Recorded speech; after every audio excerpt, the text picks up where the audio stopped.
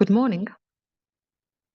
The International Rare Disease Day is usually not celebrated on its right day on the 29th of February, but this year we can do it.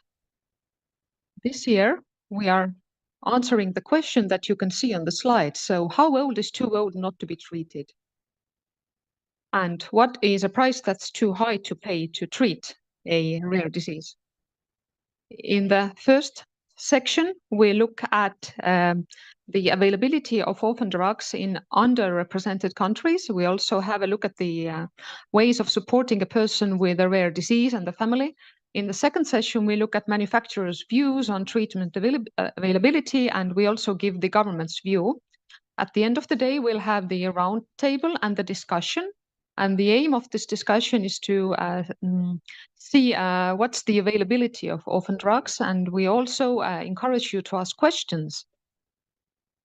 You can see the QR codes here. You can go to the site slido.com. Please enter the search term Rare Disease Day. In Estonian, the searching term is harvikhaigused Est. So there you can ask questions from our speakers. Please use this opportunity. This also applies to all the people who are not here today, but who are watching us online. Also, we have a question before every presentation. And this is a multiple choice question. And then we'll have a look at the right answers later. Unfortunately, Tiina Taube has fallen ill and she cannot join us today. So we wish her a speedy recovery. And this is the first presentation of the day. So Vanessa Ferreira from Portugal. Vanessa, teie tulete esimesena täna lavale. Tere tulemast. Sõna on teil. Aga enne kui te alustate, on meil üks küsimus ja ma loen siis ette selle küsimuse. And I will read the questions that you will be able to answer in Slido. So the question is, people with rare diseases can receive a cross-border consultation through the European reference networks. There are 24 networks. How many ERNs is Tartu University Hospital participating in? And we have 4 multiple choices, 5, 12, 20 or 10. So please, you can think about the right answer. Now, Vanessa, the floor is yours.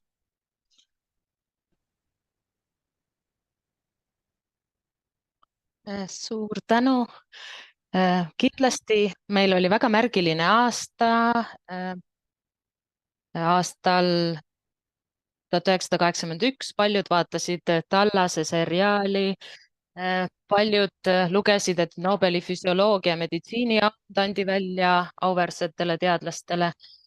Ja samuti esimene arvuti, mikrokiibiga arvuti tuli välja. Ja prints Charles ja prinsess Diana abiellusid. Ja aba loomulikult oli ka see, mida teie vanemad võib-olla kuulasid. Ja tegemist oli minu jaoks väga olulise ja märgilise aastaga. Minu õde Liliana sündis nimelt 1981.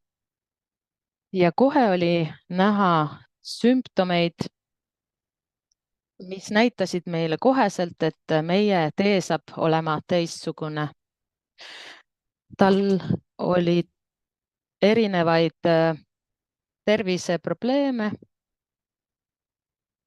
ja tema esimene eluaasta möödus haiglas. Kõigepealt sai ta ajuhalvatuse diagnoosi.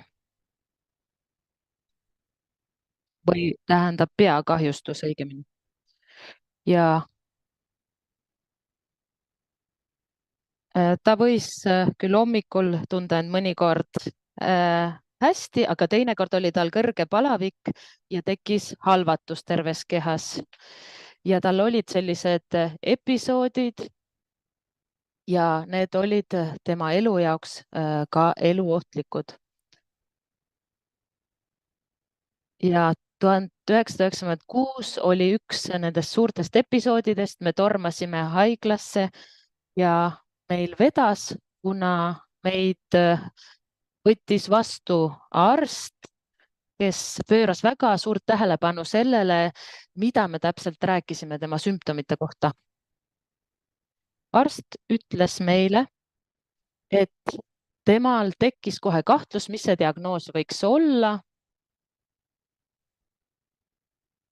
sest tegelikult peakahjustust need sümptomid ei kirjeldanud. Ta saatis proovid Belgiasse ja diagnoosiks tuli glükosüülimise kaasasündinud defektid. Need on erinevaid elundisüsteeme haaravad ainevahetuse rühma haigused, neid on üle 170 tüübi ja sadu patsiente on üleilmselt, keda see mõjutab. Meie jaoks oli kergendus, et me saime teada, mis on selle koletise nimi, mis oli meid aastaid kollitanud. Aga meile tundus samas, et meil on viitsütikuga pomm, mis võib iga hetk plahvatada. Seda seetõttu, et tollal oli vähe teateid sellisest haigusest täiskasvanutel ja minu õe väljavaated olid väga piiratud. Jah, me tegime seda, mida paljud siin ruumis ilmselt tegid. Me hakkasime nimelt informatsiooni otsima. Me lugesime väga palju teadusartikleid, otsisime erinevaid ravivõimalusi, kliinilisi uuringuid. Ja tegelikult see ei innustanud meid, sest tollal see haigus CDG oli uus haigus ja selle kohta ei olnud väga palju infot, ei olnud peaaegu üldse teadusuuringuid seoses ravivõimalustega ning kliinilisi uuringuid ka ei olnud.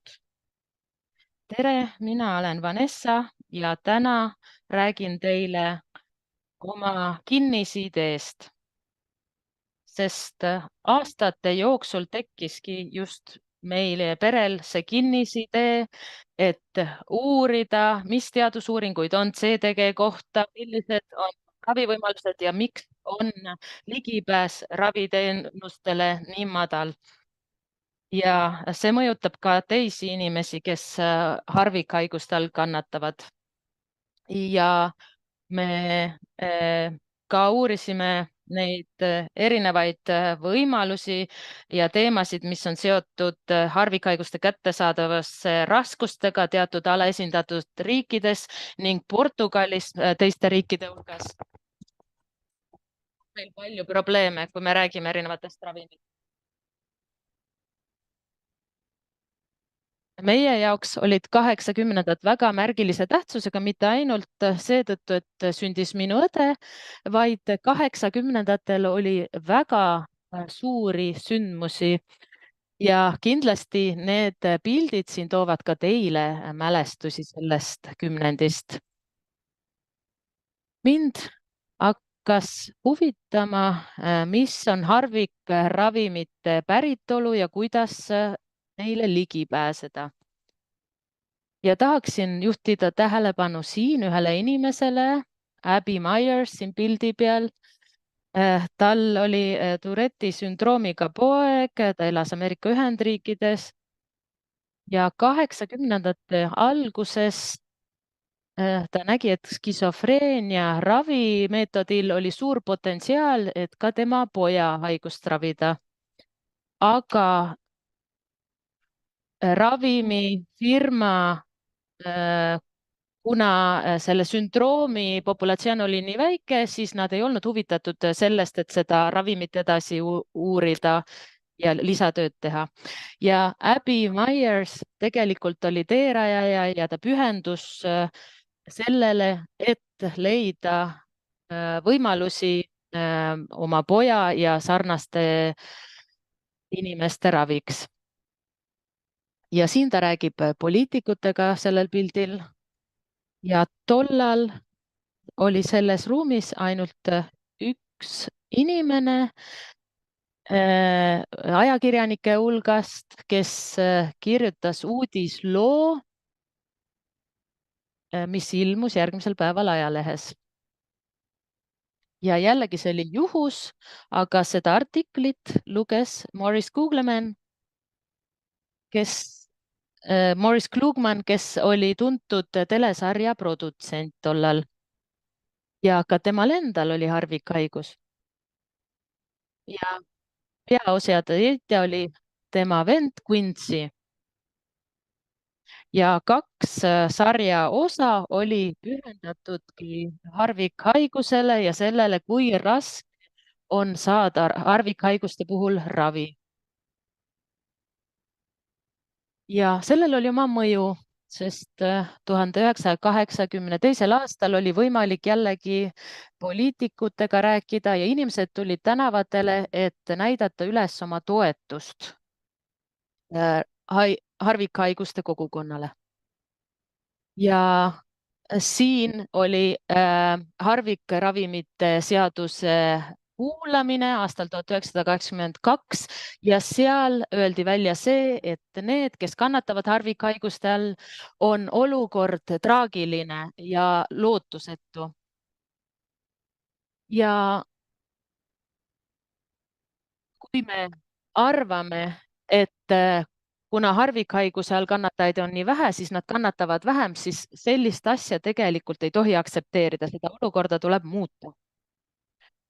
Ja õige pea ilmus ajalehes kuulutus või palve, kus paluti presidendilt, et ta selle seaduse allkirjastaks ja tõesti 4 päeva hiljem kiideti seadus senatis heaks ja 1983. aastal Ronald Reagan ka jõustas selle seaduse oma allkirjaga. Ja see tõi kaasa erinevaid algatusi, et suurendada teadus- ja arendustegevust nende harvikravimite. Meil on põhiuuringud, kliinilised arendustegevused, regulatiivne heakskiitmine, turule juurdepääs ja ka patsientide juurdepääs ravimitele. Aga kas see on siis oluline verstapost? Tõepoolest, nii see on. Eelmisel aastal möödus 40 aastast selle seaduse jõustumisest ja tänu sellele on harvikhaiguste kogukonnal palju parem ligipääs harvikravimitele. Kui me võrdleme enne seaduse heakskiitmist, oli väga vähe neid ravimeid, mis olid kättesaadavaid, aga nagu näete, siis see tendents on olnud tõusujoones. Ja ka erinevaid saavutusi on meie kogukond suutnud saavutada. Näiteks clinicaltrials.gov platvorm algatati aastal 2000 ja nagu te teate, siis see võimaldab peredel palju paremini harvikhaigustele ligi pääseda. Ja samuti meil on asedirektori roll harvikhaiguste puhul USA-s Toidu- ja Ravimiametis, mis loodi juba aastal 2010 ja nii edasi ja nii edasi. Aga kuidas on olukord Euroopas olnud?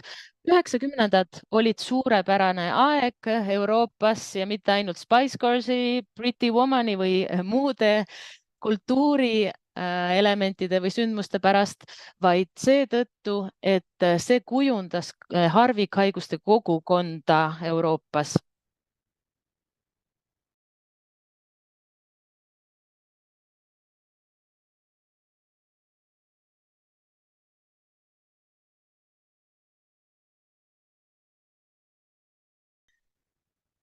Enne oli ta elanud Ühendkuningriigis ja oli näinud seda, kuidas harvikhaigustega tegeletakse USA-s ja teistes riikides ja ta tahtis sama teha Euroopas.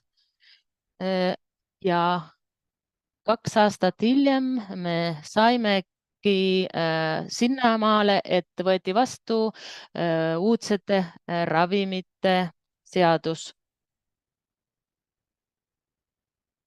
Ja 2000-ndatel said ka harvikhaiguste kogukonna esindajad Ravimiametisse ja harvikravimite komisjoni. Ja selle ümarlaua taga toimub siis kommunikatsioon farmatööstuse ja erinevate sidusrühmade vahel. Näiteks aastal 2008 tähistasime esimest harvikhaiguste päeva ja 2015 üleilmne liikumine, kes esindab harvikhaiguste kogukonna õigusi, sai alguse. Aastate jooksul oleme näinud seda, kuidas on toimunud arengud patsientide jaoks seoses arendus- ja teadustegevusega ja patsiendid tänapäeval ka osalevad selles, et panna paika prioriteete teadustegevuseks, aitavad kaasa erinevates kliiniliste uuringute tegevustes ja loomulikult osalevad ka teavitustegevustes. Nii et kas on põhjust olla rõõmsad? Jah, meil on, mida tähistada nii-öelda, sest aastate jooksul oleme näinud, kuidas toimuvad arengud teadussektoris. Me teame, et harvikhaigused individuaalselt on haruldased, aga kui me vaatame kollektiivselt, siis kokkuvõtvalt meil on väga palju inimesi Euroopas ja üleilmselt, kellel on harvikhaigused. Ja üheskoos me ehitame üles tugevamat tulevikku oma kogukonnale. Ja nagu varasemalt USAs me näeme, et heaks kiidetud ravimite arv on suurenenud viimastel aastatel. Lisaks sellele on palju näiteid selle kohta, kus harvikhaigused aitavad ka tavalisemate haigustega inimesi, näiteks lüsosomaalsed ladestushaigustes toovad kaasa positiivseid suundumusi, näiteks diabeedi ja teiste haiguste ravil. Ja nüüd jõuame tänasesse päeva. Mis meid tänavu ees ootab või mida me näeme? Me näeme väga suuri hüppeid innovatsioonis, erinevaid tulevikustsenaariume seoses harvikhaigustega ning siin slaidil te näete seda, mida on ennustatud USA dollarites harvikhaiguste turusuuruse kohta.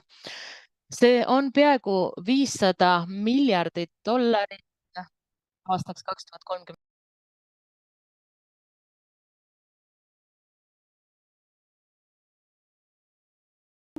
Having a collective goal, ensuring therapies and that treatments are becoming accessible for patients. But we are also assisting for many other things, many challenges. And it seems that maybe the future is not so bright for rare diseases. So we all know and are aware about the challenges that rare disease patients and their family members face during their journey. We are all aware that rare diseases are not prioritized in health budgets, for example. We also know that the timeline from regulatory approval to reimbursement varies across the countries. There are countries that in 1 year we have it all, others that takes more than 3 years. We also know that 1, most orphan medicinal products development focus on disease areas where treatments already exist. 2, we also know that the orphan medicinal products development is not equally focused on adults and children. 3, we also know that orphan medicinal development benefits only a small number of people. And 4th, we also know that the orphan medicinal products development concentrates on diseases that are less common. Also, we also know that when a pharmaceutical company becomes interested in launching a medicine in the market, they will want to understand the local market opportunities.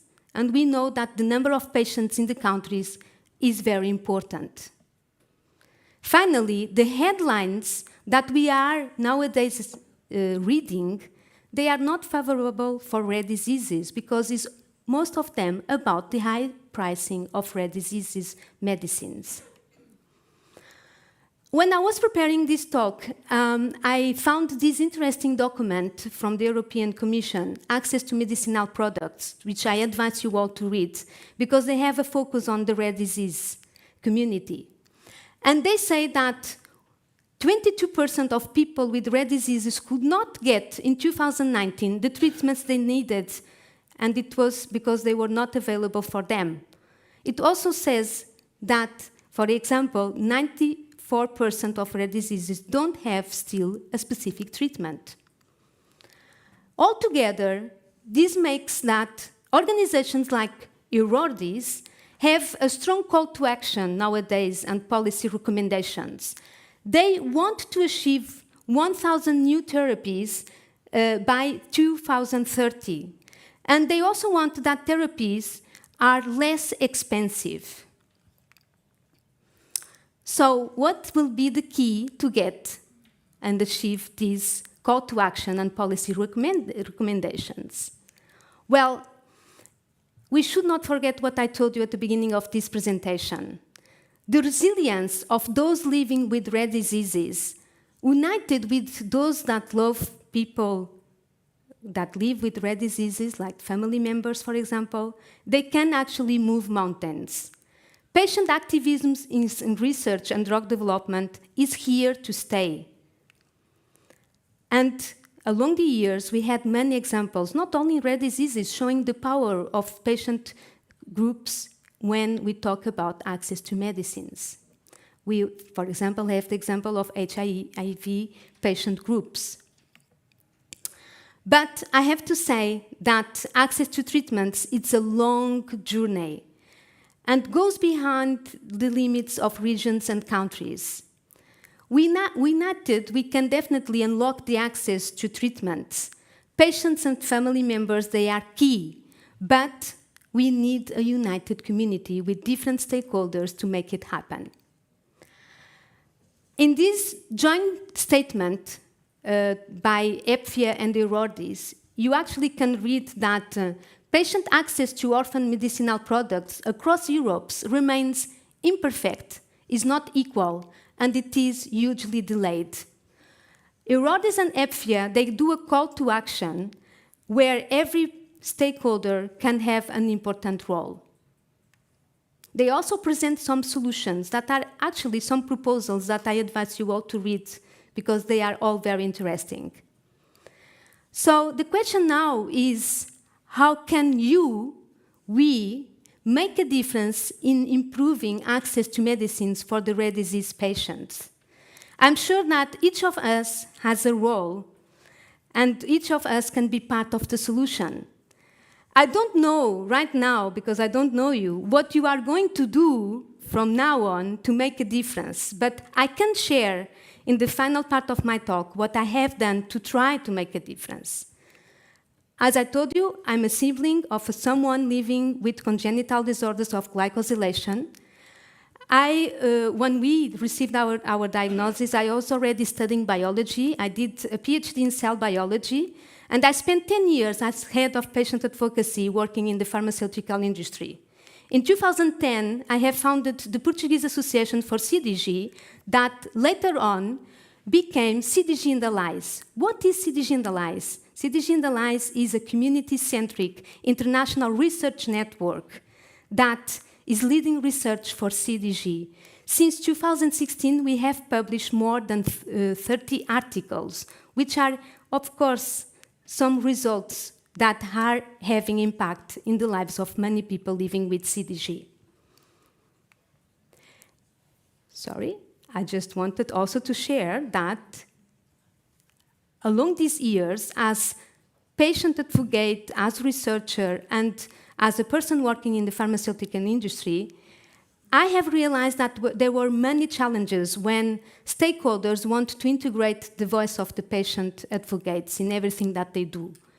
And 2 years ago, I have co-founded Humanized Solutions to make possible the integration and engagement of patient advocacy groups across different activities in the research and drug development. So our mission is to help stakeholders when they work with and for patients. We have a vision. Our vision is a future where patients and citizens have a meaningful voice and are integral partners in shaping the development and use of medicines. Our services, well, we basically work like a liaison between the patient groups and the different stakeholders in the healthcare. It can be researchers, medical doctors, pharmaceutical industry, policymakers, and so on. We have different kinds of services. We can do consultancy in setting up frameworks to secure the systematic involvement of patient groups in what our clients are doing. We also can help in clinical trial protocol design. We can also help in stakeholder mapping and engagement. We also can help in research design and creating lay materials, which is something that you know is very important. We also can do due diligence to help our clients setting up partnership plans with patient groups that are sustainable along the time. And we also can help at the level of ethics and also market access and so on. We can advise and tailor and implement social sciences and humanity methods. So we love to use participatory research methods to listen actively to the patient groups. We also can give research support. So, for instance, we are being solicited to participate in research consortiums where we can lead work package dedicated to patient and public involvement. Or we can also just execute tasks across the different work packages. We do a lot of education and training, coaching and mentoring in the field of patient and public involvement and engagement. And we help a lot with soft skills development. Here, I'm going to skip. This is an example of a case study where a company wanted to enter into different countries. They wanted to bring treatments to 5 different markets. And we basically have set up the strategy and implemented the activities that could allow our client to know better the market access processes and also to engage with different stakeholders. To finalize, I wanted to show you some benefits when we work with patient groups. Of course, when we listen systematically to the patient groups, we realize that they can give us lots of ideas to improve clinical trials, also to improve the communication around clinical trials. And this is very beneficial because it helps a lot to improve and accelerate recruitment in clinical trials. We also can learn a lot about existing best practices, existing work that the patient groups already have done, avoiding to duplicate efforts. We also can help in research design support, communication and dissemination, and so on, and so on. So to finalize, I want to share with you 5 wishes that we have at Humanized Solutions. 1, we aspire for a future where projects are undertaken with and for patient groups in a relationship that is equal and with mutual benefits. We also want to continue helping the different stakeholders, including the patient voice across the research and drug development. We want this to become a norm, and we want this to be a long-term relationship, exactly like it is with many other stakeholders. And we want to continue doing the different kind of activities that I told you before. At Humanize, we are all patient advocates. Patients are waiting, and there is no time to reinvent the wheel. So we want also to continue adapting already existing resources to integrate and elevate what are the patient needs and preferences in research and drug development. Finally, I wanted to tell you that we want to help in one thing as well, which is doing the right things, not just doing things right. We also hope to remove some complexity around the patient and public involvement and engagement, because as you can see in this slide, there are lots of complexities around guidances when we want to work with patient groups, also regulatory topics, and so on. I hope that with my talk, I show you that the development of clinical trials and access to treatments without the voice of people, patients, citizens, is like if we have this. Nothing about us without us. I want to say thanks to all heroes that do not wear a cape. I want to tell you that united, we can.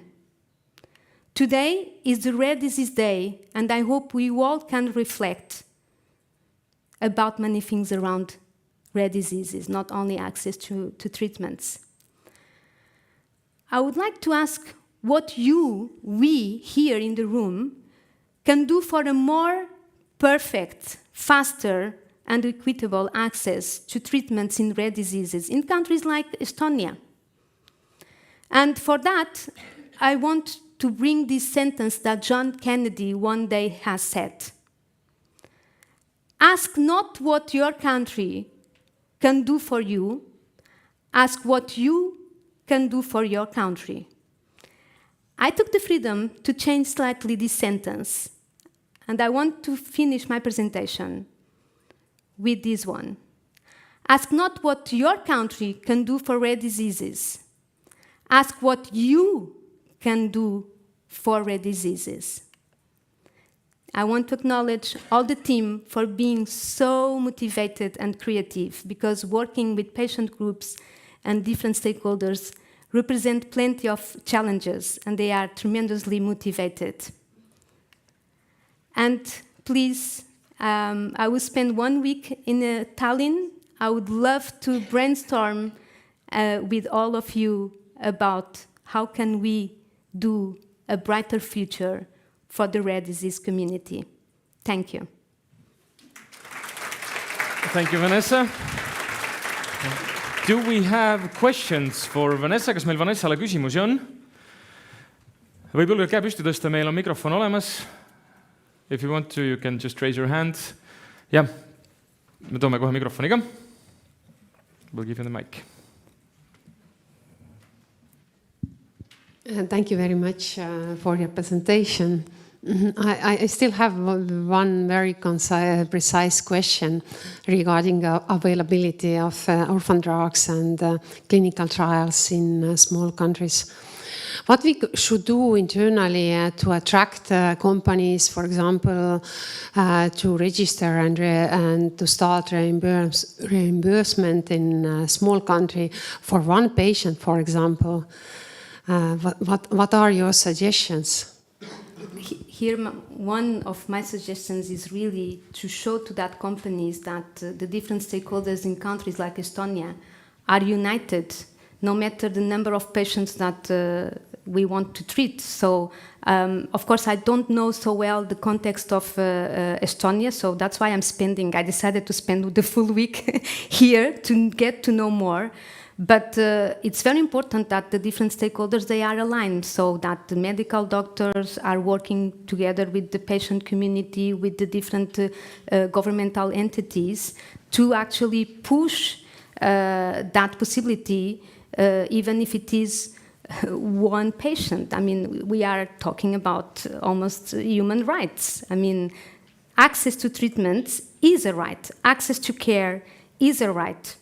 And even if it is one patient, is one life, that we can possibly change the course of the life of that person, and not only that person, the parents, the siblings, and so on. So here I would strongly suggest a union and coordination of efforts, not only, I mean, sometimes we see that one stakeholder goes to speak with the pharmaceutical industry to try to bring medicines to a certain country. I would suggest a strong community with the different representatives that go and speak together to speak with the pharmaceutical companies about the possibility to bring treatments. Thank you. Yeah.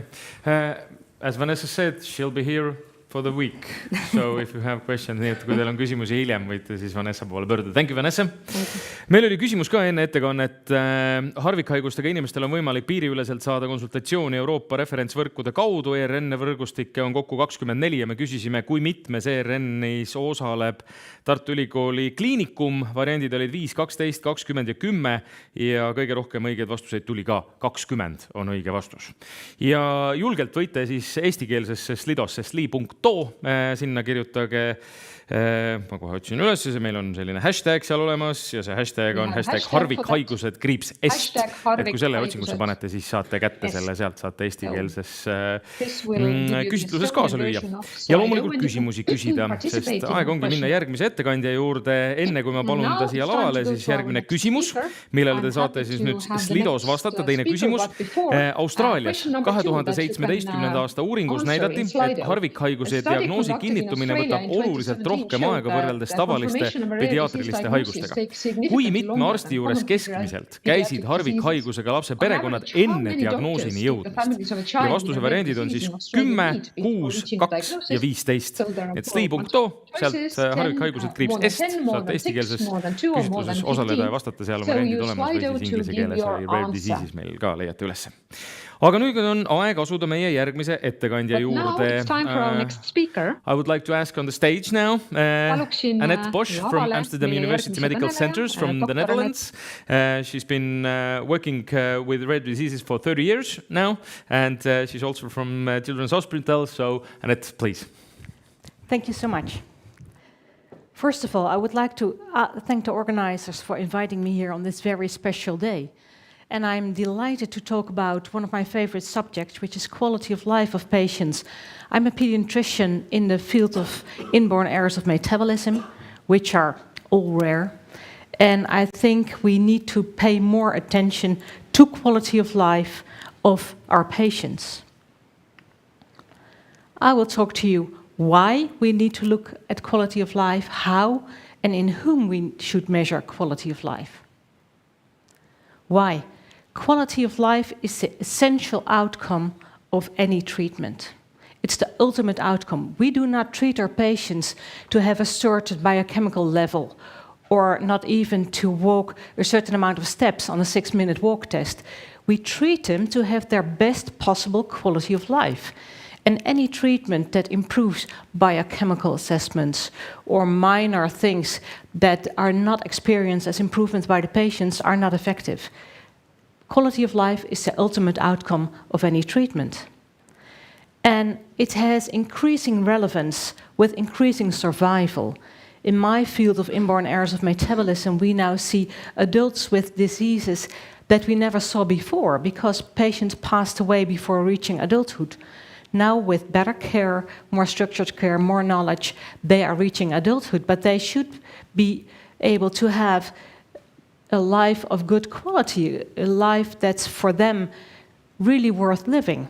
And it's increasingly relevant, and I think that makes the professionals responsible for trying to ensure the best quality of life in their patients. And for that, we need insight in the quality of life of the patients. And I think professionals have usually a mind of their own, and we think we know, and we don't. If you want to know about the quality of life of a patient, you have to ask the patient. Especially in rare diseases, I think it's hard. As a professional, you see patients and you can try and think and estimate what it's like to be a patient and what bothers you the most about your disease. But there's proof that we don't know. Quality of life is a very personal and subjective thing. Some people enjoy doing crafts. Some people enjoy having more adventurous lifestyles. But in the end, it's the patient's own perspective, and only the patient can tell you what matters most for their quality of life and how they're most affected by the disease. But it should be measurable, because if you want to do something about it, if you want to have an overview of a patient group quality of life, and you want to be able to improve, you have to measure this very subjective thing. Therefore, we have a concept that's used in quality of life research that tries to catch that, and it's health-related quality of life, and it is an individual's satisfaction or happiness with those domains of life that affect health or are affected by their health. And you have to ask the patient, really. You can try to catch it by giving patients standardized questionnaires and collecting all their answers and looking at the outcomes of that. And you will have unexpected findings.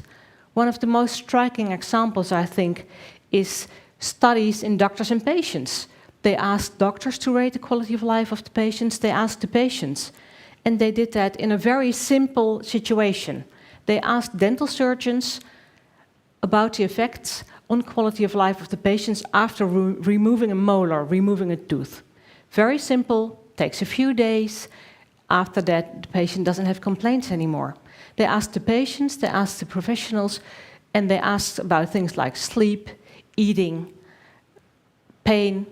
And on 4 of the 7 parameters that they inquired about, there was a significant difference of estimation of quality of life between the patients and the professionals. Well, if we can't predict what bothers the patients the most about the removal of a molar, how can we have insight in more complex diseases? There are several ways to measure quality of life, and I think the quality of life research has really improved in the last 10 to 20 years. You have to have validated questionnaires. They have to be validated in language and culture. You cannot just translate any questionnaire and send them out. You have to make sure that every time a patient completes the questionnaire, they experience the same question, the same thing is asked, and they give an answer to the same concept. You have to take culture into account. What's very important in some cultures is not so relevant in other cultures. You have to have age-specific questionnaires. In children, usually we can put questionnaires to children from 6 age and up. Usually it's 6 or 8 to 12, 12 to 16 or 18, and then adults. And then in parallel, you can ask proxy questionnaires. So you ask the parents about their views of the quality of life of their children. And then you can also take in the children until age 6, because the parents can have an estimation of how the children are doing. Also, in patients who are not able to complete the questionnaires themselves, children or adults, the parents or the caretakers can complete proxy questionnaires to give you at least some insight in how the patients are experiencing their life and what's bothering them most. There's 3 types of questionnaires that we use. It's generic questionnaires. Generic questionnaires very generally ask you about life, about work, about being able to move, about sleep, about exercise, about fatigue, about work, about general concepts. You can ask them to the general population, and you have a very nice control group of a country to see what's the general quality of life in that country. Then you can put them to patient groups. You can compare the patient group to the general population, but you can also compare patient group to other patient groups and see if there's any difference. It might be very general, and sometimes people find it very tedious to complete because they don't always feel it concerns them specifically. Then you have general questionnaires aimed at the chronically ill that are much more focused on worries about your illness, about difficulties going for hospital visit, about the time that your treatment takes, things like that. And there you cannot compare to the general population, but you can compare different patient groups and see what the impact of a specific disease is. And then, but rarely in rare diseases, there are disease-specific questionnaires which help to find out about the specific issues that are relevant for specific patient groups. I will show you some of the examples of what we did in our patient groups, which are all rare diseases. And you can do these studies very well in rare diseases. Many of our studies were in 30 patients, maybe 50 patients, no comparison to the thousands of patients that are usually included in studies for diabetes and high blood pressure and things like that. But still, it's very clear, and we have very great and clear results. One of the diseases we looked at is galactosemia. It's rare. 1 in 45,000 people has galactosemia, and they cannot metabolize galactose, which is milk sugar. So any baby with galactosemia who drinks breast milk or infant formula gets very sick in the first week of life. And they might die if they don't get treated in time. And many countries have included it in the newborn screening program. As soon as you start with a galactose-restricted diet, a diet without milk or milk-containing produce, they recover very quickly. But patients have to keep the diet lifelong, and some of the patients have difficulties with cognition, with moving, with speech, and they may have social problems.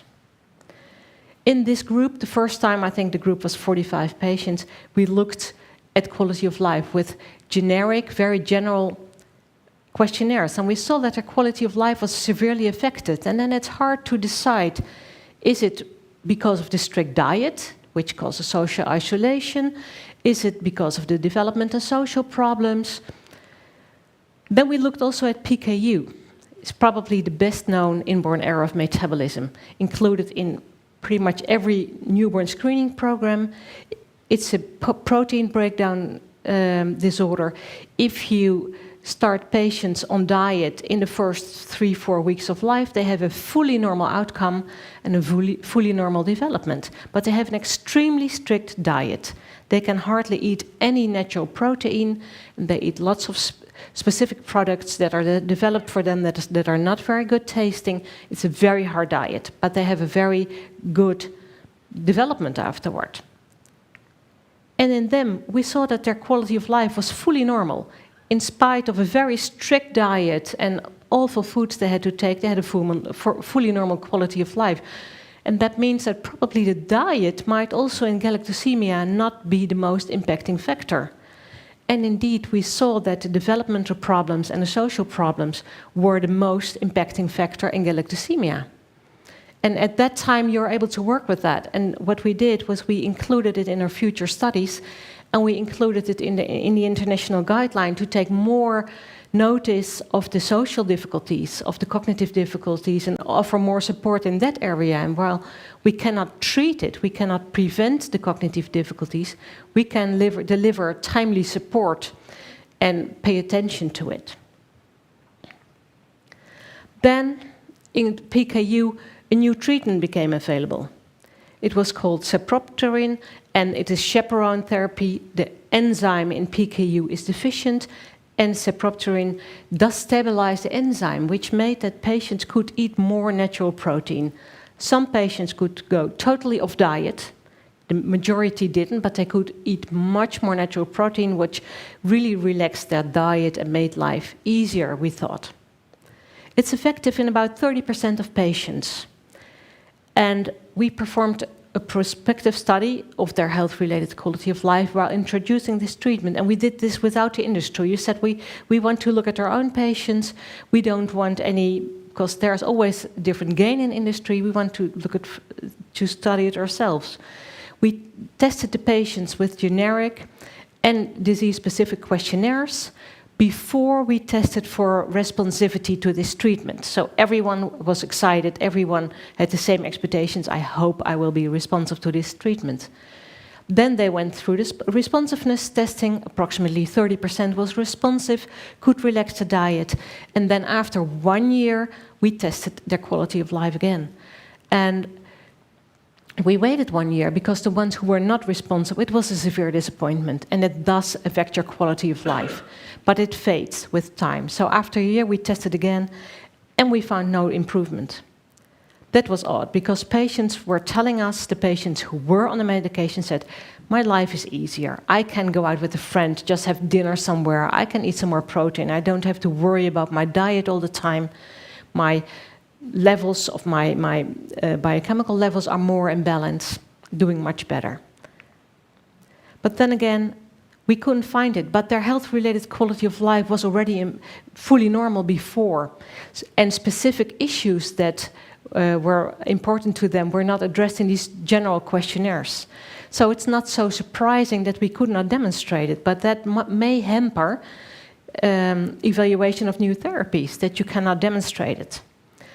Then one of the companies involved in new therapies for PKU became involved. And he said, well, let's make a PKU-specific questionnaire.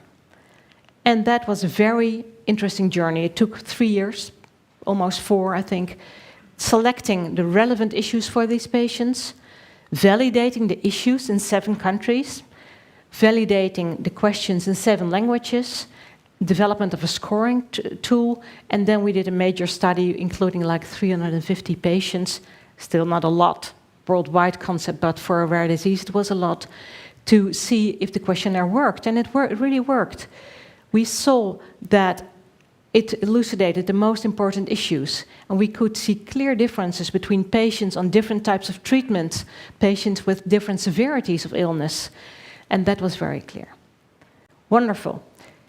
The point is that it's very hard in rare diseases. You need a lot of funding, it's a lot of time, a lot of work, and you have to maintain the questionnaire. And the sad thing is that once the new treatment was on the market and the company did not benefit from it anymore, they stopped maintaining it and the questionnaire is no longer available in spite of 4 years of work of many professionals and patients involved. It's a struggle, and especially for rare diseases, it's hard. But we saw that it was very relevant to have a questionnaire like that. What can be helpful in the next years is the PROMIS system that is being developed. It is a system looking at generic patient-reported outcomes. The PROMIS comes from Patient-Reported Outcome Measurement Information System. And what it does do, it has validated questionnaires on specific items, and you can pick and choose the items that are most relevant for one specific disease. You can pick upper body function, you can pick lower body function, you can pick fatigue, pain, and you can compose your own questionnaire and make it like that more disease specific. You can compare different patient groups on the same questionnaires because they can be used in different patient groups. You have computerized adaptive tests, so if the first question of a series is not relevant for you, you don't have to do 7 more boring questions that do not pertain to you. And it includes the most relevant aspects. And I shared these slides from one of my colleagues who is very much in the development of the PROMIS system, Lotte Haverman from the Amsterdam UMC. And you can see there's different scores on physical health, pain, fatigue, sedentary behavior, mental health, social health, and you can compose your own questionnaire and then compare it to control groups in different countries. I think this is probably the future of health-related quality of life research. Who should we measure it in? Well, of course, in the patients. And I've been talking a little bit about our own research. I know that companies use it in the evaluation of new drugs. I'm on the Dutch Medicine Evaluation Board. I see a lot of it, and many times I'm not so happy about the way it is used because they might not always pick the right skills, the right questionnaires, and I think there's a lot to improve in that. But beside patients, we also have parents and siblings. And we can use it in research, but we can also use it in clinic, because what's more important in clinic than asking, how are you doing? How is your quality of life? What is your most relevant issue, and what can we do to help you with that? In our clinic, we have the CLIC system, where it's a database, it's a web-accessible system where patients, before they come to the clinic, they complete quality of life questionnaires, results are generated, and when a patient comes in the clinic, we can discuss those. It's extremely helpful, and at the time it started, professionals were going like, well, my clinic is so busy, so full, I don't have time for that. It just takes a lot of time, I don't think I want to do that. But research demonstrated it truly does improve outcomes of patients. You have a different conversation with patients. And interestingly, it does not increase duration consultation because it's so much more focused. And what you get here, like here, you get little charts with scores going up and down. And you can say, what's the matter? Your score is going down. Has anything changed? Then again, it's a luxury in my hospital because we have a group that's very involved in that. It's not possible everywhere. But it's possible to be aware of the quality of life of the patients and just ask them. In our International Galactosemia Guideline, we did not give questionnaires to the patients. You can, of course. You can give them paper questionnaires, you can have them online questionnaires. But the main thing is be aware. Ask them about it and ask them about the most relevant issues. Note it, and next time ask them again and see if there's any change. Just awareness is very easy and feasible. But then it's not only the quality of life of the patients that's affected if you have a severely ill child, also the quality of life of the patients in emotional situations, work situations, financial situations, social situations. And it's relevant to study that as well and see where you can assist. And in research of the quality of life of parents, we saw a lot of items that can be addressed and that we can support them with. Some of the most important determinants are diseases requiring a strict diet. Losing or having emotional support makes an incredible difference for the quality of life of the patients. Loss of friendship. Probably anyone having a new child with a severe disease has experienced losing friends. Gaining some other friends, I hope, as well. But losing friends is the main indicator. Anxiety, what will the future bring? And anxiety and uncertainness about the future is main impact, but also coping strategies. And some of these things we can help parents with, so be aware of them. And then siblings. Well, we might want to ask to talk to you and see where it brought you. But it's hard sometimes to have a sibling with a chronic disease because your parents are worried, occupied.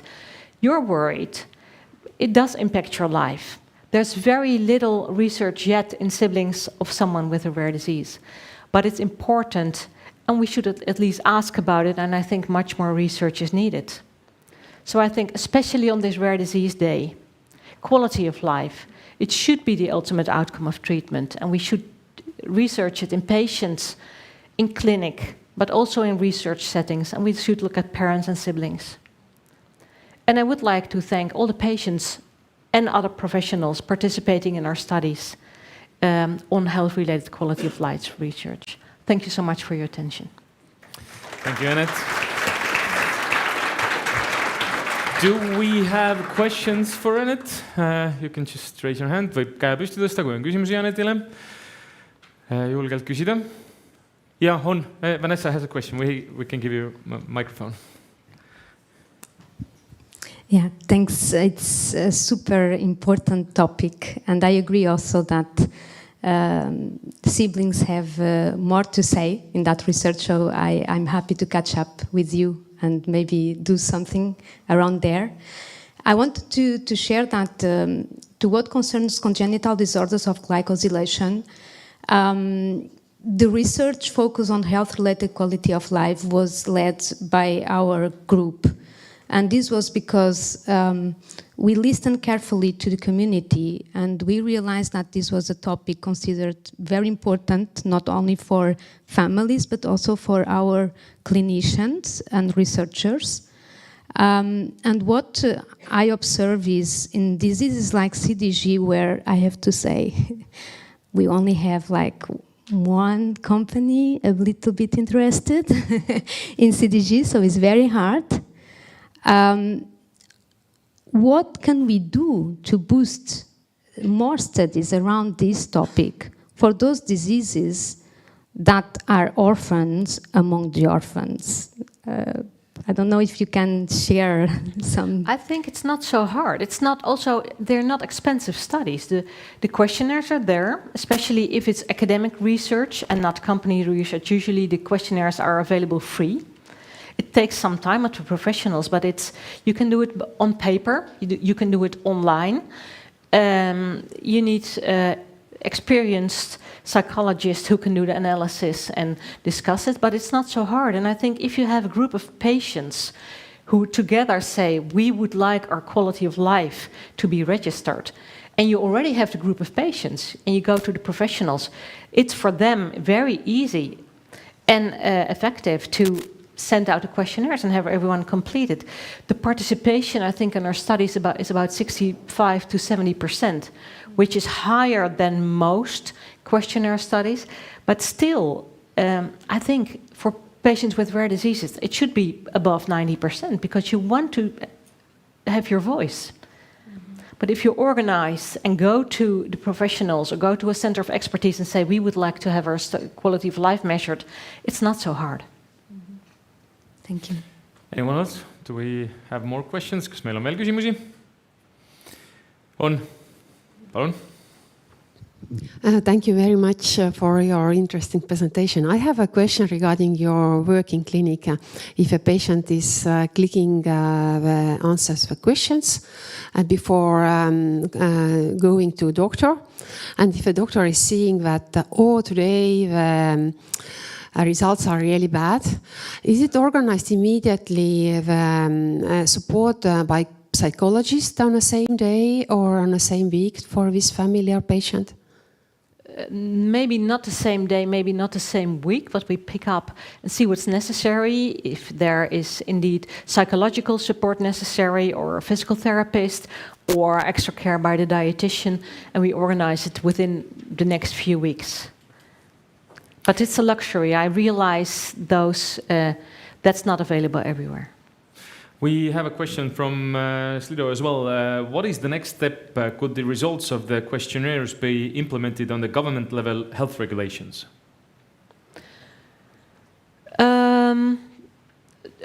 Is the question, should they be obligatory? Is that the question, or is it how can we use it to bring us further? Could the results of these questionnaires be implemented on the government level? Well, I think it's important that if there's, especially for new treatments, if there's a new treatment available that clearly demonstrates an improved quality of life, it's a very strong argument for the government to pay for it, I think. And I think I'm not always happy by the quality of life studies that I see. Sometimes companies, it's an obligatory thing, and that's what it looks like, and they could do better. And if you have a clear increase in quality of life, I think that should be one of the most important reasons to pay for a treatment. We can have one more question before we move on. Kui on küsimusi veel, siis ühe jõuame võtta. Tundub, et me saame edasi liikuda. Annette, thank you so much. You're very welcome. Yeah. A round of applause, loomulikult. Ja võtame kokku ka meie küsimuse, enne kui me läheme järgmise ettekande juurde. Küsimus 2 oli siis, et Austraalias 2017. aasta uuringus näidati, et harvikhaiguse diagnoosi kinnitumine võtab oluliselt rohkem aega võrreldes tavaliste pediaatriliste haigustega ja küsimus oli, kui mitme arsti juures keskmiselt käisid harvikhaigusega lapse perekonnad enne diagnoosini jõudmist ja variandid olid siis nii eesti kui ingliskeelses variandis sai vastata 10, 6, 2 või 15. Õige vastus on 6 ja seda pakuti ka kõige rohkem, aga ei sugugi ei jäänud alla ka näiteks 10, nii et ka 10 pakuti päris mitu korda. Me liigume järgmise ettekande juurde, aga enne veel, kui ettekandja ma siia palun, siis ma ütlen ära ka järgmise küsimuse, millele te saate ka nüüd hakata vastama, see on kolmas küsimus juba. Ja see küsimus on järgmine. Kui palju teie arvates Eestis elab harvikhaigustega inimesi? Ja need vahemikud on siis 50 kuni 80 000, 100 000 kuni 200 000, alla 20 000 või 20 000 kuni 30 000. Ja jällegi Slidos saab vastata sli.to, pangete sinna siis rare disease inglise keeles, kes tahavad vastata, on see hashtag või siis harvikhaigused /est. Aga nüüd ma tõesti palun siia Maarja Krais-Leoski, et me oleme kuulnud siin küsimustikest ja kõigest sellest, aga et kuidas siis on elu harvikhaigusega lapsega ja kuidas on lapsevanema vaade sellele kõigele. About how living with a child with rare disease looks like. I don't remember how I planned to start my presentation because the previous speakers were so inspiring that I just thank you for your work, for your attitude and for your advocacy.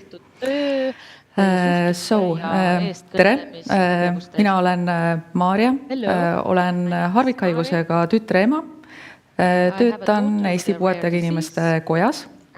Ja mul on missioon ja see missioon on aidata ja toetada neid inimesi ja peresid, kus kasvab või kus hooldatakse keerulise puudega, keerulise erivajadusega lapsi või täiskasvanuid.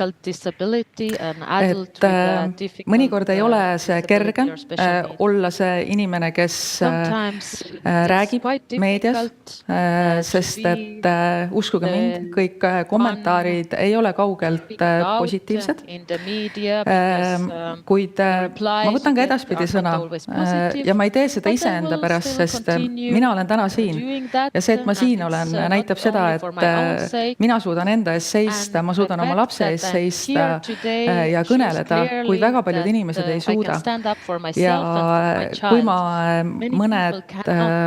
millal see siis oli juba eelmine aasta, kui ma tegin ühe postituse sellest, kuidas ma tõesti tajusin, et meie pere loomaaias käies väga palju vaadati ja ma tundsin nagu esimest korda, et see oli kuidagi nagu häiriv.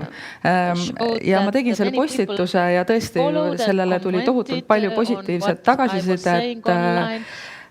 Ja samas oli siis neid, kes nimetasid mind ka lumehelbekeseks, et no kas nüüd vaadate või ja ega ma paha pärast. Et see eestkõnelemine on alati, sellel on oma riskid, aga ma jätkan seda. Ja enne kui ma lähen ja räägin sellest, mis on siis need reaalsed toetusvajadused, ma hästi lühidalt mul on vist ees. Ma hästi lühidalt räägin sellest patsiendi vaatest, diagnoosi saamisest, ravi puudumisest, nendest tunnetest. Siin foto peal, mõnes loengus ma olen seda fotot juba näidanud, aga mul alati meeldib näidata, kes või mis on selle harvikhaiguse taga. Et kõik need keerulised lühendid, sümbolid, võõrkeelsed sõnad, et seal taga on tegelikult päris inimesed ja sellel fotol, mida te näete, on siis minu harvikhaigusega tütar keskel, Elisabeth, ja temal on diagnoosiks siis sünkap 1 ja tema kõrval on tema klassiõed. Mul on luba neid fotosid, nimesid ja ka siis haiguse nimesid jagada. Nii et on esindatud ka San Filippo sündroomiga Noora ja SÜPIF 2-ga Britta. Nii et sellised haruldased sõbrannad igapäevaselt koos on ja koos tegutsevad. Ja kui küsitakse, et mis need harvikhaigused ja nende sümptomid sageli, eks ju, geenisündroomi puhul intellektipuue, liikumispuue, epilepsia, autism, kõnetus, unehäired, nii edasi, kõik tundub väga hirmus, aga tegelikult seal taga on siis päris inimesed ja nad on väga vahvad kujud. Asja juurde, diagnoos, lõpp või algus, seda on tegelikult mult mitmeid kordi küsitud ja iga harvikhaiguse diagnoos see tegelikult niidab. See niidab maha, jalust maha ja kui ma lugesin täna hommikul ühest portaalist Siiri sinu artiklit, kus sa ütlesid, et sa ei kujuta ette, et see tõenäoliselt on sõnadega seletamatu, mis tunne see on saada siis ravimatu haiguse diagnoos ja kui meil ka need sõnad oleksid, siis me ei tahaks ju neid kuulda, sest nad on nii rasked, siis täpselt nii ongi, et seda on tegelikult sõnadega võimatu kirjeldada. Aga ma tahan ikkagi öelda, et reeglina inimesed suudavad tõusta püsti, aga vahel mitte. Reeglina inimesed suudavad minna edasi, aga vahel mitte. Ja selle jaoks ongi vaja rääkida, kõneleda, eest seista, jõustada, jõudu anda, sellepärast, et ma ei tahaks, et me kaotame harvikhaigustele inimesi, keda me ei peaks kaotama. Mõnikord harvikhaiguste puhul, jah, elu ongi haiguse tõttu lühem, aga see ei tohiks olla lühem selle tõttu, et inimesed tunnevad ennast lihtsalt nii halvasti, nii üksi jäetunud, et nad otsustavad ise lahkuda. Ja samamoodi ma arvan, et me võiksime täna rääkida ka sellest, et see ei tohi olla lühem sellepärast, et meil on küll ravi olemas, aga see on liiga kallis ja seda ei rahastata. Et mulle väga meeldiks, kui täna me räägime juba väga konkreetselt nendest teemadest ka, kaasa arvatud siis ümarlaual. Et me oleme aastate jooksul heietanud küll ja veel, et läheme siis konkreetseks, et kuidas me selleni jõuame, et ükski inimene sellepärast varem ei lahkuks. Mis teeb harvikhaiguse diagnoosi eriliseks? Teebki see, et sa oled mõnikord ainus Eestis. Meie olime samamoodi esimesed Eestis aastal 2018. Brita seal pildil ongi ainus ja üks väheseid maailmas sellise diagnoosiga. See, et kui me oleme harjunud, et me läheme arsti juurde, meil on mingi mure, me saame arstilt vastuse ja arst teab meist ju rohkem selle haiguse kohta, siis harvikhaiguste puhul patsient on väga tihti ise ekspert. Ja küsitakse patsiendi käest, ka arstid küsivad patsiendi käest. Ja see on ka mõistetav. Arstid ei saa teada kõiki harvikhaiguste detaile ja hingeelu, aga patsiendi jaoks on see siiski raske, et sul ei ole nii-öelda endast järgmist astet, sellist haritumat, targemat astet, kellega igapäevaselt nõu pidada. Mis saab, kui ravi ei ole? Siis on nii, et ravi ei ole. Kui ravi ei ole, siis ravi ei ole, siis tuleb niimoodi elada ja tegutseda sellest teadmises, et täna ravi ei ole, aga see ei tähenda, et ravi ei tule. Et ma usun, et meie eluajal ravitakse veel väga paljusid harvikhaiguseid, nii nagu siin enne kõnelejad ka ütlesid, et me räägime ikkagi lähima 10 aasta perspektiivis, miks mitte, kuni 1000 haiguse ravimisest, et need on uhked numbrid ja see on see reaalsus, millega tuleb ka riigil tegeleda ja mõelda siis, kuidas need numbrid päris ravi ja ravimite kättesaadavuses kajastuvad. Aga see, et ravi ei ole, ei tähenda, et ma nüüd laenan Agrenska fondi sellekuiseid sõnu, aga see, et ravi ei ole, ei tähenda seda, et tuge ja mõistmist ei ole. Ja sellest ma räägin siin järgmise slaidi peal ka. Teadlikkuse tõstmine, ülioluline.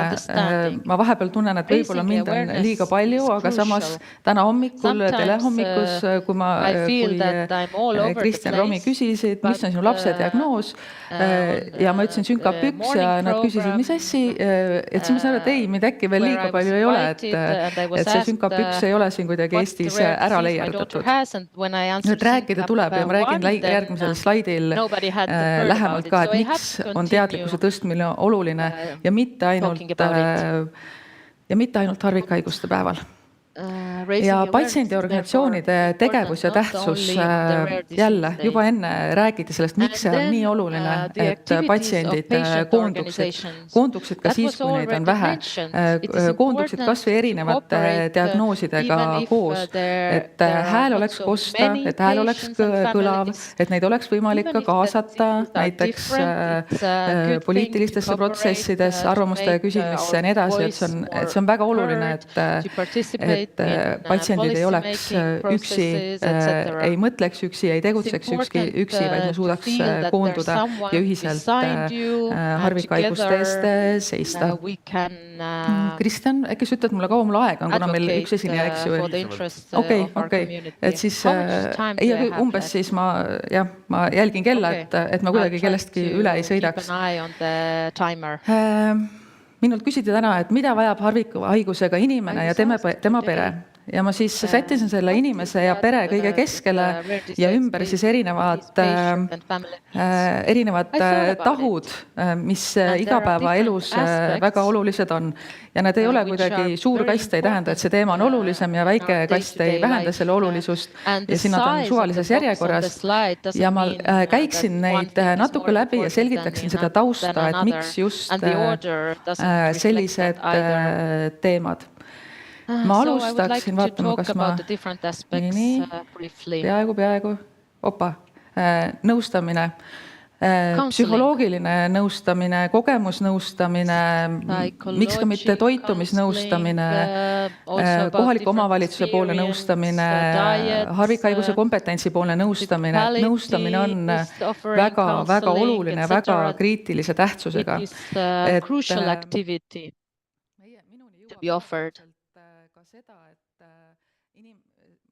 Every day I get feedback about people saying that they would have needed counseling from the very first day.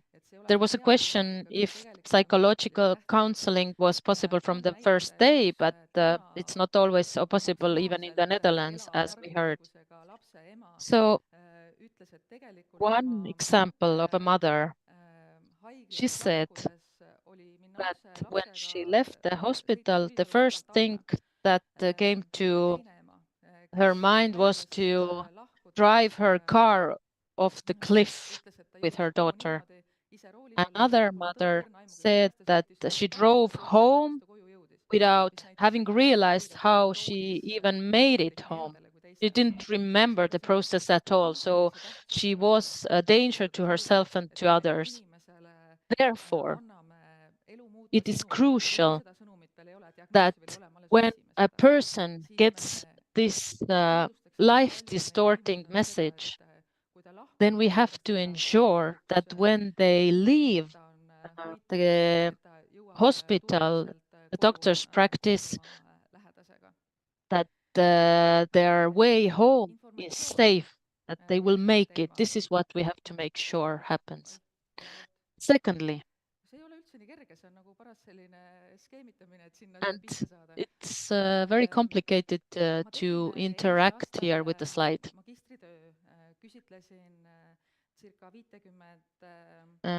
I did a thesis last year asking about 50 parents of a child with severe disability and rare disease. And what I saw from the results is that there's a lot of information, but on the other hand, you have very little information. So it's fragmented information, there's contradictions, and ultimately can only find the necessary information if you feel mentally strong and prepared to go through the process. And in the Estonian Chamber of Disabled People, we are launching this summer a platform for the families, those taking care of children or adults. We have also considered siblings, as mentioned before today. This is a under-researched area, of course. So our aim on the platform is to offer support and information to everybody in a user-friendly manner so that it's actually useful. Support groups, they are also crucial. Just one moment. Thank you. When I started this journey, I thought I didn't need any support groups. I thought I was strong enough on my own. But when you meet other people, people from your hood or gang, so to say, whether their child has SYNCAP1 or other rare diseases, then it really empowers you. This morning, I received a message from a parent with a child with Rett syndrome, and they told me that living in the rare disease world has had one positive side effect, namely the people they have met. Now, involving in the society, engagement. For me, it's one of the most important topics that our community is engaged and feels involved. One example from my thesis, I don't remember if it was 36 or 38% of people not feeling engaged at all in the society. And I also asked if it was an important aspect, and everybody said that it is very important to them. So we can see that the people that support the patients don't feel engaged. And also many people said that they feel ashamed on a daily basis due to the rare disease or disability their child has. This is horrible to hear that people fighting every day for the child feel awkward or ashamed in our society. And more on engagement. I also follow the statistics agency news on Facebook here in Estonia. And recently they published some statistics which showed that 48% of Estonians feel happy every day. Among women, it was 51%, among men, 45%, and the result not bad at all. I asked the same question, and among those parents in our committee, it was 13%, much lower. Only 13% of parents feeling happy every day. It doesn't mean smiling, walking around smiling all the time, but just feeling, well, just feeling fine in the society. Case management. Again, on the basis of my thesis, but also on the basis of my daily work, I've seen that there's no centralized management of the different cases. We have municipality workers, rehabilitation employees, social workers, doctors, specialists, etc., etc. So in the end, it's the person that has to be the case manager. I would say that we have good IT systems in place, so they should be interoperable,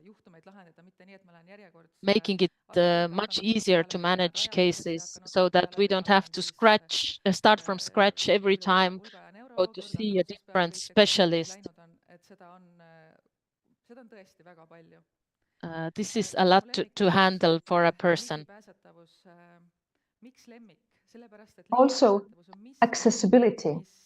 Why is accessibility important? It's important because it helps us to be included. It helps us to live.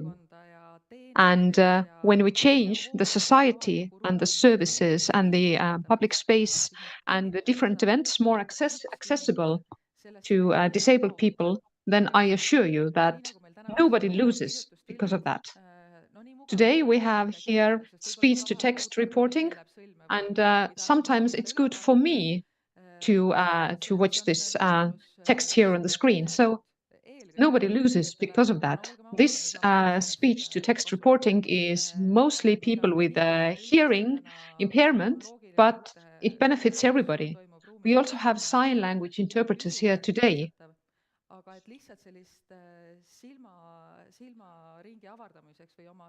I think that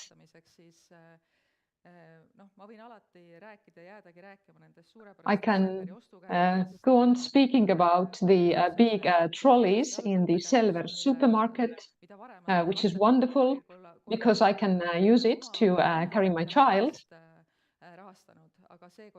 And these were also funded by the Children's Fund. But I managed to get one of these trolleys as well, and I hope that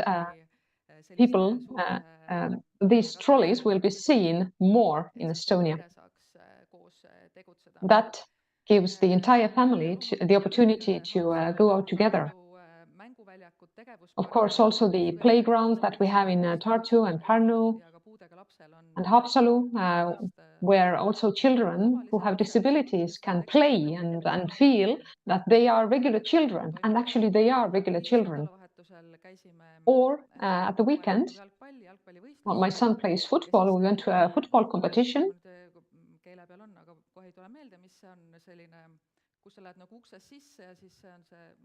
And there was this sliding door. Usually it's very inconvenient to go through this. Oh, sorry, revolving doors. Usually they are very uncomfortable, but this didn't have 4 sections, but only 2 sections. So it was very easy for us to use as well. And well, actually, it would be better if there were no doors like this at all, because, I mean, if we have a person in a wheelchair, then it's very difficult for them to go through there. So when we come up with these solutions, it's important to think, okay, how can we do it so that everybody could get in, even if they're in a wheelchair? I would jump a couple of topics because I think that some things are more important. But I would like to speak about support services now. In my daily work, I can see that parents of children with rare diseases lack the support person service. They don't have the transportation service. They don't have childcare services. Also, we get signals how municipalities have cut the amount designated for these services. So this is not acceptable. For example, a support person service is why I can stand here in front of you today. It's school holiday. My child is not the child who can stay home alone when it's school holiday. Today, she's at home with her support person. I'm very thankful to my municipality for giving me this service. And I think that this is normal. I think that this should be normality. I shouldn't be very thankful for the service. This is something that we should have as a norm. When I wrote my master's thesis, then I saw that people had a lot of problems. People are usually exhausted. They lack sleep. My children's disease comes with sleep disorders, so I know very well what exhaustion and lack of sleep mean. Elizabeth is 9 now, and every evening when we go to bed, I don't know whether I will get a good night's rest or not. We share the nights with our husband, with my husband.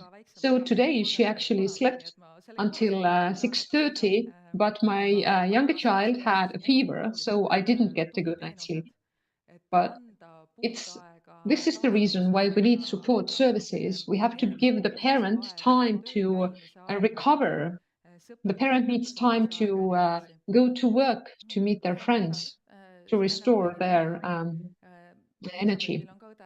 We also spoke about the siblings before. Elizabeth, my daughter, also has a brother and a sister, and I feel that I have managed well. But, for example, last week, I met a parent of a child with a rare disease who broke down because she felt that her other child was really broken because of the situation. We speak about co-dependency, but here we can also speak about co-responsibility for the child with the rare disease. And this is exhausting for siblings as well. It's depressive. Children have academic problems. This specific child doesn't want to have friends over because they're worried that they might see their sister. And I think this is so wrong that people find themselves in a situation like this. This inclusion and advocacy and raising awareness, this is very important. so that we wouldn't have situations like this. This is not just words, but this is real. If this family would feel welcome in different events, they wouldn't be in a situation they're in at the moment. So there are very difficult cases all over Estonia, and we have to pay attention to siblings. We don't want to find ourselves in a situation at some point when these siblings also need support because they are in a difficult situation. Speaking about labor market, we also have to speak about economic coping. Recently, we sent a proposition to the ministry saying that people who have taken care of their family members, and this has been documented, then these persons should be eligible for pension years for this time that they have spent taking care of their family members, because they haven't been able to work, or if they have, then for a very small salary. So this shouldn't be the case.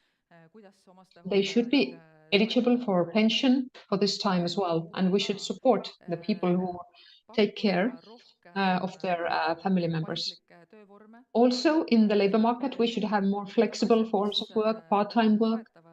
These are the things that support people. Many parents have written to me and asked me, how can you have a full-time job? And I've told them, this is not a full-time job. I just work overtime because there are questions that I cannot leave unaddressed.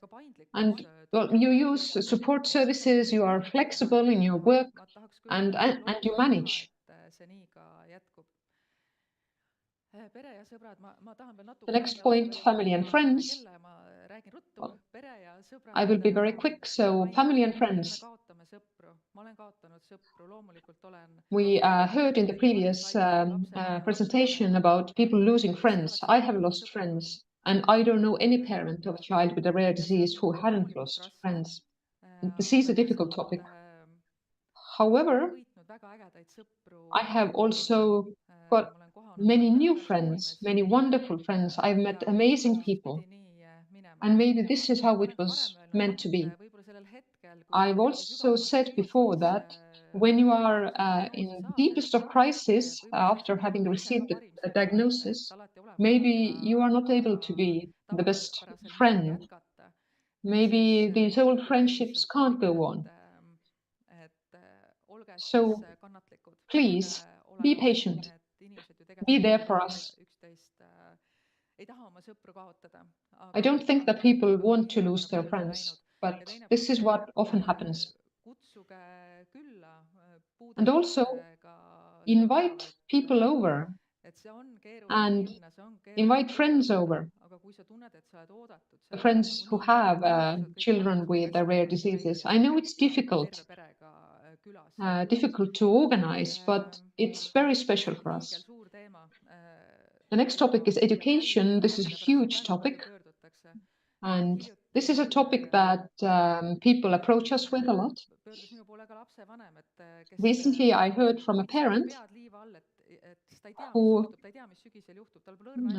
basically kept their head in the sand because they had no idea what was going to happen in the autumn, because she had no information about whether their children could start school or not, because the municipality hadn't given any information to them. Luckily, the city of Tallinn does have some solutions, and they also receive children from other municipalities. In my case, we didn't leave our local municipality before they had created this class for children with special needs. So we didn't give up. We persisted.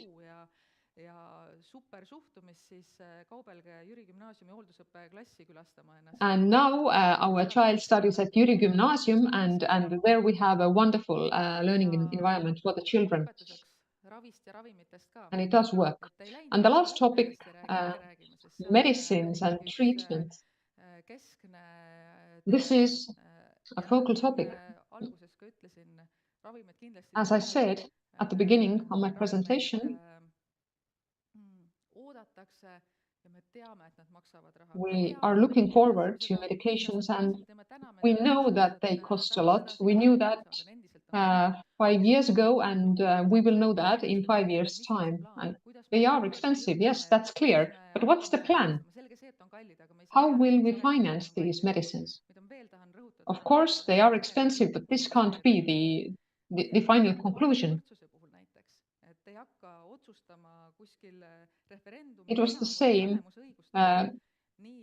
Here, the majority cannot rule the minority's rights. I don't think that we should have a nationwide discussion whether we should finance orphan drugs or not. This is not fair.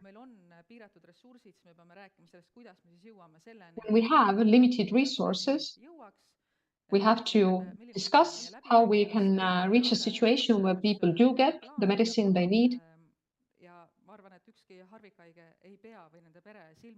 I don't think that no family who is affected by a rare disease should be embarrassed about the fact that they need expensive treatment. Thank you, Maria. If you have any questions, she's willing to answer. Are there any questions? Yes, the microphone. I would like to thank you. Who supports you? Where do you charge your batteries? I have 2 sons with severe disabilities, and often people ask me, where do you get the strength? So I would like to ask you, where do you get your strength? How do you cope with this? You give so much of yourself, but who gives back to you? Of course, in addition to the love of your children. This was the answer, the love of my children. I got tears in my eyes, because this is actually not often asked. How are you? How do you cope? But I have wonderful parents, wonderful husband, I have amazing children, so this is all I need. I am a mental health specialist, and I would like to say that often we just ask, how are you? And we just say fine, and we don't even listen, or we don't even inquire more. Because now when people ask me how I am, I ask them, do you want the short or the long version? And I am willing to listen to your long version as well. Thank you. You are a wonderful mom. A round of applause to Maria. Thank you. Thank you. Thank you, Maria. Maria is also in our roundtable discussion later.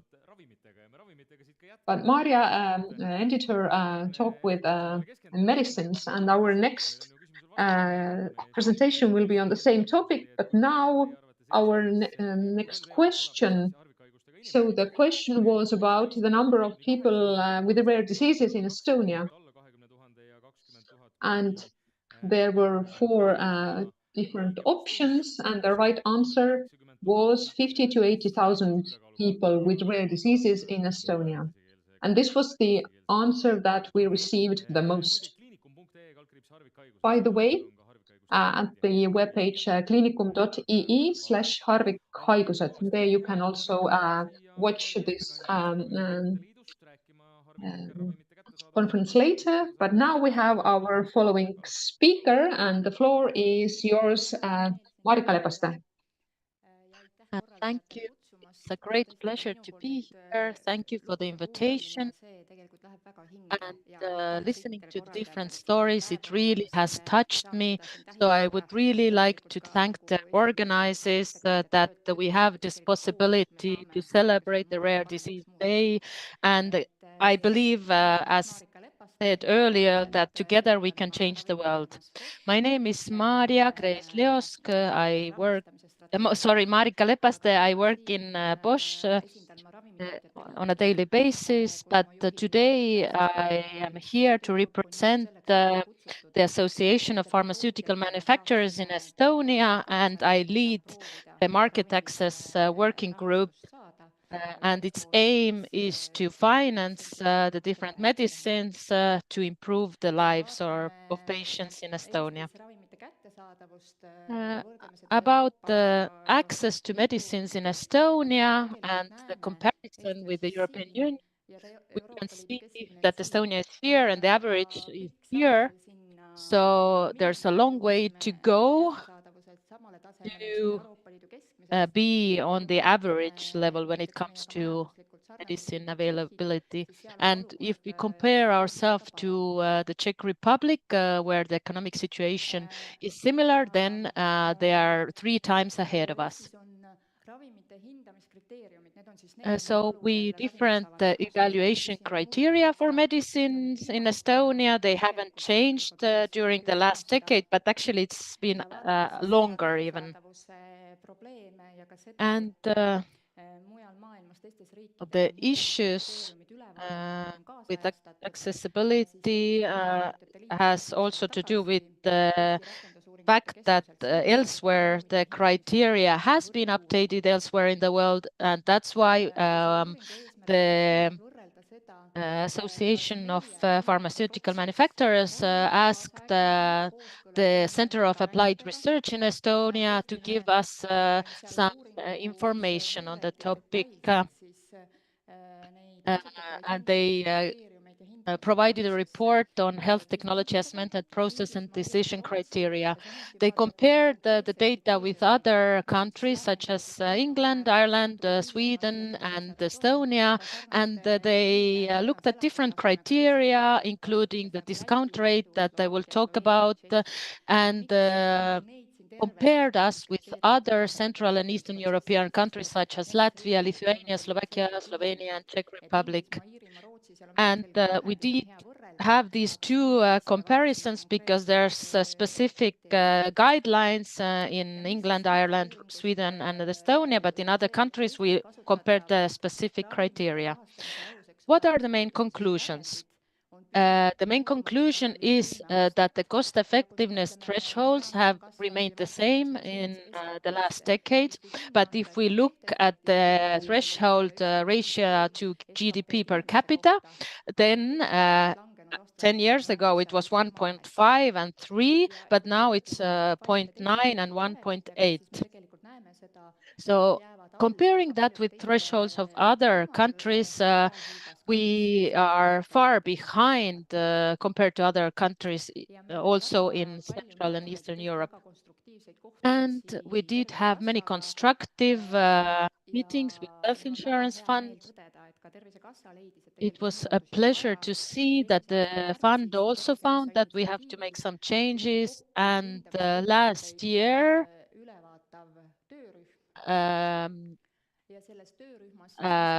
new working group was launched, and there are representatives from different organizations.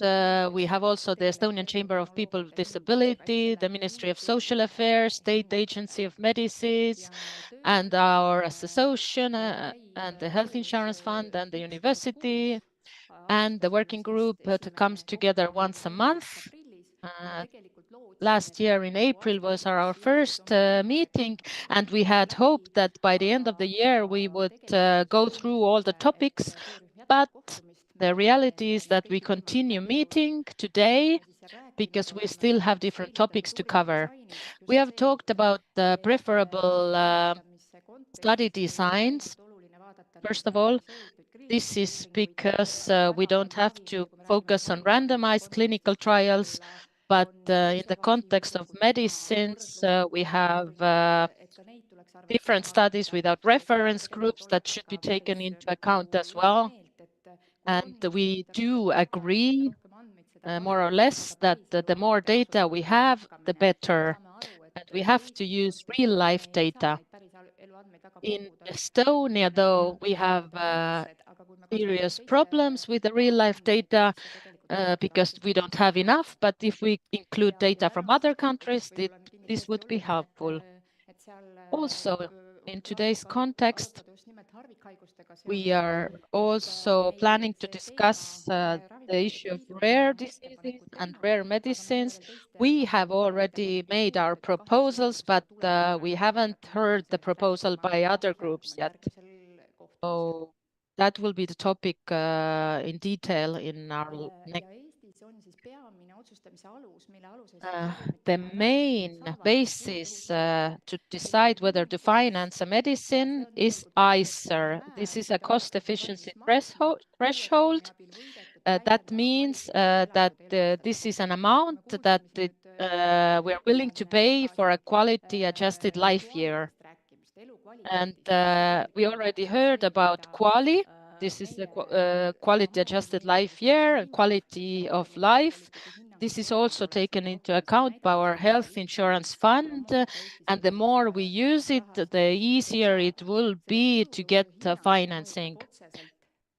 And this cost efficiency analysis takes into account the price, but also the reference medicines price. And if we compare two medicines, we have one that has been available for a long time. It's not very expensive compared to medicine for rare diseases, which is very expensive, or for a disease where we don't have a treatment, then the gap is very big. But we also take into account the specific time period, what's the time perspective, when we consider the cost efficiency. And we have to also take into account the discount rate in that context to make sure that the financing approaches in Estonia consider this ICER threshold. And we have different pathways.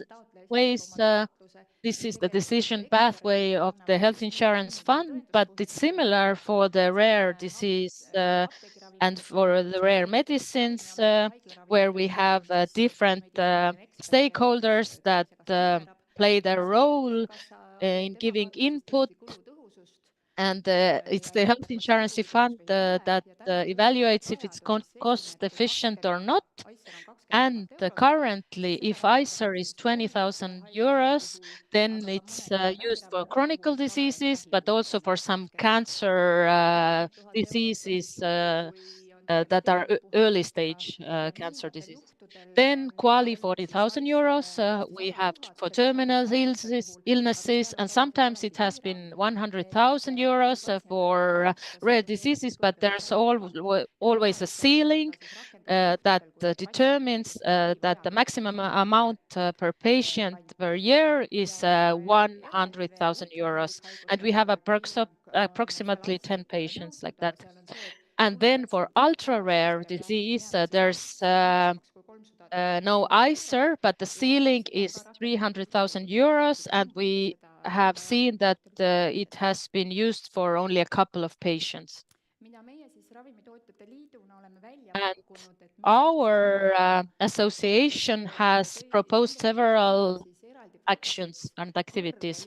Firstly, there should be a separate process for high added value innovative medicines.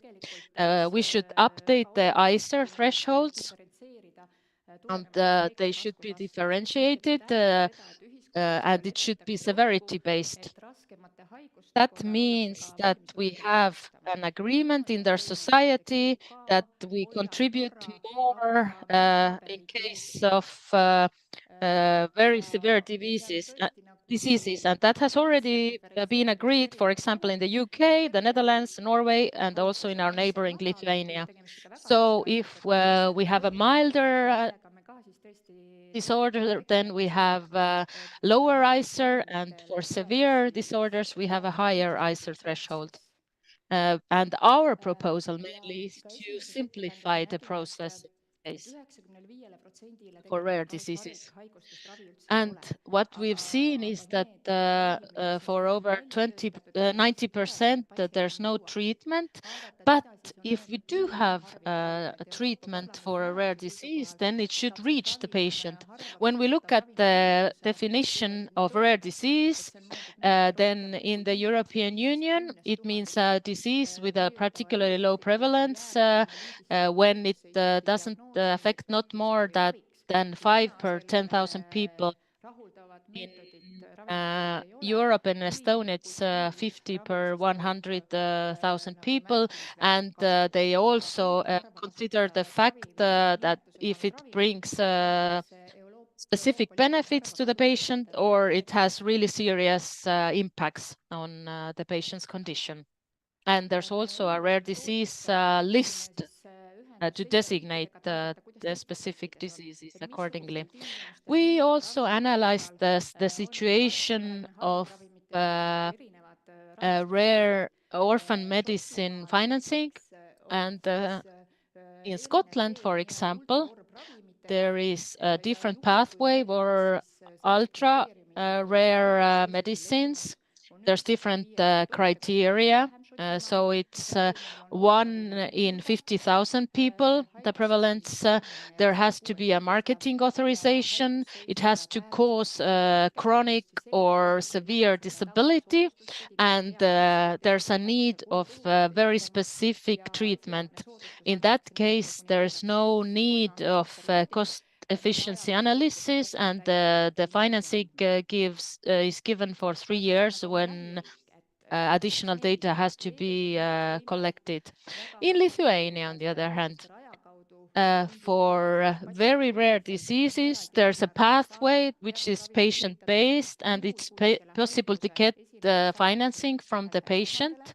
If the incidence is 1 in 200,000, it has to be life-threatening or causing permanent severe disability. There's no alternative means of treatment. It has to be registered as an orphan medicine, and all the efficiency data and international guidance data has to be presented, and there's also price negotiations that take place. In Czech Republic, when we talk about medicine with the orphan status, there's no ICER threshold, and the final decision depends on the recommendation of the Orphan Medicine Committee. In Lithuania, the medicine has to be designated as an orphan medicine, and the threshold is 300,000. In Slovakia, it's more flexible. Sometimes it's necessary to have the cost efficiency analysis, but sometimes not. If not, then you have a higher ICER threshold, depending on the quality that it implies. And comparing these examples with the pathways in Estonia, we put forward our proposal to have the rare diseases as a separate category without this analysis. And instead of cost efficiency analysis, you should use the budget impact analysis, because we don't have sufficient data. We have smaller cohorts. Very often there's no reference alternative. And as we all know, very often the price is much higher for a treatment. And our proposal included the option to combine it with different criteria if we have a really severe condition, for example. So there should be a different financing process if it's a ultra-rare disease medicine, which incidence is up to 1 in 100,000 people. In Estonia, that means approximately or maximum 13 people per year. And the proposal is that the threshold could be 400,000 euros, considering that, again, it's life-threatening, there's no alternative means, and it's really a rare disease. And when we talk about hyper-rare diseases, then there has to be a separate process. We're talking about diseases not affecting more than 1 in 200,000 people. That means 6 people in Estonia per year. And this 1 in 200,000 was taken from the Lithuanian example, and there shouldn't be any ceiling because treatments are very expensive, so it should be negotiable.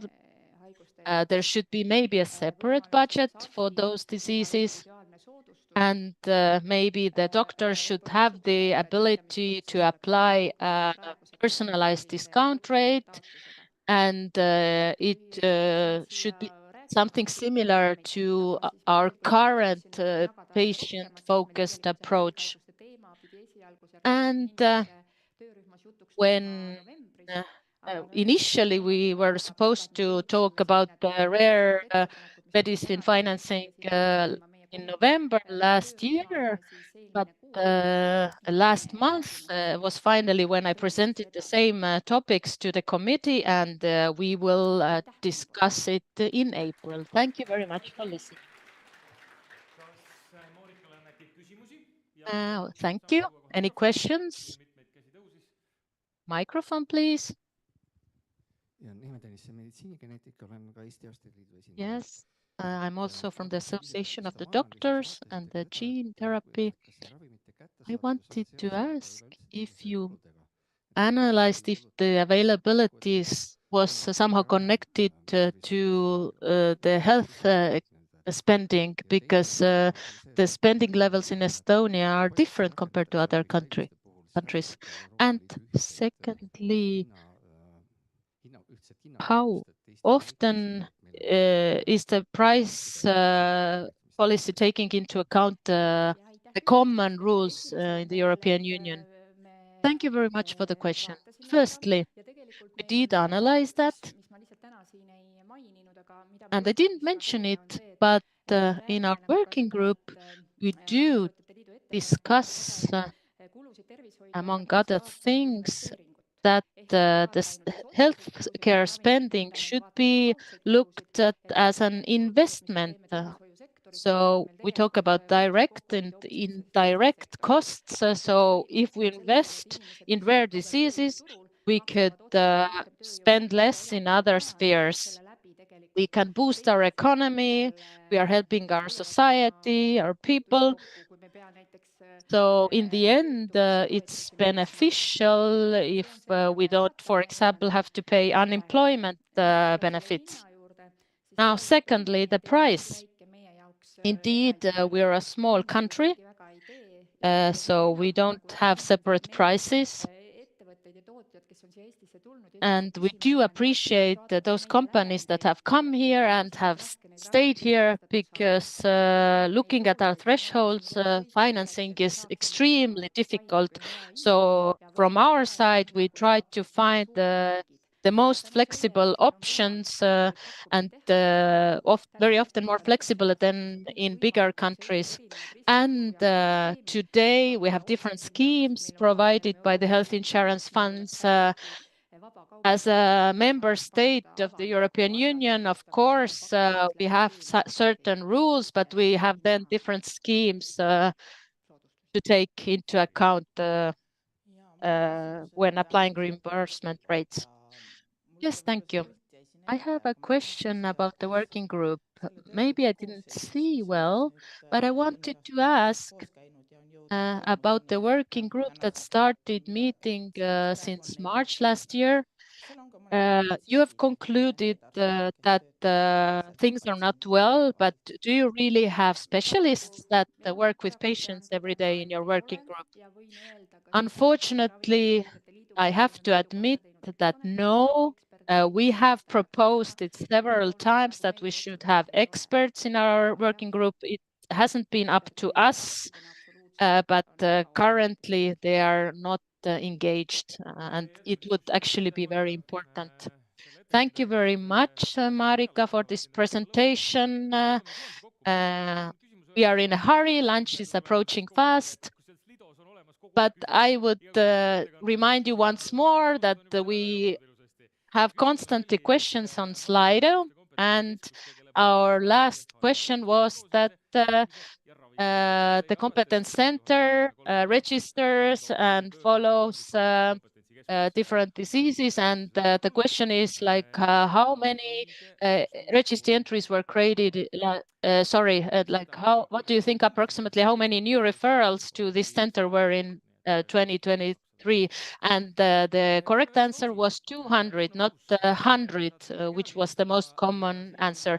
Now we'll break for lunch, and in approximately 1 hour, we'll continue with our third session. At 1 o'clock, we'll have the health minister present here, so please be here early. Thank you.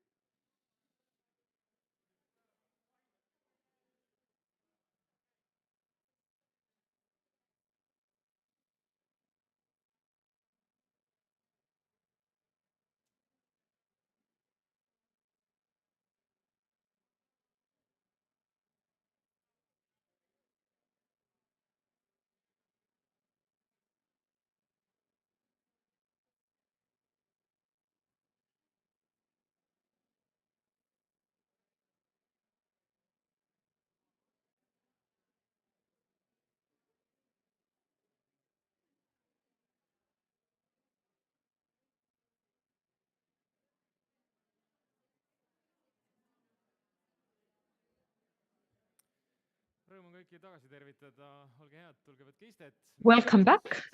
Please come and have a seat. It's time for our third session today. It's full of presentations.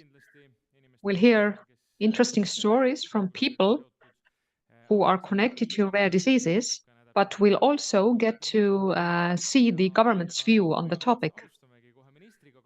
Let's start from the minister. But before that, I'm happy to read you our next question. In Slido, you can answer our question during the presentation, or you can also ask questions from our presenter. And the hashtag is harvikhaigused est. And the following question. It's the fifth question, and it's the following. In 2023, the Competence Center of Rare Diseases started creating a register of rare diseases and implementing ORFA codes in the electronic medical record of the Tartu University Hospital. Approximately how many rare disease register entries were there in 2023? And the options are 553, 48, 213, or 102. You can answer in the Slido website, and we'll give you the right answer after the speech by the minister. And now I'm happy to welcome the Minister of Health, Riina Sikkut. Hello, everyone. I'm very sorry. I would have really liked to participate in the entire conference, but today is a busy day in the government, so I can only give you a brief speech today. But I'm still really happy to be here, and I'm very glad to see that you have made a lot of effort to make this accessible. My task here is to give you the government's view, but I think that government is not separate from an individual. So when we speak about different amendments or different ways of financing something or supporting something, I think it's important to have a common understanding that a rare disease or a disability isn't anybody's guilt. It's not anybody's punishment or suffering. Nobody has chosen to be like this. But this has happened. This is the situation. And in a case like this, we can find solutions only when we work together.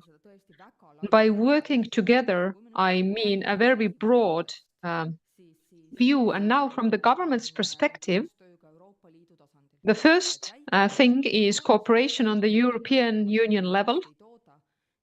We don't manufacture pharmaceuticals. Therefore, it's very important for us how the launching to the pharmaceuticals on the market is regulated in the European Union, and how the market motivates research and development in order to find medicines for rare diseases, to give them market access on easier terms, to spread information about clinical trials and efficacy, so that all decision makers could have this information at hand. And I know that it looks like a lot of bureaucracy, but actually the last list of reimbursed medicines on the European level was very positive. Usually it's very difficult to protect our interests there, but this time the patient's view and small market view had been taken into account. They want to have a regulative protection on the market, and they want to direct more investments into R&D, both in the field of orphan drugs. So it's important for the European law to support the accessibility of orphan drugs. The next thing I'd like to speak about, the government decided last year that will change the Health Insurance Act, and we will simplify the rules to add orphan drugs on the reimbursed medicines list. That would allow the Health Insurance Fund to make decisions more easily and based on different criteria than with other diseases. This, we are preparing this amendment this year. It will be proceeded next year. And this is when the everyday practice could change. So starting from next year, in the last year, the state supported the children with rare diseases with 800,000 euros. Then now we have decided for the next 5 years we have increased this amount, so it will be 5 million euros for next 4 years. But of course, we should also support adults with rare diseases. And the last thing, cooperation between different parties who support people with rare diseases. It can be local municipality or therapists, different organization of representatives, for example, the Estonian Chamber of People with Disabilities. They all have to cooperate. When a state decides something, there are specific criteria, specific conditions. And although we do want to be patient-centered, we do have to set some rules and a framework. With every single decision and rule, there is somebody who is out of this framework. This doesn't mean that this person will not receive help, but we have to find alternative ways of helping them. The needs of every single person with a rare disease are different. When we speak about being patient-centered, we should take a person's own preferences into account. We might say that we need to do this and this, but maybe to improve this particular person's quality of life, we have to do something extra. It might not be evidence-proved. It might not be a drug financed by the Health Insurance Fund. But it still might be something that this person needs. We have to work together to come up with the best solutions for people and their families.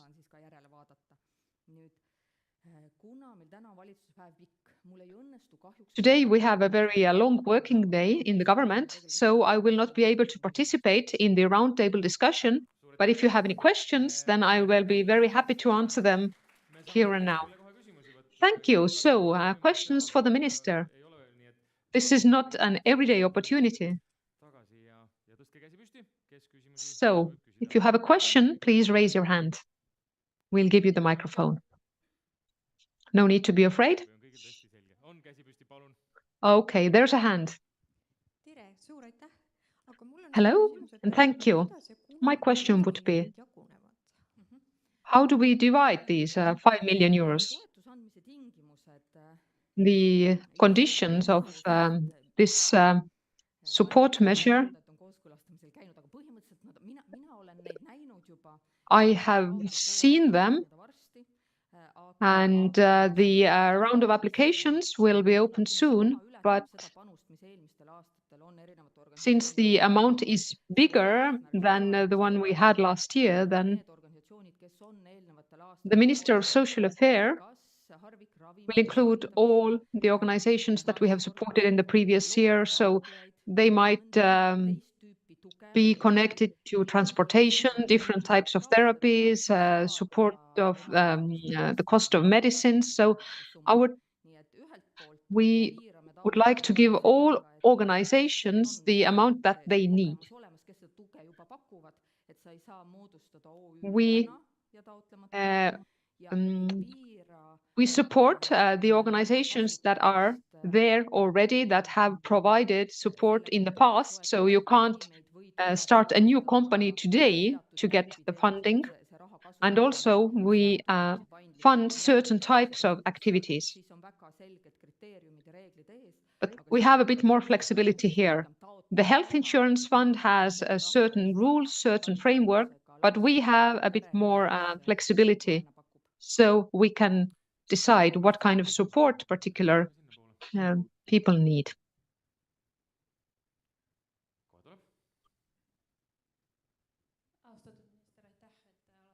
Thank you for being here today. My question is the following. I have read the bill about these 5 million euros, and my question would be, please tell me I'm wrong, but I hope that this 5 million euros, that you won't try to solve all the problems, or it might not solve all the problems, because our association didn't really or wasn't covered by this amount. And also, when children who with rare diseases have become adults now, but their treatment doesn't stop once they turn 18. So where's the solution? How can we support adults with rare diseases? Of course, we can't solve all problems with this 5 million euros, but this is a measure aimed at children with rare diseases and for people who have been diagnosed in childhood. So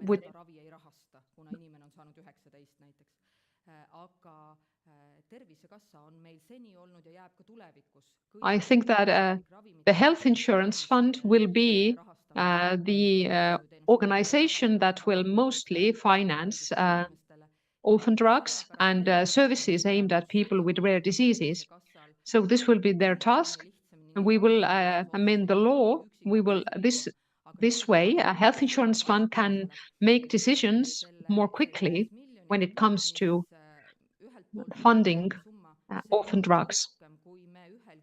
Yes, 5 million euros is not a large amount of money, but this is more than we have contributed to health insurance funds contribution before. So I think that this will nevertheless improve the situation.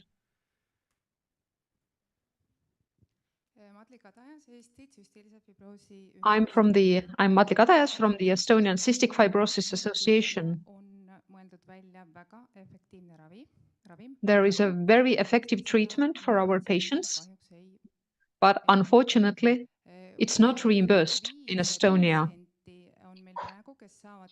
We have 5 patients whose health condition is more severe and who receive this treatment through different charitable organizations. And there are about 40 people requiring this treatment in Estonia. So my question would be, when will these 35 other patients receive this treatment that they actually need?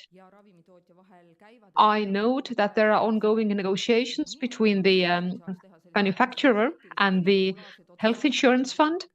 I would like to make this decision as a political decision because everybody wants to be popular, but unfortunately, this is not possible.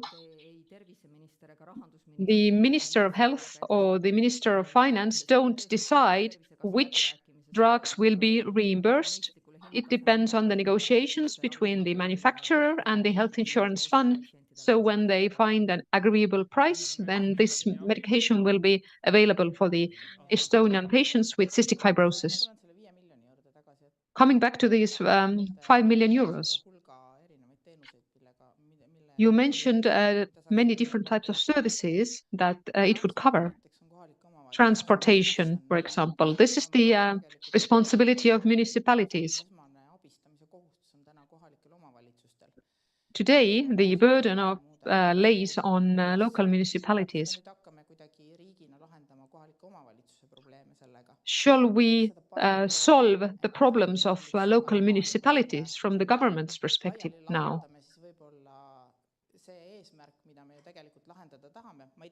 maybe when we just divide this money to different parties, maybe we won't solve the actual problem that we have.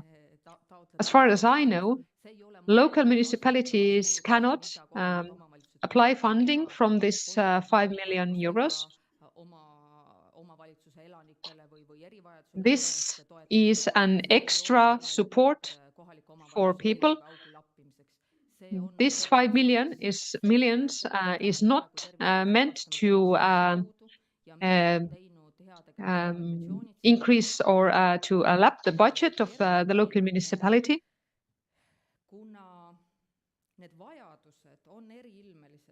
Since people have very different needs, then our aim is to support flexible support to children with rare diseases.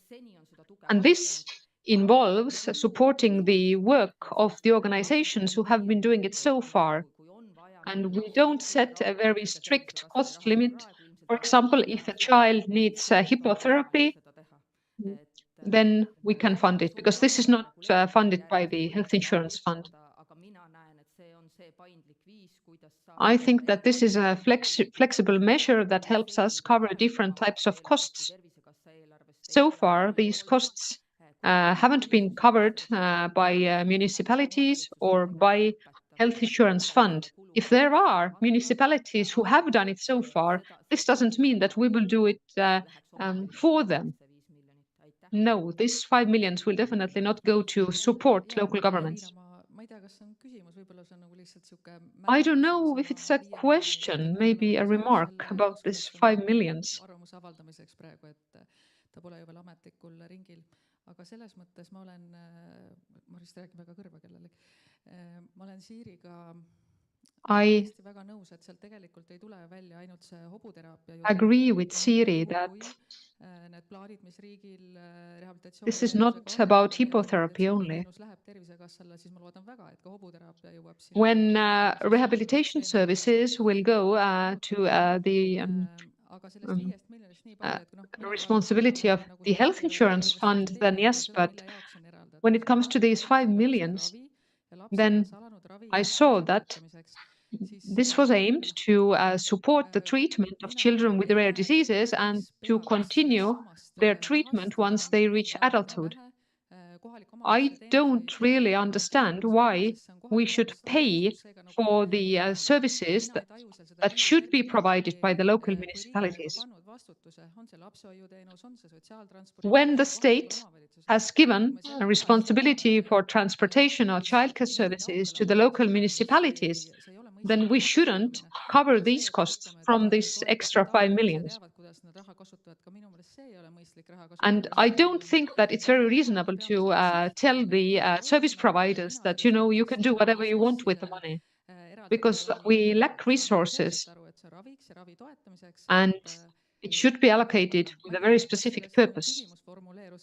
I don't know whether this was a question or not, but this was our initial feedback to the ministry.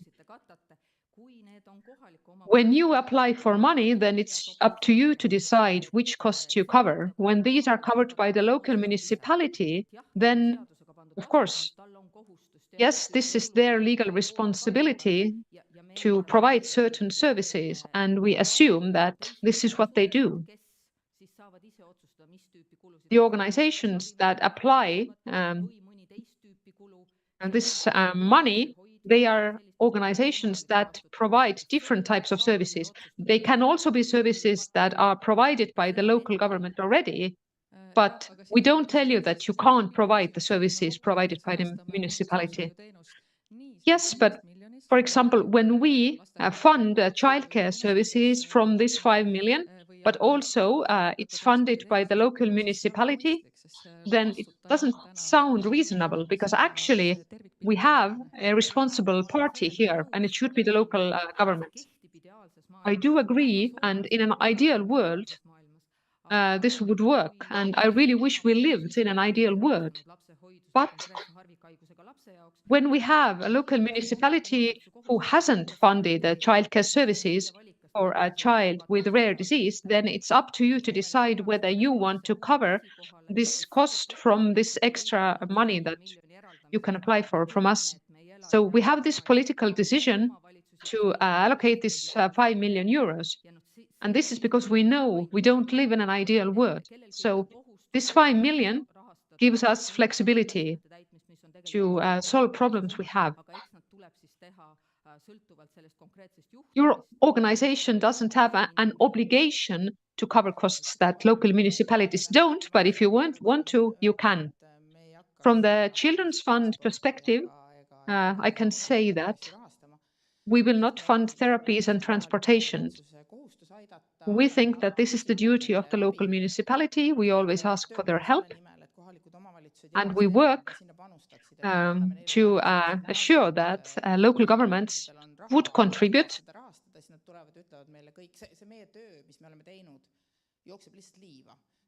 Because otherwise, we have worked for nothing, because municipalities will come to us and say, but you have money, so you can use this to fund these services. I think that our critical need today is to finance expensive orphan medicines. I do hope and think that we should contribute this 5 million euros to solve the most critical problem. All these other things can be funded by local governments, municipalities. Some parents can afford this as well, because actually, usually families with children with rare diseases are families who are not very poor, so they can manage. So I think that we should use this 5 million to solve the most critical problem. Exactly, and this is a decision that you have to make. I wanted to specify who can apply for this money.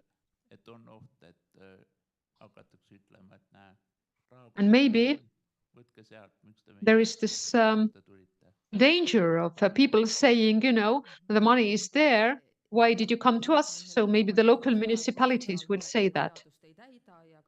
Yes, I do agree. We do have municipalities who don't abide by law, who don't provide the social care service that they should be providing. And when we have a situation where a local municipality doesn't complete their responsibilities, then we have to deal with it. The cases that we have seen mostly involve irresponsible municipalities. And if they fail to do it, if they fail to help people who are in need, then we have to take this case to courts and to the media. These 5 million are not aimed at alleviating the situation of municipalities. But we are not going to restrict it. You can allocate this money to whichever end you want. All these different organizations that have provided support services so far are the ones that can apply for this money. And one last question. Thank you. Your previous answer, maybe I was very unclear, but in our case,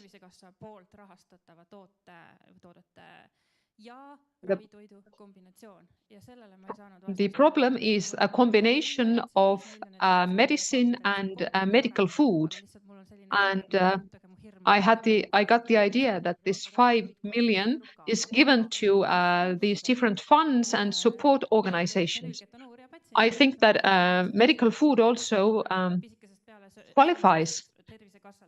Yes, these are children who have received special powders and from the health insurance fund, but at the same time they have had to buy expensive food items that are specially designated for them from special shops.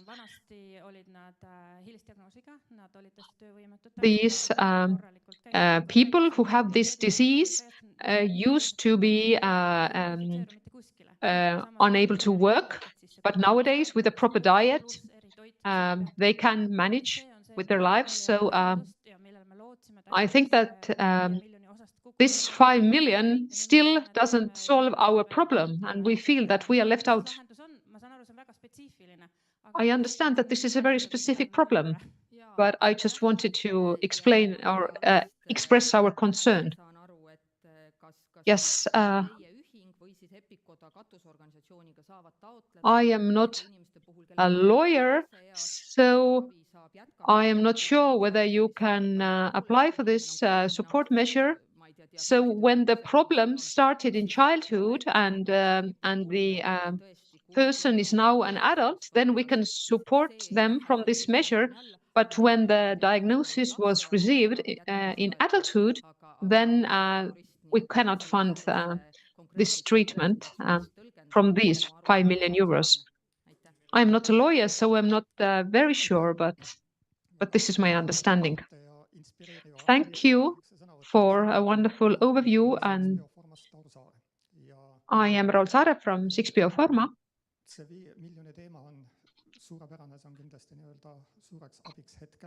It's wonderful that we have allocated this 5 million euros. So it's 5 million per year, and I'm sure that it will be helpful. But have the politicians thought about a more sustainable solution, considering that the health insurance fund has done its best to use the 30% social tax being used in an optimum manner? About a year ago, we were discussing taxes, so maybe we should also think about increasing the social tax. I think that many people would be willing to contribute more through social tax, because the treatment queues are long. We didn't really discuss increasing the social tax.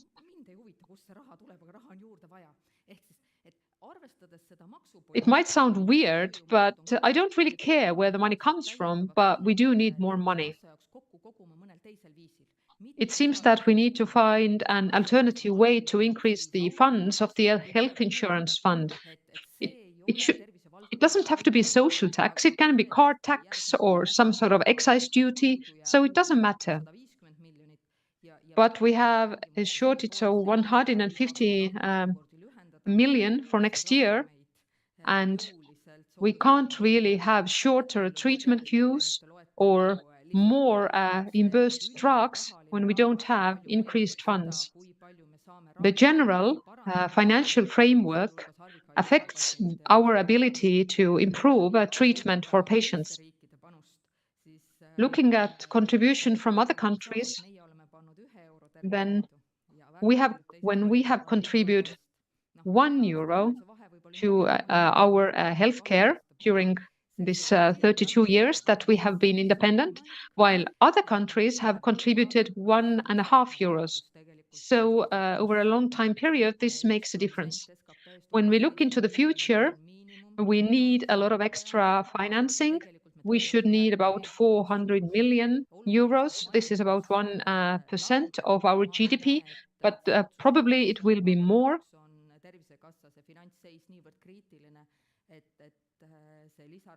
I can't see the social tax being raised in near future, but when the situation of the health insurance fund is very critical at some point, then we will have to find additional financing. At some point, we will have to invest more in healthcare and social care, because otherwise we will have a second-rate medicine and second-rate citizens. And this is something that I don't think we want. My question, what do you think, how effective is the process of adding medicines to the list of reimbursed medicines. This whole procedure is hindered by negotiations. Should there be a brilliant negotiator so that they would find the perfect price? Or maybe in the European Union, there could be a different pricing policy where certain medicine could be offered at a better price than in other states. Thank you for the question. This is a whole different discussion. It's very difficult to say anything about the price levels or the success level of our negotiations of Estonia. It's very difficult to compare prices on an international level. I have tried to compare the price of cardiology medicines in Europe, and it's very, very difficult to get a clear picture. When we look at the general health figures, then in cardiovascular diseases, we have decreased our mortality the most. We have been very successful. For many common health issues, we do have medicines at a very competitive prices. When it comes to new medicines and orphan drugs as well, it can be difficult. And it all comes down to the life and health of one or two specific people. So there the situation might be different. But I think that at the moment, considering our budget and the market, I think that we are doing our best. And I cannot say that our patients would be in a very disfavorable position. Thank you. Thank you. I think we have to move on here. Thank you, Minister. A round of applause.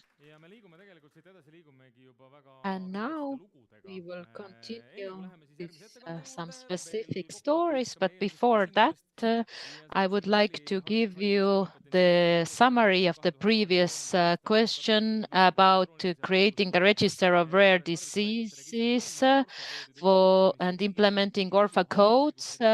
And we asked how many registry entries were created last year.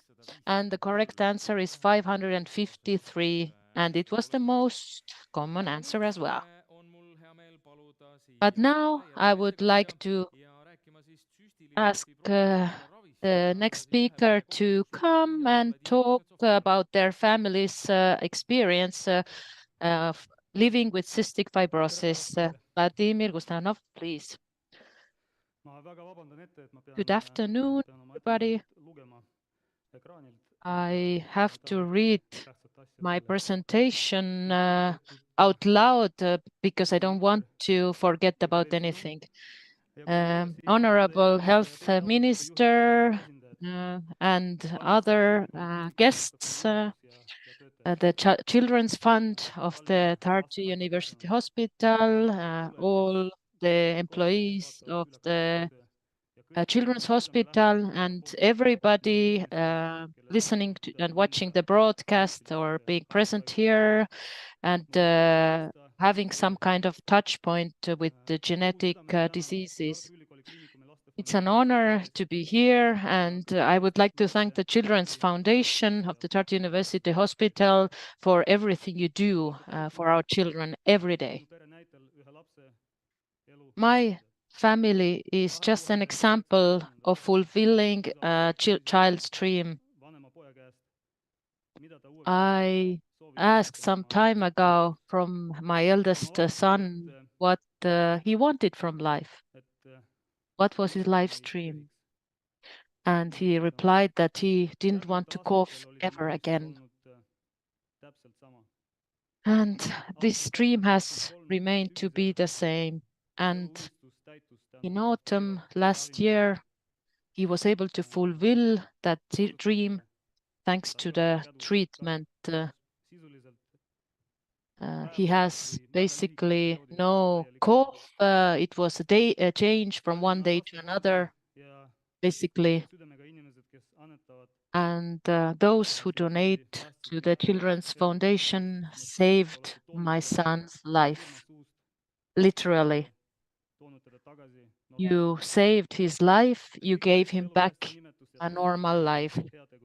So you are all life saviors, and you should be recognized as such. But our journey was not easy at all. It was a constant struggle for life, for each pound of body weight, for each breath that my son drew. And I want to tell you about the story of my eldest son. You can see him here on the pictures. And he was born with a mixed form of cystic fibrosis. It has respiratory and gastrointestinal impacts. And currently there's no complete treatment, but there are different ways to keep the disorder under control. And I don't want to paint a negative picture, of course.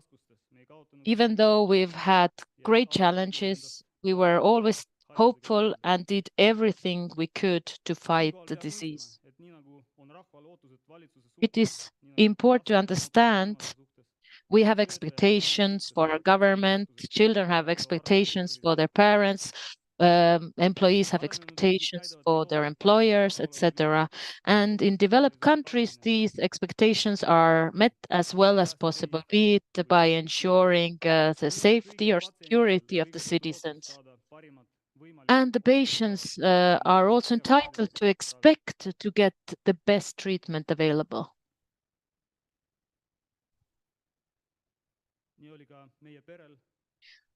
That was the case of our family as well. We had the same expectation to have Kaftrio treatment with state help.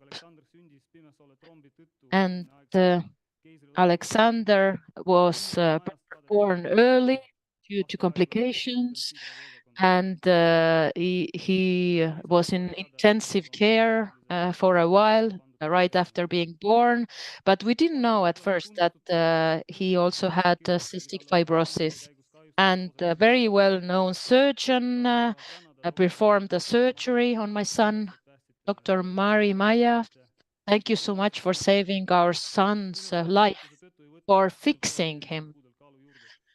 Well, at first, our son didn't gain any weight, and for the first 8 months of his life, he had to spend all the time in the hospital. And the cystic fibrosis diagnosis came when he was about 2 years old, and we started different treatments for different organ systems.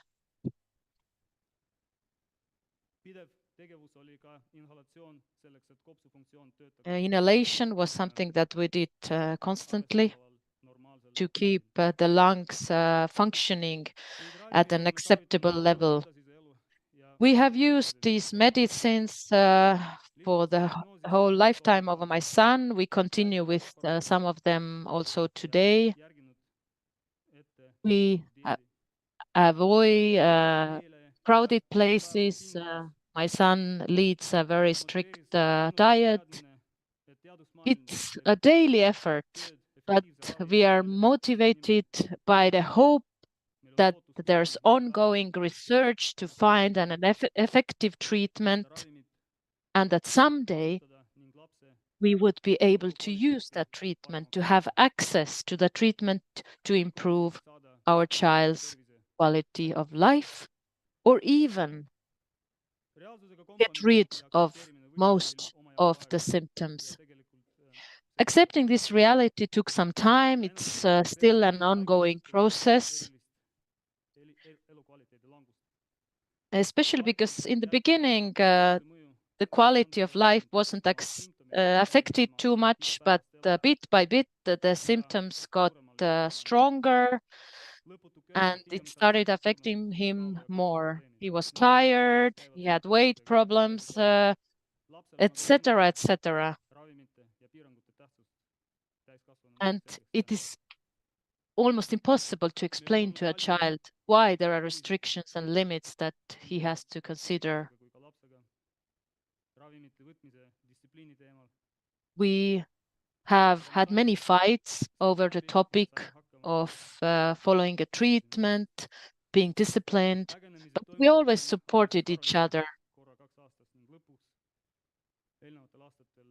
The episodes got worse step by steps, they aggravated, and now in the last years it was a constant thing. During the episodes, the lungs don't function very well. The function is inhibited, and there's not enough oxygen in the blood. So my son has to be taken to a hospital, and it is a life-threatening hypoxia. My son is also very tired often. He gets angry very easily. Last year, I remember I proposed to play a board game to make him a bit more active, but even moving the pieces of the game was difficult. And going to the third floor, it was a big effort. Cystic fibrosis has entailed 3 big problems. So it's development, growing, weight, and coughing. Coughing has been permanent, and even antibiotics haven't helped in recent years. Previously, it had helped for some time, but not anymore. My son had to stop going to school. He couldn't lead a normal life. During the COVID-19 pandemic, even though he was coughing, we couldn't, or while he was coughing, we couldn't go to different places like to do any sports, for example, because otherwise he's very active, very sportive. He was coughing day and night, and finally he had cramps or started throwing up. And he had digestive problems. And last year, my son weighed only about 30 kilos. You can see it on the picture. This is not a fit boy, but we are talking about a boy that has threateningly low levels of body fat. And there's little we can do about it. We are usually not a family that complains a lot. On the contrary, we work constantly for a better future. We work with different people, with my wife, and we keep on going. But as I mentioned, past years have been especially difficult, and we need better ways to get efficient treatment.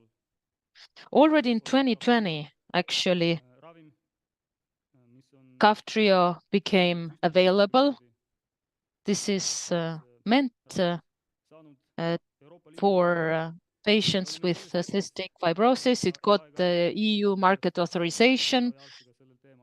We were aware of that fact, and we talked to our doctor to see if we could maybe use it, hoping for the medicine to be included in the list of reimbursed medicines, but nothing has happened since. And we have also contacted the ministry, but to no avail. And as we still have the expectations as citizens that our country, our state should help us in a situation where we cannot manage on our own. But surprisingly, the reply we got from the Health Insurance Fund was the following: including the medicine in the list of reimbursed medicines has been discussed in the committee. But the conclusion was that even though availability could be improved, it's not cost efficient enough. Therefore, the application didn't go through. And the price negotiations with the producers continue, and it will depend on the producer whether they can lower the price. For us, it was like the end of the world. We're shocked because, as you can see, from the regulatory perspective, the treatment is not specifically regulated. There's no concrete threshold that is applied.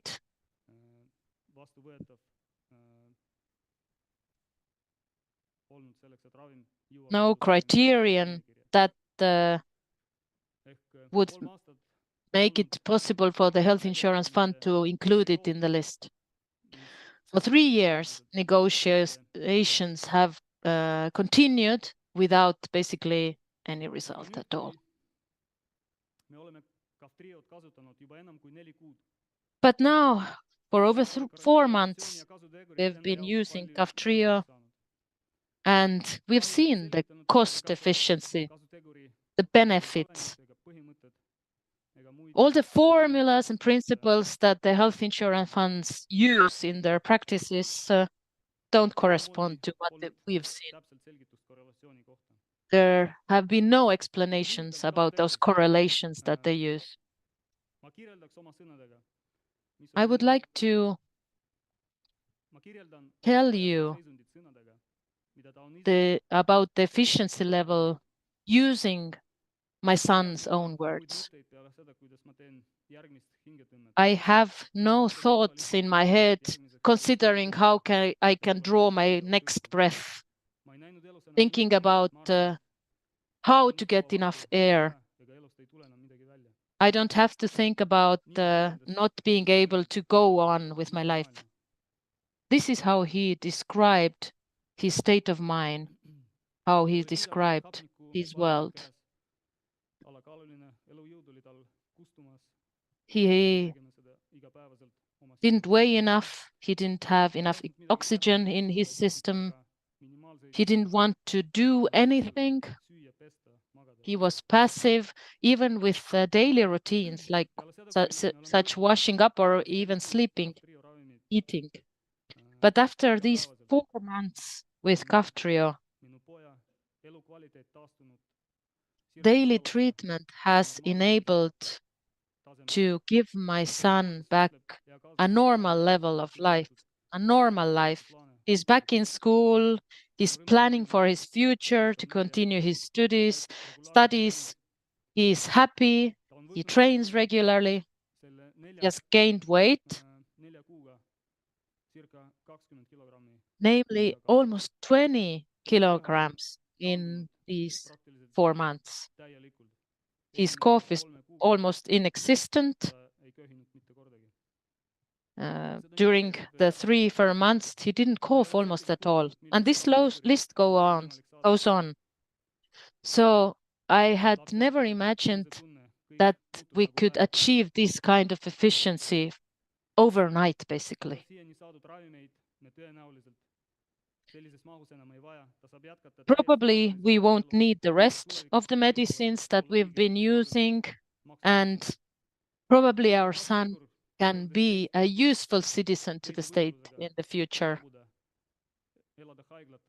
So this is also beneficial to the country. He won't be in a hospital suffering from a disease. he won't have to see his life cut short. And also the fact that our family has a better quality of life, isn't that cost efficiency as well? We don't have to go to another country to find the ways for treatment. We have no fights in our family. We are not thinking about quitting our jobs to take care of our son. So cost efficiency should take into account that we have citizens that are able to contribute to the society by working, by participating. And we are talking about the whole family here. Even one family member not being able to actively live their life affects the whole family.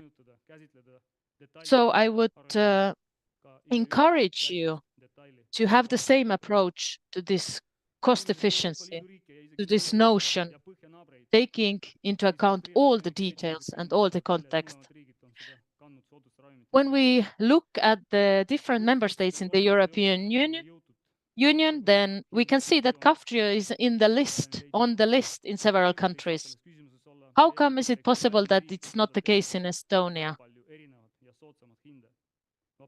How is it possible that there are so big differences between the countries? I would like to offer myself as a volunteer to help you finalize those negotiations that have been going on for 3 years, causing suffering to people, to your own citizens. On the other hand, I understand that not everything is black and white, and different institutions have worked a lot on the topic of adding this medicine and other medicines on the list of reimbursed medicinal products. There are so many different treatments, yes, and we have used other medicines from that list, but of course they are not the cheapest option in the world. For example, the treatments to gain weight. Institutions such as the Health Insurance Fund, but also other institutions are able to make Kaftrio and other treatments available to the patients. I'm sure that our family story is not the most complicated story ever, but I hope that this is an example of how the cost efficiency that the institutions use can actually be proven wrong. And I didn't bring Alexander here with me today. It's a school holiday, so I wanted to let him rest. But I hope that my account of the story has been inspirational for you and maybe change your approach in the fight. And the next picture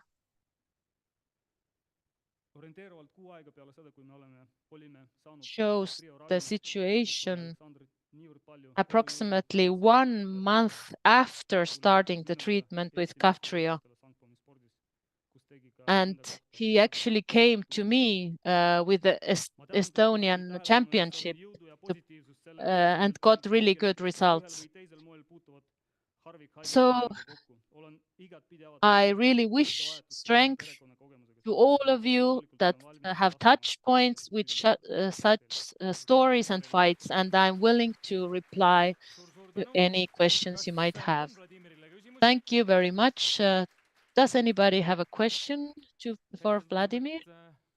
No questions? Oh, yes, there is one question or a remark. Go ahead, please. I have a remark.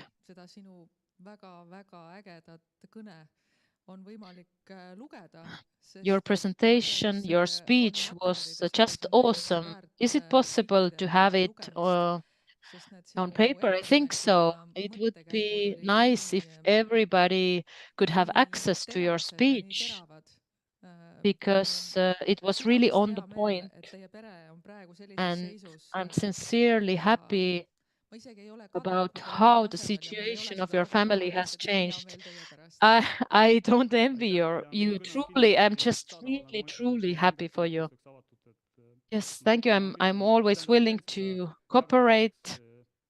I will share my speech for sure, somehow, maybe through the Children's Foundation. One more question, Vladimir. You saw the new selection criteria. Now, considering those criteria, would the Kaftrio be added on the list?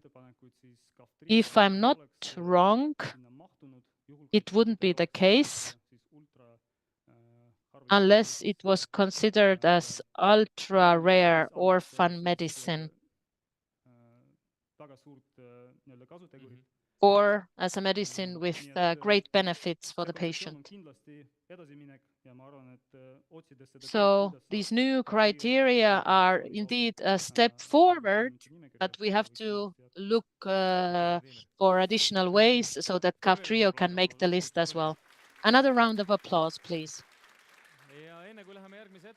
And before going to the next presentation, I forgot to mention it, but you have another question on Slido, and it's an interesting one, and many people answered as well. So we asked, on average, how many people with a rare disease are in one family doctor's practice? Because the average practice in Estonia is 1,700 people, and the right answer is 60 to 100. So food for thought. So talking to the minister, she several times said that she's not a lawyer, but now we do have a lawyer. This will be our next speaker, attorney at law at Sorainen, Allar Jõks, please.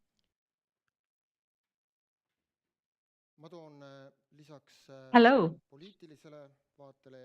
In addition to the political view and this very moving personal account, I would like to give a legal perspective to this afternoon. In Estonia, usually when there's something lacking, when something is wrong, we blame the fact that we are small, we blame our geopolitical situation, or we blame our Prime Minister, Kaja Kallas. I have an extract here from the European Union Functioning Treaty, and here you can see how the responsibilities are divided between the member states.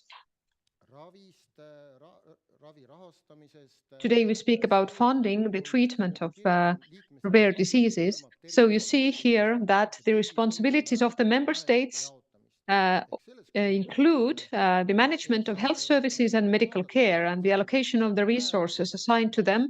So we cannot really blame the European Union here. They haven't done anything wrong. Today, I would like to focus on paragraph 41, subsection 8 of the Health Insurance Act. I'm sure you know this. This is the paragraph that regulates the cases in which the Health Insurance Fund can reimburse a medicine.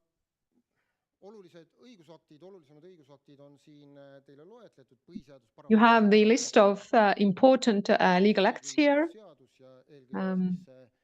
So paragraph 28 of our Constitution, everyone has the right to be to the protection of health, and also the Health Insurance Act.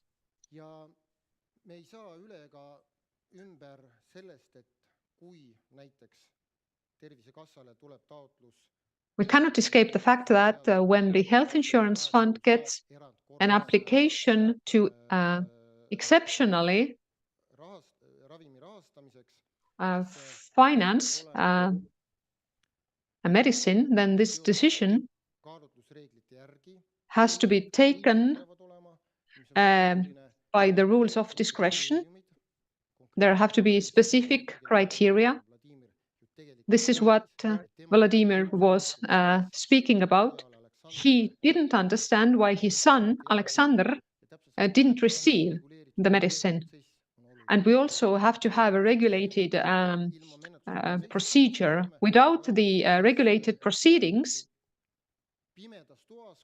we are in a dark room where things might go well, but might not go well. When we speak about the right of discretion, then I would like to give you a couple of examples where this hasn't been implemented correctly. I forgot to say in my introduction. So I had a contact with this topic through the fact that we are the legal advisor of the University of Tartu Hospital Children's Foundation. We have had many cases in the framework of this cooperation where the problems arise when the health insurance fund doesn't want to reimburse medicine. Then we have helped the Children's Foundation. Sometimes we have succeeded, sometimes not. And this is how things are. So what are the main mistakes? We can see that if there are relevant reasons, then the health insurance fund might carry the cost of the price of medical services or medicines. We had one dispute where the health insurance fund said that there was a centralized marketing authorization in the European Union, and the health insurance fund said that the long-term benefit is unclear in the case of this medicine, so they decided not to fund it, although the European Medicine Agency had given it market authorization. It was right after the COVID pandemic, and this seemed especially cynical because we know that COVID vaccines were, or the marketing authorizations for COVID vaccines were issued without any clinical proof. It doesn't mean that they did anything wrong during the COVID time, but it means that when it's a time-critical matter, we have to make quick decisions. Another important dispute is the same paragraph 41, subsection 8 of the health insurance fund. Here we speak about medical devices or medicines that are necessary for the outpatient treatment of a person. The health insurance fund said that this treatment wasn't meant for outpatient treatment because this medicine was meant to be administered only in an inpatient setting. So we started to interpret this paragraph for this purpose. This is the only thing that lawyers can do. They can interpret law as necessary. But generally, we do give the right advice. So we started to analyze what it means when the law prescribes medicine necessary for outpatient care. Then we started to analyze the word necessary, and we found that the fact that something is necessary for treatment doesn't mean that it has to be administered in an outpatient setting, but the word necessary in the grammatical sense mean that this is needed for something. And we found that necessary for outpatient treatment means that the administration for the medicine should mean that a person could carry on with the treatment in the outpatient setting. It doesn't mean that they have to stay in hospital. And also the paragraph 28 of the Constitution also has to be taken into account here. So this is about the obligation of the state. Then we had a look at the phrasings in different paragraphs in the Health Insurance Act, and we found that the term usable is often used in this act, but in our case, the word was necessary, not usable. So this was related to the administering of the medicine. In one case, they used the word usable.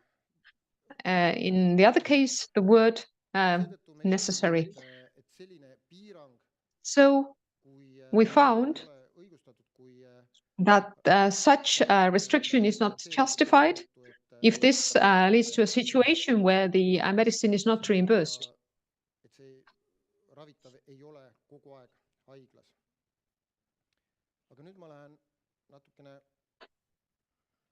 But now I would like to continue on a more serious note, and I would like to discuss the question whether the Health Insurance Act and subsection 8 of paragraph 41, so this restriction that we have there that doesn't allow us to make many necessary decisions, is this constitutional? And the restriction that I am talking about is that we can only exceptionally fund medicines that don't have marketing authorization. This basically leaves out medicines that have the central market authorization in the European Union. In Estonia, we might not have this medicine on the list of reimbursed drugs because, sometimes it's just not beneficial for a big company to have this drug here in Estonia. We are a small country. Now we find ourselves in a situation where the Health Insurance Fund doesn't fund a medicine because it wasn't on our list, but it still had the central marketing authorization.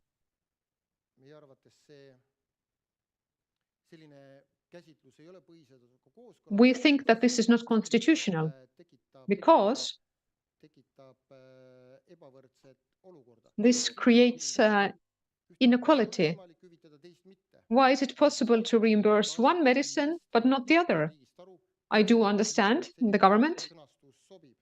I do understand the point of this phrasing because this is cost effective. It cuts costs. But I think that we can't narrow this restriction too much based on being cost effective.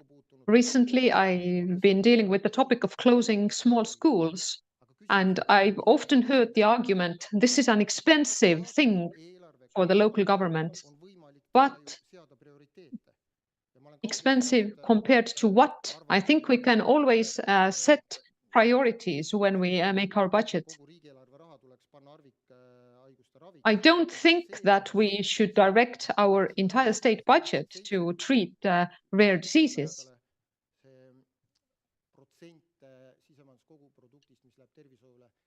But in Estonia, we have 7 to 8% of our GDP to healthcare. I think it's a bigger amount in other European countries.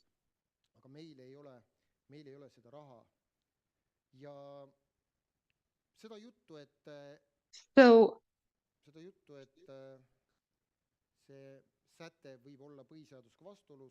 the fact that this paragraph might be unconstitutional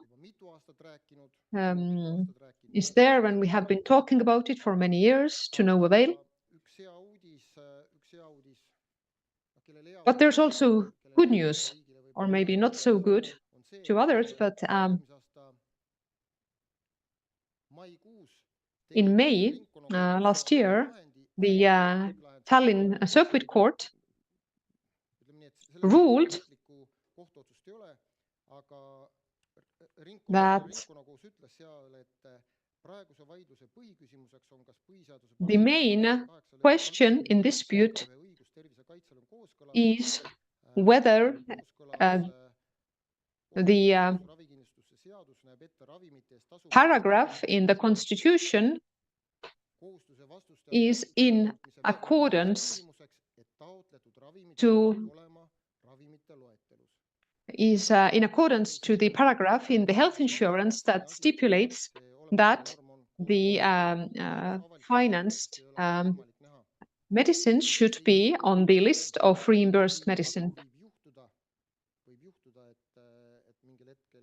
It might be that at some point the court rules that this paragraph in the Health Insurance Act is unconstitutional. When we have medicines that have the central marketing authorizations, but they are not reimbursed because of that, then this goes against the foundations of the European Union, because this and because the European Union stipulates that we should have a free movement of goods and services. When we here in Estonia hinder the movement or the sales of a drug that is used and authorized in the European Union, then I'm not quite sure when this is foundational. I was happy to hear from the minister that there are some drafts in the parliament right now, and they are going to amend the Health Insurance Act. I do hope that they will amend paragraph 41, subsection 8 of the Health Insurance Act, because this does not guarantee sufficient treatment of rare diseases, and it doesn't ensure that our right to protect our health.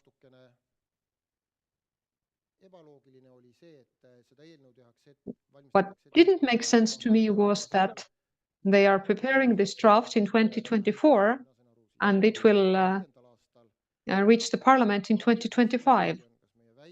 I don't know who's guilty here, whether the fact that we are small or is it Kaja Kallas or the opposition, but I think we have dozens of examples where even more complicated drafts have been proceeded more quickly. We can always say that the state and the government do things as they can, but in this case,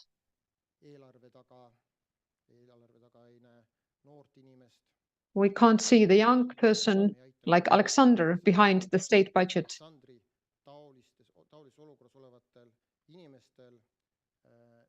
In this way, we can't help people like Alexander. They can't live their dreams.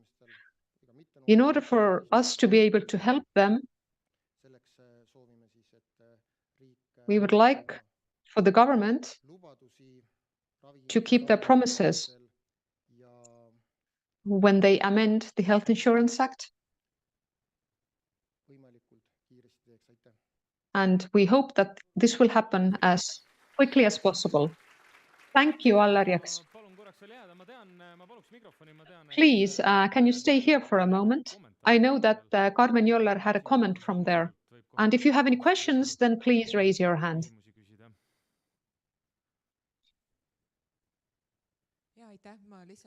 Thank you. I would like to comment one claim and something that I deal with. The COVID vaccines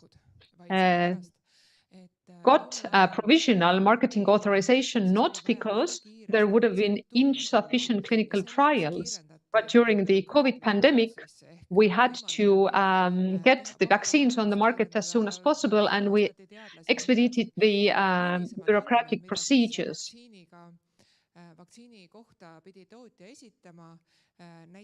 The data that the vaccine manufacturer had to submit had to do with guaranteeing security when the volumes increased and so on. So actually, these conditional marketing authorizations are often given to orphan drugs and also oncological drugs. But this doesn't mean that the drug would be dangerous or understudied in any way. This only means that the Agency of Medicines, be it the European or the Estonian one, understands that this is a necessary medicine, and the data that's not relevant from the perspective of patient's health can be submitted later. So the conditional marketing authorization doesn't refer to the clinical quality of a drug, because I know that there's a certain set of people who have spoken about this a lot. So this is just a comment I wanted to make.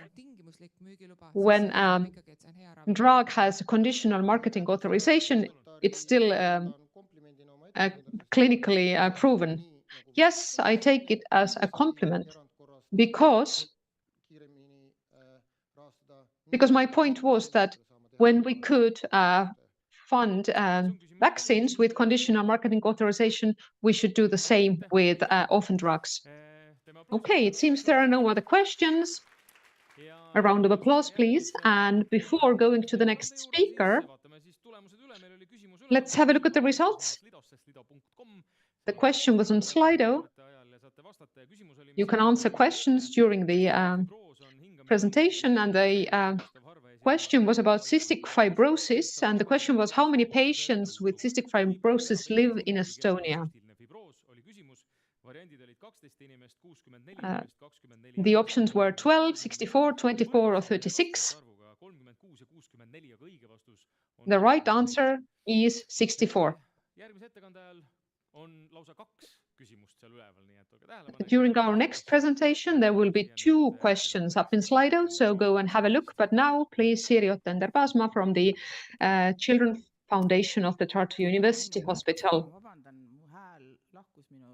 Hello, and I'm sorry, I've lost my voice a little bit. I did everything I could, so I hope you can hear me well. When I was preparing my presentation, I had a glance at the previous presentations of the previous rare disease days, and I understood that I could use the same presentations because almost nothing has changed.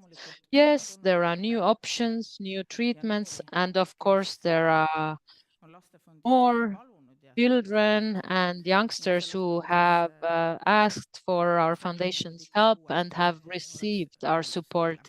So therefore, I did update my slides for today. We always put up this slide because we are very often asked what we exactly finance from the Children's Foundation. And there's a list here. And I have to admit that the first bullet point about rare diseases and orphan medicines and gene therapy has been very important, very central, and most resource intensive. So there was talk about those 5 million euros before. And in our opinion, the rest should go to the local governments. And foundations could also help out here because I think there's no need for separate financing for the local governments, except for the pediatric departments of the hospitals and the specific clinics. And what we have done from our foundation is having financed those aids and appliances that are not on the health insurance fund list. So if we talk about a very expensive device, then usually it's at the end of a priority list. And from our point of view, every child is important, and we consider that as a factor when making our financing decisions. So we do deal with expensive medicinal products, but also with different therapies, because the fund we have from the state side doesn't really meet the needs. So we need to help out the families. For example, speech therapy, it can be very expensive, or psychological counseling can be even more expensive and not accessible for families. So we try to help out there. Here you can see a table with the applications we have received. And all in all, it's clear that there haven't been big changes in the application numbers, but the sums do vary. And this is mostly due to the orphan medicines. Initially, we supported many different things, smaller things. So we have had 50-50 cost sharing in many cases, which many families can afford. We do support prescription glasses, etc., but they cannot be compared with orphan medicines, of course. So we can see the difference between 2017 and last year. It was in millions, whereas back then it was a couple of 100,000. And here you can see some very expensive medicines, some examples. And in our opinion, we don't have any solutions in this field, because the other aspects are, of course, important as well. We have to help out the families, but these are the most pressing issues, the biggest problems that the families just cannot afford, no matter their income. So here the burden for the state is the biggest as well. In 2015, we got 2 applications for the treatment of Duchenne muscular dystrophy for Translarna. And it was a really painful experience. And I've also marked them in red, because we were not able to finance these cases, because our budget didn't even reach the treatment for one of the children. So we didn't make empty promises, and unfortunately we couldn't help them. And Eve knows as well that the condition of these children is awful.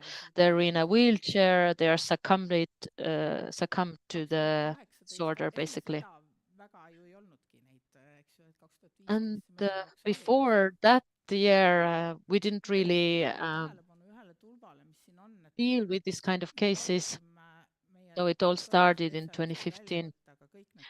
But what I wanted to show here in this table is also the support we get from the municipalities, because we always tell the families to turn to the municipalities as well, because they're the first ones that should help their residents.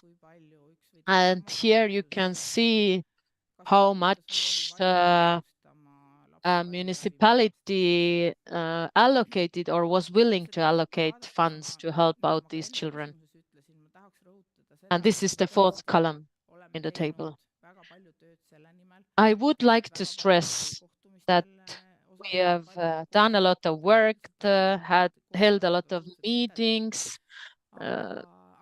Overall, I think those meetings are pointless, but we still attend them and try to have a constructive debate to explain that families with rare diseases cannot be handled like regular families with diseases that need help. They are a separate category, but this issue is still unsolved today. Then in 2018, we had 2 different diagnoses, but the treatment was the same. One of the families have left Estonia by now. We helped them out, but it was too much of a burden for the mother, not knowing if they would have the treatment assured next month and future. So they moved to Finland and they live there also today. And in the same year, a girl from Tartu, the city in southern Estonia, if I recall correctly, she was 17 back then, but in the same hospital, there was another girl that was 1 year younger, and she needed the same treatment, actually. And when the first family left Estonia, then the health insurance fund decided that they would reimburse this medicine, but only for the first diagnosis, not for the other diagnosis. So again, the girl next door in the same hospital didn't receive this treatment. And she was actually taken to intensive care. She needed another kidney. Finally, she made it out. And with our help, she got this medicine, and she got also a new kidney. And today she leads a normal life and she's doing very well. Then in 2019, this is a very famous case in Estonia, the Annabel case with Zolgensma. And a young man called Aimar, I think he was 11 or 9 years old, and his brother was 7 years old. So they were diagnosed early in their childhood, but there was no medicine, and the medicine became available when they were already adults. And usually we ask help from our gene department, but this time it was the other way around. Our genetics department came to us saying that there's treatment available, but the cost is very high. It's 42,000. And our board went over our own limits. So we ignored that ceiling and we helped Aimar with his treatment. And maybe Katrin can give more details afterwards, but as far as I know, at 25 years of age, he wasn't able even to lift his head from the pillow, but today he can manage in his daily life and he's doing very well, actually. So this gene therapy really had an effect on him. And the third application is about the same girl next door in the hospital. Moving forward to 2020, the medicine called Epidiolex wasn't very expensive, but Dr. Valentin Sander turned to us saying that there was a patient and with that patient nothing worked. So we were asked for help with this medicinal product, and we decided to help them out. Fortunately, health insurance fund decided to continue with this help with 2 further patients, one of which is unfortunate not among us anymore. I don't remember exactly how long he received the treatment. The outcomes were actually very good, so the health insurance funds agreed to continue supporting it themselves. Now, octreotide. This was a very specific case, and again, unfortunately, that child is not among us anymore.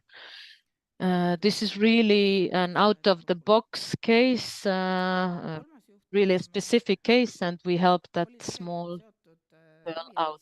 And now the third case was travel case where the patient had already traveled to Germany for a second opinion and received a severe cancer diagnosis, and we decided to cover the first expenses.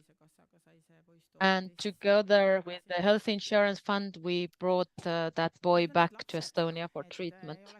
And I wanted to go beyond the figures and the tables. I wanted to show you the children involved. Pavel went to Germany. Maru, we couldn't unfortunately help. Trevor was the one that needed Epidiolex. He's a very smart boy. And Katerina is the girl next door that didn't fit the proceeding rules. And then in 2021, we already received 4 applications. Again, you can see the €0 under some municipalities in the 4th column.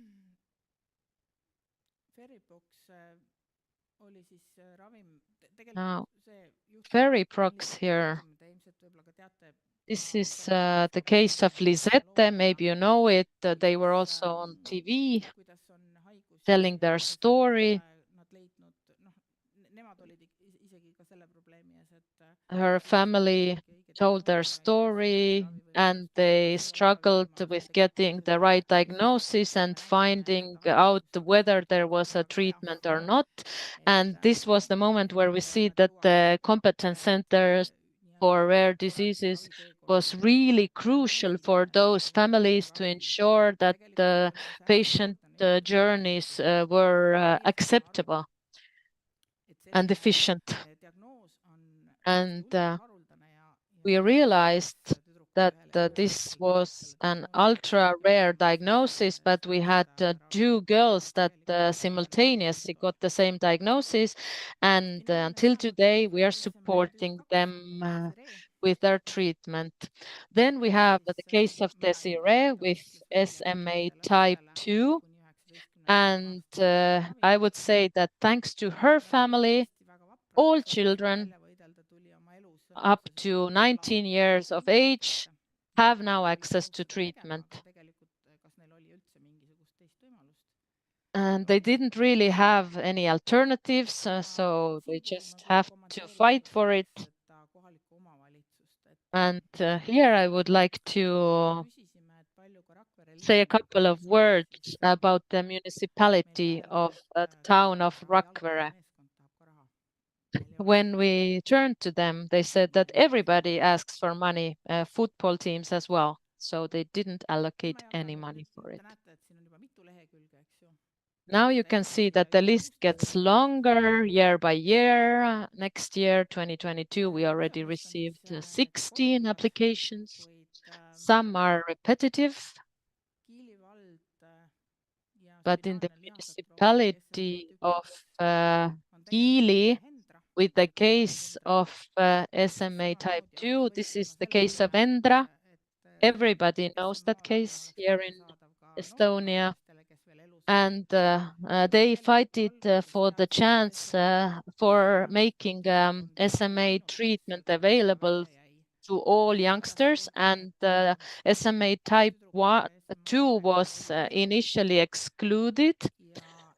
But then there was another girl living with SMA type 2. And thanks to the fight of Hendra, I would say that actually up to 25 years of age, other youngsters got the treatment as well. And I really hope that in the last presentation of today, we can get an answer to the question of where do the criteria come from. Since October last year, treatment for SMA has been available for youngsters up to 25 years of age, but those that are 26 or older cannot get the treatment. And they say it's because it's ineffective, but not what we have seen. Then we have a youngster born in 2004. He needs Miglustat. This is a very rare case. Maybe in the next 20 years, we could see another case. And that's why we cannot expect the pharmaceutical companies to offer solutions if it's one person every 20 years on average. So I'm convinced that the criteria has to be thoroughly analyzed and modified. To make orphan medicines available on our market is a big fight, but we shouldn't be the only ones fighting. The doctors shouldn't be the only ones fighting. Our health insurance fund has the possibility to fight for these possibilities, but they have excuses every time. Firstly, what the father of Alexander said, that there's no good cost efficiency correlation. And then there's also referrals to our legislation, because the EMA has given their recommendation already. We need to have separate proceedings in Estonia. We've heard that these proceedings should take up to 2 hours, but actually we are talking about 1,061 days before the medicine makes the list. And we don't really know why it takes so long, because we are not part of these negotiations and proceedings. Now, achondroplasia. Last year, we heard one of the stories of one of the families.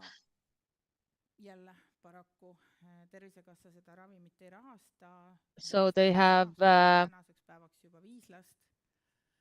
hindered growth in this case, and we have several cases where we have treatment. And when initially the pharmaceutical company said that only a couple of centimeters would be gained, then we've actually seen up to 7.6 centimeters per year of gaining height. So we've seen much better results. But again, the correlation numbers are not acceptable for the institutions. Now, the last case. We always say that we always have a child for the most expensive medicine in the world. And here, these 2 million is orientative price because it's been said actually that it's 2.8 million pounds.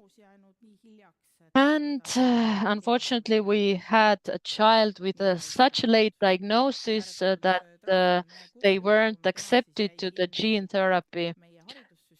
So it was an awful case. She was stuck in our educational system. There's no competency, no knowledge to handle such cases. So the child was referred constantly to different specialists. And when they finally reached the Center of Rare Diseases, and that was by a chance because the mother had come across a piece or a story about the center. Then they got the diagnosis very fast, but unfortunately it was too late. It's a very sad example indeed. I don't unfortunately have time to go into detail. We have so many different stories, but Kaftrio and Kalideco, I don't know if it's Kalideco. I would like to thank Alexandra's father. I have little to add because the best way to illustrate these cases is the stories by the family. But I have here feedback from families with cystic fibrosis. My team prepared it for me, and it's from recent days, recent weeks.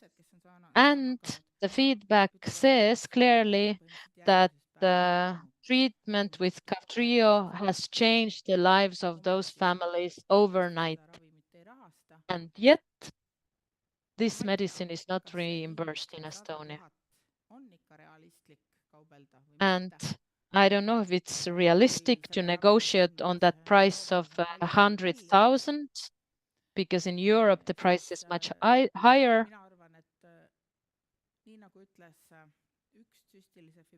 In my opinion, as one cystic fibrosis patient said on a TV interview, it will be broadcast soon. They said that we have to find a solution urgently. We have run out of time. Many children have been waiting for this decision to be made. And when we found out last autumn that the negotiations have stopped, they have been basically finalized by then, terminated, then we saw that more and more people, more and more families turned to us, and we asked the practitioners to make a priority list. I know it sounds bad, but we wanted to have an overview of critical cases that we should take over, that we should support, and currently we're supporting 7 patients with cystic fibrosis. More about Duchenne muscular dystrophy. I wanted to share the example of Kevin. Kevin, he was on TV yesterday. Maybe you saw it. He's a very nice little guy. And I'm happy that we can at least help him because the medicine is really expensive, but it is crucial for Kevin. And I really hope that our donors help us out because we are not really hopeful that it could be making the list anytime soon because it doesn't meet any of the criteria. And lastly, the case of Kevin Sander, a young boy with an urgent need of treatment, as Dr. Oige told us. In 1 month's time, he would become blind, so we had to act really fast. We're a small country. Is it really possible that we cannot come up with specific ways to approach the cases when it's life-threatening to the child. We fought with the health insurance fund until the end of the year. It was quite ugly in the last phases. Now, in theory, they are financing it, reimbursing it since January 1st this year, but in practical terms, the agreement with the pharmaceutical company was reached in Christmas time.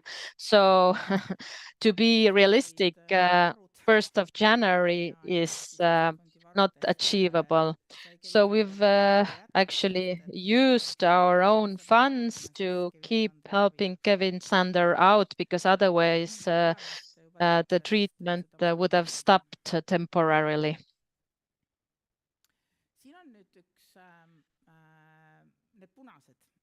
Next, here you can see some good examples from our cooperation with the health insurance fund. We've had delivery problems, and we also had the same issue with Sabril Gigabec, and many families turned to us. We are talking about children with severe disabilities. Gigabec is much more expensive than other treatments, and we turned to the health insurance fund for help, and they made the decision very swiftly, and Sabril might be also available again now. The difficulties were maybe overcome, but this is a good example that when there's a will, there's a way. And again, I wanted to show you more children. We are not talking about figures. These are real children. We are talking about on the left achondroplasia cases, and now they are growing very well with the treatment they're receiving. Then Sergei on the right, the very rare case where the next diagnosis will probably come in 20 years, and Lisette and Maribel are the two girls that have a very severe genetic disease and it credit box very fast. Really nice children, all of them. Now, last year we received 20 applications already. We can't even put them on one slide. There are so many different problems. But in black, you can see the different treatments that we are supporting. And we have decided in our foundation that if the treatment is not functioning, then we would stop financing it. And every 3 months, the cases are re-evaluated. But we haven't seen even one case where the treatment is not responsive. So even brand new and innovative treatments work better than expected. And sometimes the evaluations we get from the practitioners beforehand, there they are a bit cautious about the potential outcomes. And now the next slide. Again, this is a very sad story. And the Rett syndrome and the treatment. In March last year, it got the market authorization in the US. And many families have been going on, keeping that in mind, thinking about maybe someday receiving this treatment. You can only imagine the situation. So the medicine is available in the US, but the company has no interest at all to make it available here in Estonia because the market is too small. But as said before, I hope that the last speaker can tell us about the efforts the health insurance fund has made in order to make Profinet available also in Estonia and improve the lives of those children. We have here Elli, Johanna, Frank, and Franka. These are only 3 examples of children waiting for this medicine to reach Estonia.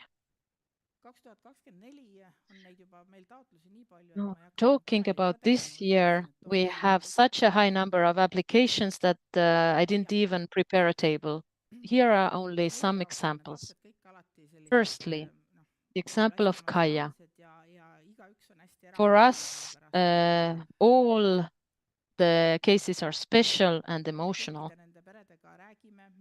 because we are in contact with the families, we listen to their stories, we meet them, we try to help them out. It was on December 20th that we should have received Kaia's story, but unfortunately it went into junk mail. When we finally saw it in our mailbox, then we contacted Dr. Savisaar quickly, asking for help, asking for additional information, but we got a very sad reply. Namely, in the beginning of this year, Kaia was taken to the hospital with very low expectations of recovery. And this is very similar to the case of Maria Teder. She's in judicial proceedings trying to fight for her rights, and I read the ruling where the health insurance fund says that treatment is insured, but it's not true. We are not talking about modern treatments. We are not offering any treatment if there is another alternative means which is efficient and really helps the patients. Our board made a decision in only 1 hour. We had contacted the specialist before to see if there was anything else we could do for Kaia, and the only answer we got was that we should try out the medicine. But when we made the decision, it turned out that no vials of the medicine were available in Estonia. And thank you, Vladimir, for helping us out. So we called Vladimir, Alexandra's father. Do you still have a little bit of this medicine to help out Kaia that needs this medicine urgently? This is what we asked him back then. And he said, of course, I will take it to the hospital right now. And the doctor received him, and by the same evening, Kaia got the medicine. And 5 days later, we received a letter from Kaia. It's here on the slide. It's actually only an extract. We will definitely publish the whole letter. But what we can say that 5 days later, there was hope. It wasn't that life-threatening anymore. Now, Kaia is 25 years old. Is she too old for a treatment? I think not.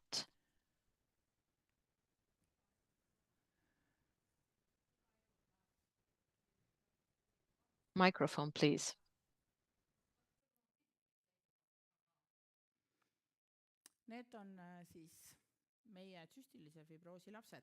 And then our children receiving treatment for cystic fibrosis. Nora-Liisa has received the treatment for the longest. She does different kinds of sports, activities. And on February 21st, her mother wrote us that she's doing very well. And that it's strange that they don't have to be contacting their doctor constantly. It's surprising. After starting the treatment, with the medicines. She's feeling much better. The lungs are functioning much better. So according to the description is that she leads a normal life, participating in different activities, playing basketball, singing in a choir, spending time with her friends, waiting for school holidays to sleep in and spend time with her friends.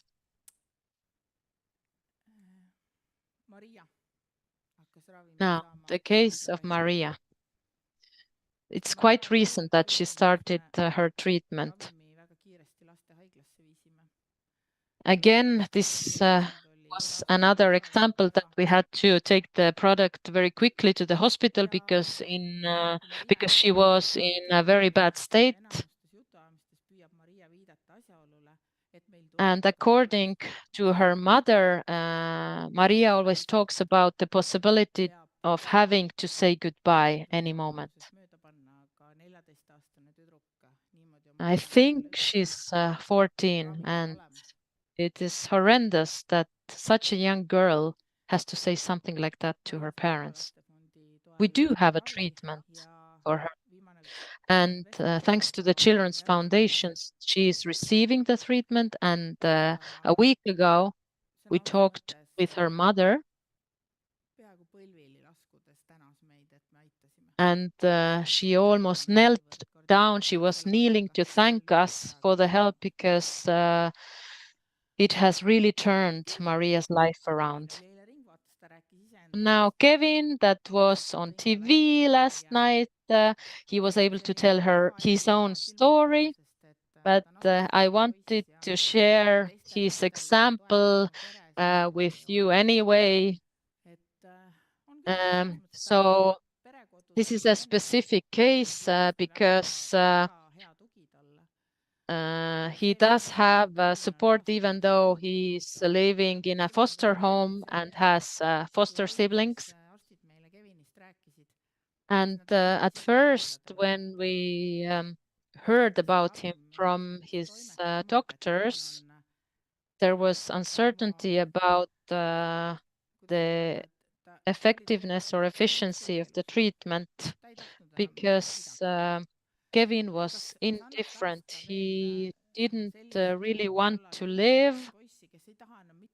He didn't expect anything from life. How can you treat a 12-year-old boy like that? But now things have changed. And in the interview yesterday night, he said that his doctor is very smart.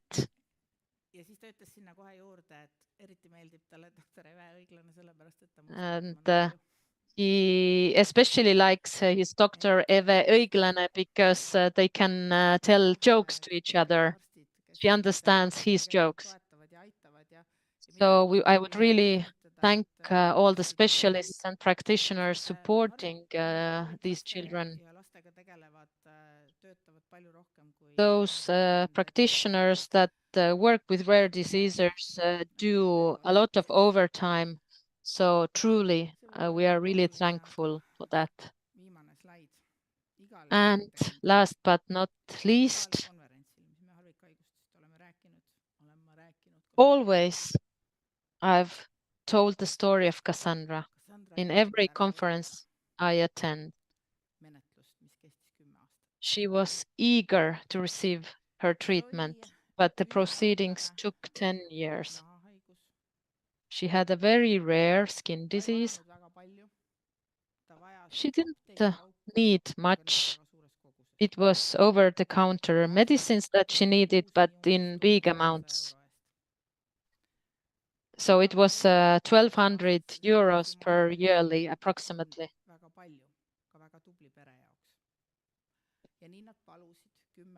And the family asked for some financial help because if it's an ongoing need, it's not affordable. The proceedings continued and continued until, unfortunately, Cassandra couldn't keep on, and she's not among us anymore. And there is ongoing research on gene therapy, and she had actually made the research group. So these 1,200 euros per month, they were crucial. I'm really sorry, Cassandra. Thank you, Siiri. We should be breaking for lunch, but we have 3 presentations to go. I really hope that you have the time here to be with us today.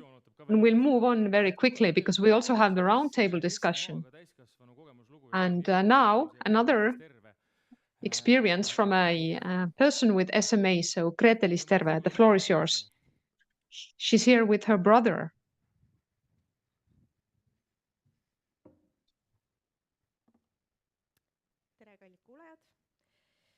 Hello, my name is Gretelis. I'm 26 years old. I have 2 small children. And I have SMA type 3. I would like to tell you about my life a little bit, how I was diagnosed, how SMA has affected my life and my family's life, and how I finally got treatment. So about my diagnosis. SMA is hereditary. I was born with it, but I wasn't diagnosed until I was 14. My brother has the same disease, but he was diagnosed when he was 2. In my case, and the disease expressed at a later age, and it was the symptoms weren't very severe.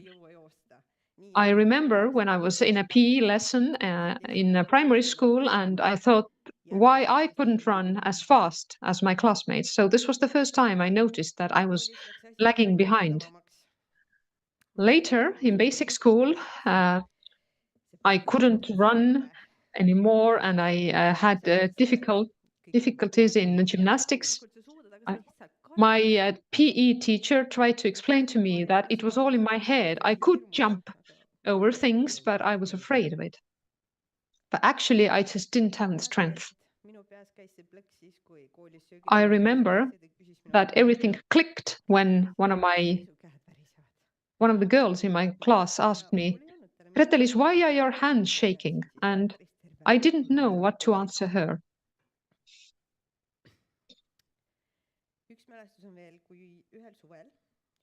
I also remember when one summer we were jumping on a trampoline with my friends and we were doing different tricks.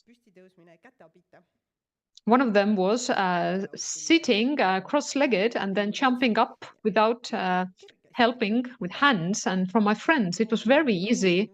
I tried and tried, but I still couldn't get up.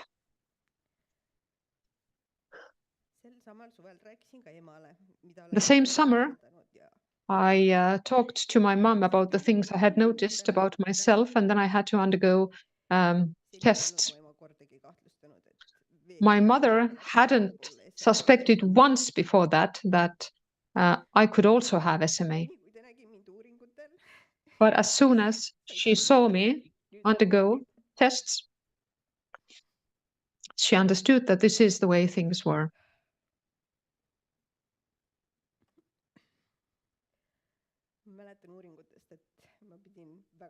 From the medical tests, I remember I had to walk on my toes and on my heels. Then I had to squat and stand up, and it was very hard for me. The worst thing was a procedure where they were putting needles in my arm and thigh muscles, and then I was asked to squeeze the muscle. As if this huge needle wasn't enough, I also had to squeeze the muscle at the same time. It felt horrible. After I was diagnosed, I remember that a doctor saying that if I want to have children in the future, I'll have to go and get myself tested first to make sure that I wouldn't give this disease to my children. I had to think about my future and my children at the age of 14.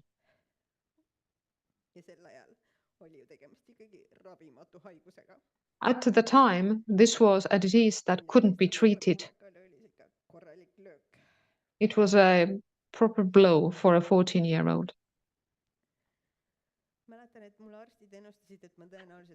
I remember that the doctor told me that I probably wouldn't end up in a wheelchair, but I knew what it would actually mean.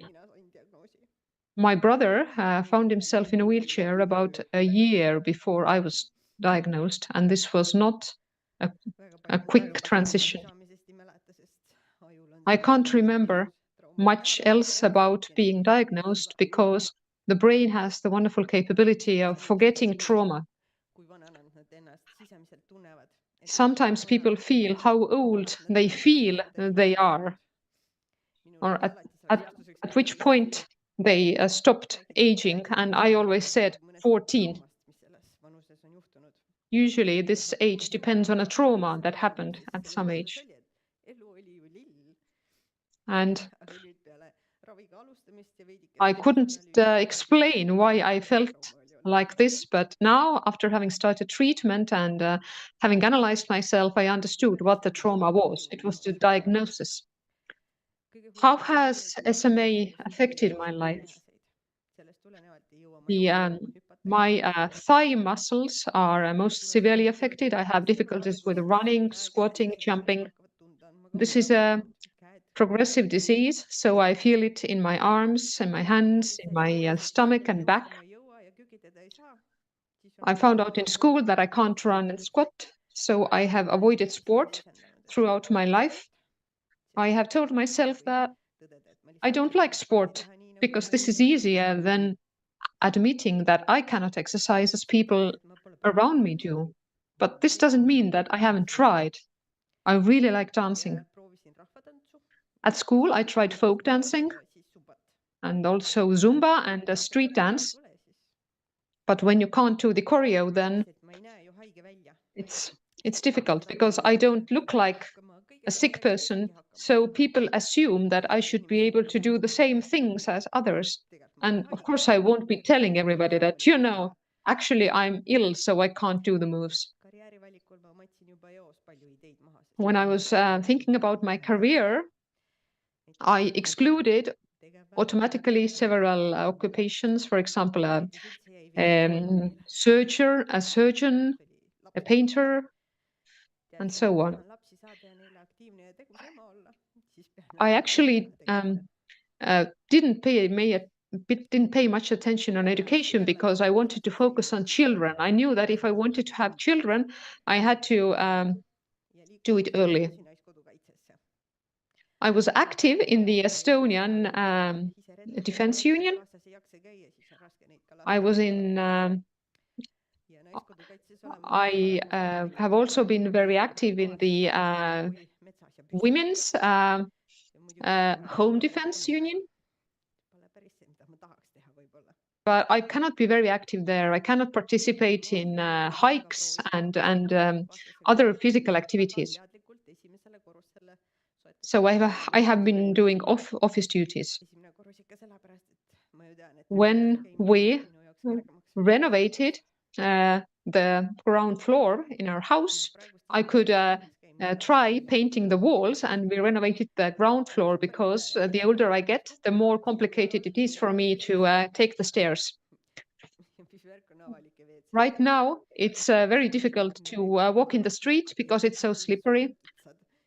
It's also very difficult for me to use public toilets because the toilet bowl is very low and the booths are very, very narrow, so I really don't have a lot of space there. I have SMA type 3, as my brother. As I told you before, he also has SMA type 3. However, his condition is a lot worse than mine. I read that for men, SMA could be diagnosed at an earlier age, and it's more severe.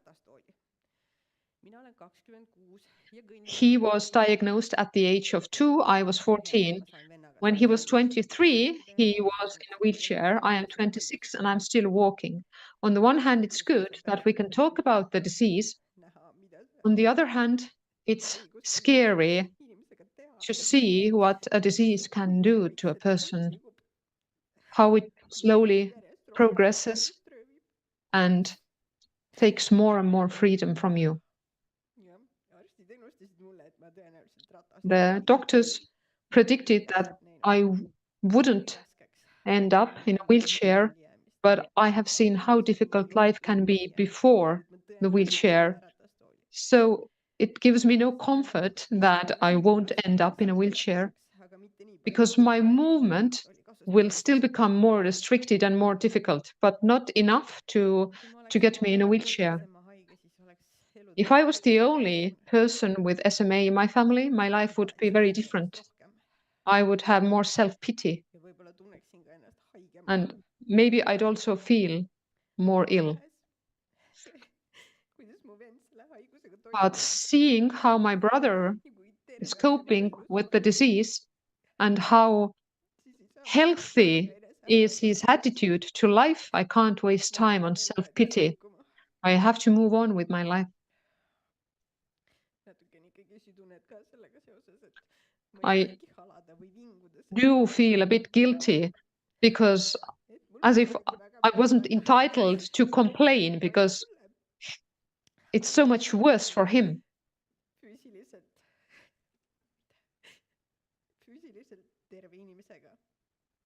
But if you compare me with a person who is physically well, then I am actually in a worse condition.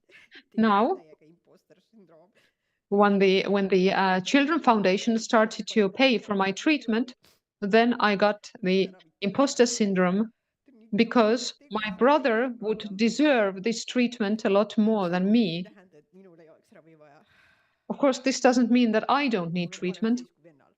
And right now, I am in a better condition than he is. It's a progressive disease. So we have to sit and wait until it gets worse to be entitled for treatment. And then maybe people would notice more and I would be a bigger burden for the society. SMA also affects my family life. As I said before, in order to be a good mom for my children, I had to have them as soon as possible because, so I had to get a husband because you can't have children alone. So I had to find somebody who loved me the way I was. He was happy with my life plan. He loved me the way I was. Before I got pregnant, my husband had to undergo a genetic test. We got a green light from there. Our genes were fine, so we wouldn't give this disease to our children. After the birth of our children, we can see how much he has to do by himself. He has to carry the bags, he has to move the furniture, he has to play with the children and lift the children. Sometimes I can't even wash my baby because I have no strength to hold him on my hand, on my arm. The most painful moment was when I saw my smaller child screaming from joy because her daddy lifted her up, but I didn't have the strength to lift my little baby and make her laugh. I can't model a healthy life for my children. We can't go hiking with the family. We can't do anything like this together. Of course, I can tell them that it's important to move and they can do the things with their dad, but it would be wonderful to do all these things together with both parents. I have always dreamt of living in the country, having my own house, my own garden, but this would also mean taking care of the household and hard physical labor. So this is another dream I have to bury unless my husband agrees to do all the chores. by himself. When I finally got treatment, so the first time I heard about this treatment was when I was pregnant with my second child, and I heard about it from my midwife. So I phoned my brother, asked whether he had heard anything about this treatment.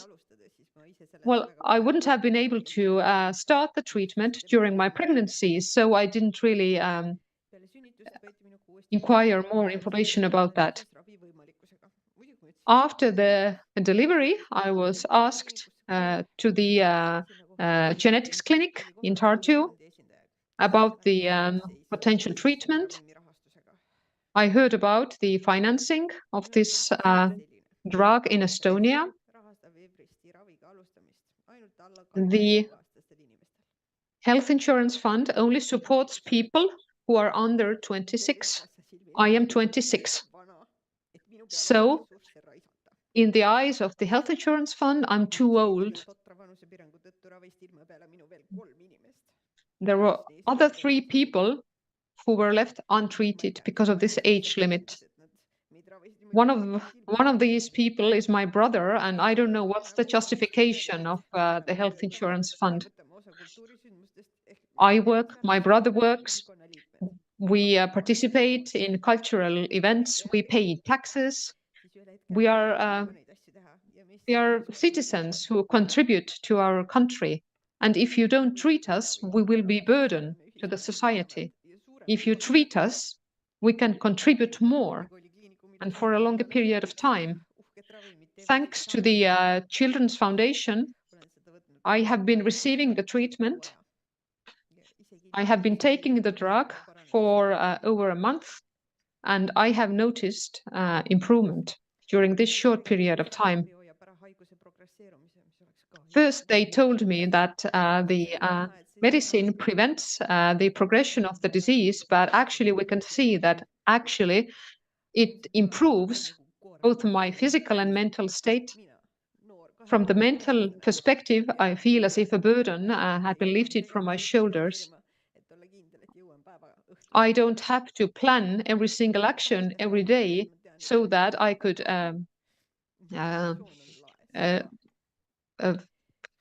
finish the day.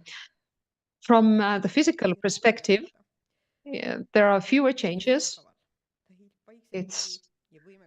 This disease is creeping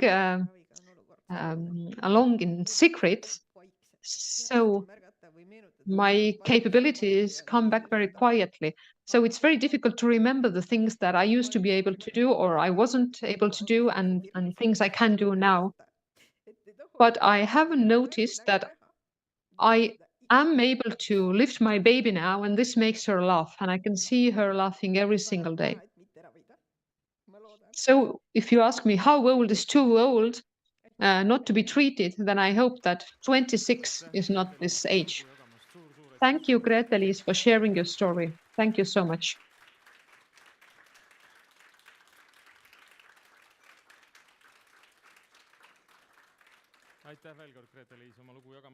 Thank you, Grete-Liis, for sharing your story with us.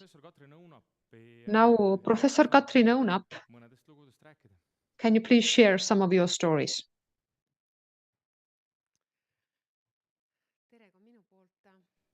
Hello. I would like to tell you about 2 stories compared to connected to the campaigns and support from the Children's Foundation about Kevin Sander.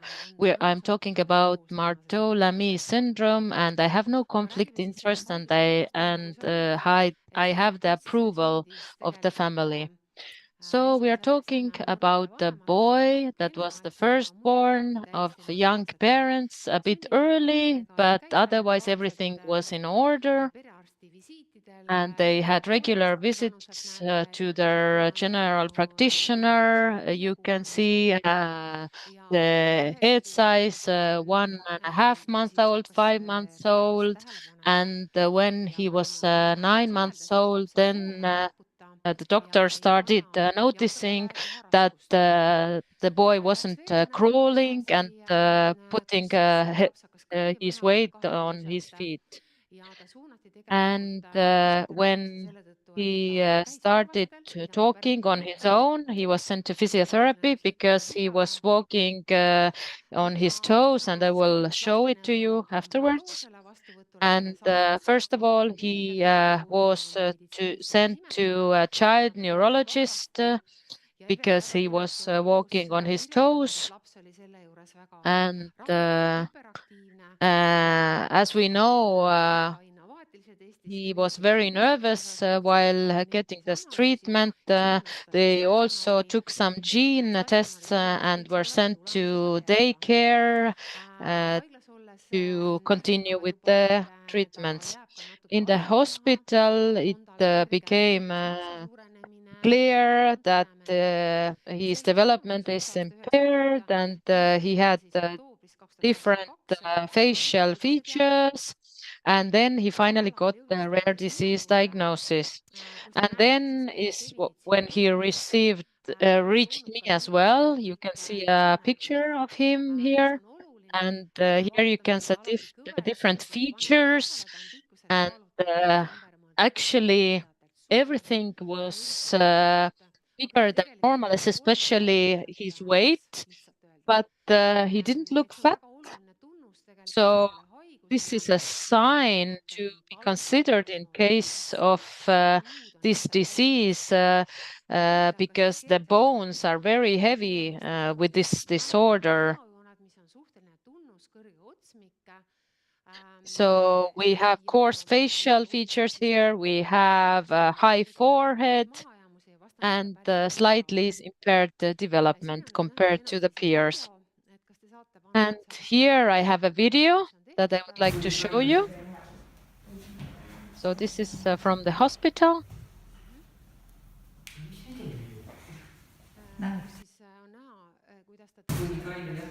And you can see that he's walking on his toes, but otherwise he's slim, even though he weighs too much. This is important to bear in mind to identify this type of diseases. And we saw in the sequencing that there was a homozygous mutation and he was diagnosed with Marotto-Lamy syndrome. But what does it exactly mean when we have the polysaccharide syndrome and Marotto-Lamy syndrome? And this is basically because of the processes in the molecules. It has to do with the enzymes that have to process different substances. So there's accumulation of certain substances in the cell, and it's a hidden process. It's like a garbage bin that we don't take out for a while, but even though at first we don't notice it, then after a while we start seeing that there's enlargement also seen from outside.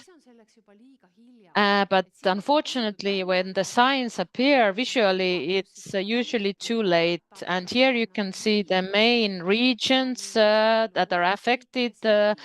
They are not as tall as their peers. They have issues with their sight, with their gums, with their spine, etc.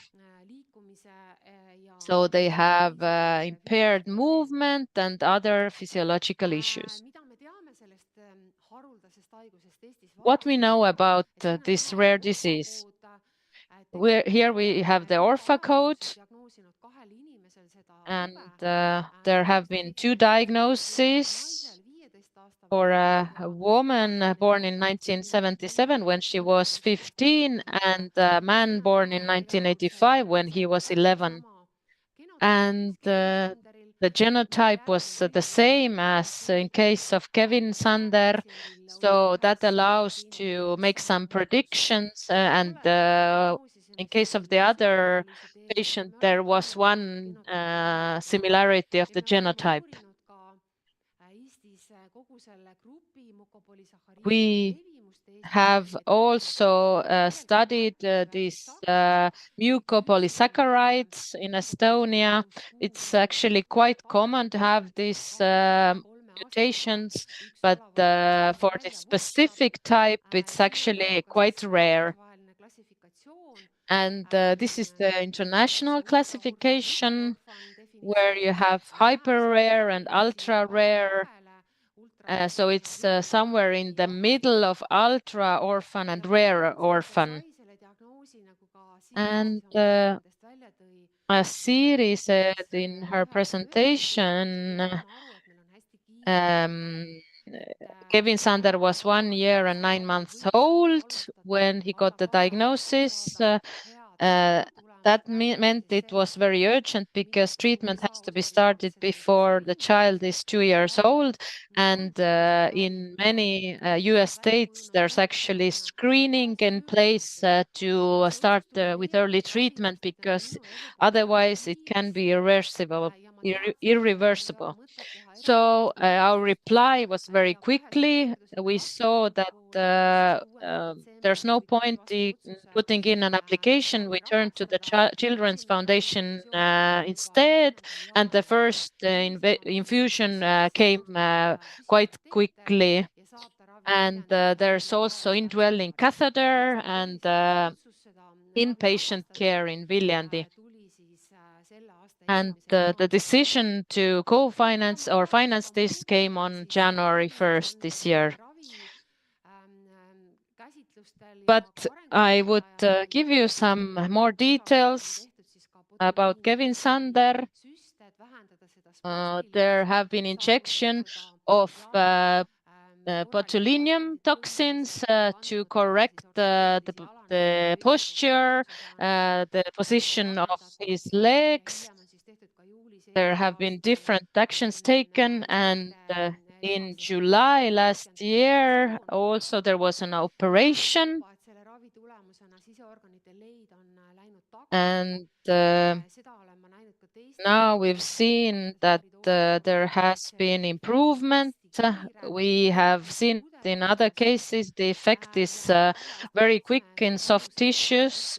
And at the age of 2 years, 7 months, there was an evaluation, and the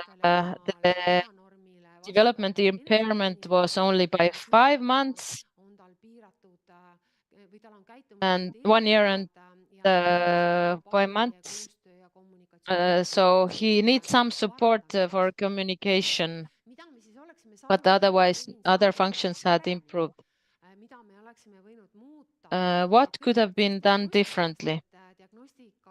Firstly, regarding the diagnosis, that was really quick. He made the clinic or the 3rd stage very quick, but the referral could have been faster actually. And if we look at the scheme, there are 2 crucial points. We can see that the head size has increased rapidly, and this should have been an indication to refer him quickly from the first phase to the child neurologist. These are signs that should induce this kind of urgent referral, and that would have helped us with an early diagnosis. Now, the access to treatment. As I said, I didn't apply because I knew that I would get a negative response from the health insurance fund. Our regulation doesn't allow us to make these applications in emergency cases. And my question here actually to the fund is, why does it take so long to change it? We have been talking about it for years. Could we please pass the change this year? Now, in December, I was contacted asking me if somebody would apply, and they provided me the specific form.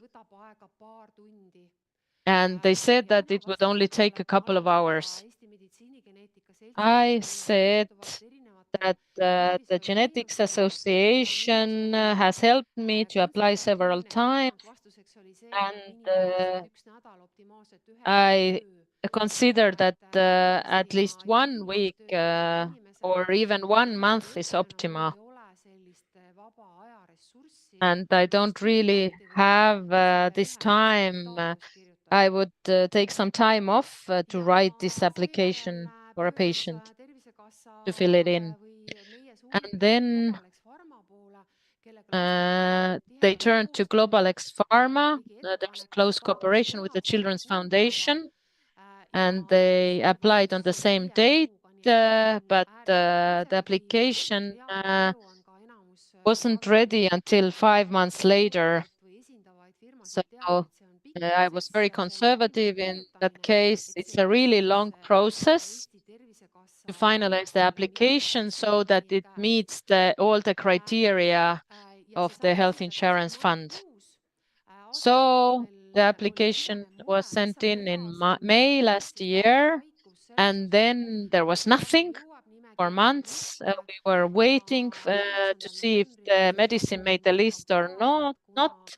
And a new campaign was launched in November by the Children's Foundation because there hadn't been any new information about the status.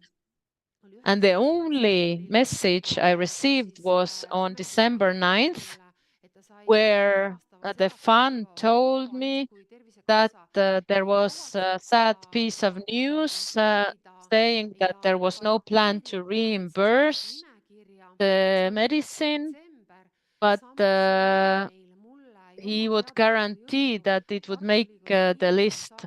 But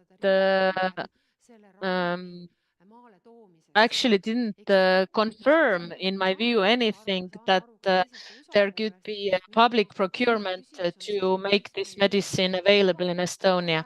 Therefore, my question is, why couldn't we have an open debate about timelines to have information publicly available about the ongoing negotiations, about the intention to sign the agreement, etc., to make it more transparent. I would also like to thank the family, of course, for the information, for the video, also the Children's Foundation, and of course the Competence Center of Rare Diseases. And thank you for your attention. Thank you so much, Katrin. We have another presentation. The Health Insurance Fund has been mentioned several times, so now we have a representative. Then we will have a 10-minute pause, break, and then we have time for a round table. But first, the next presentation, Rain Laane, please. Okay.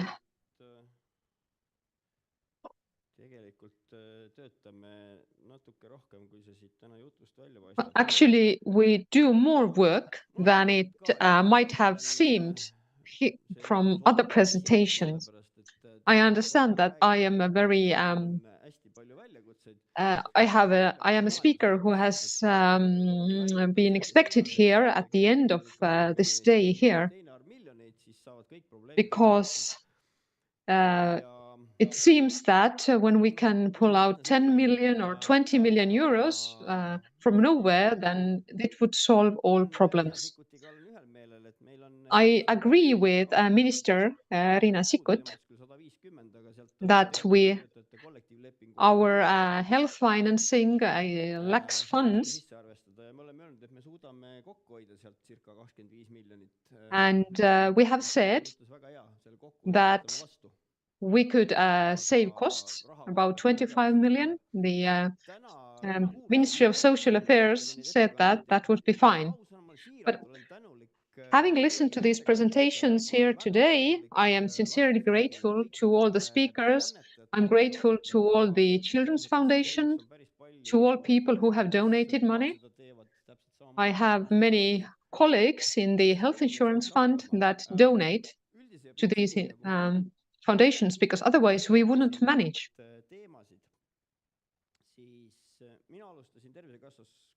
I started in the Health Insurance Fund about 6 years ago, and I remember Annabel's case. It was 172,000 euros. This was a large amount. Nowadays, as we could see, large amounts have grown, now being 2 million euros.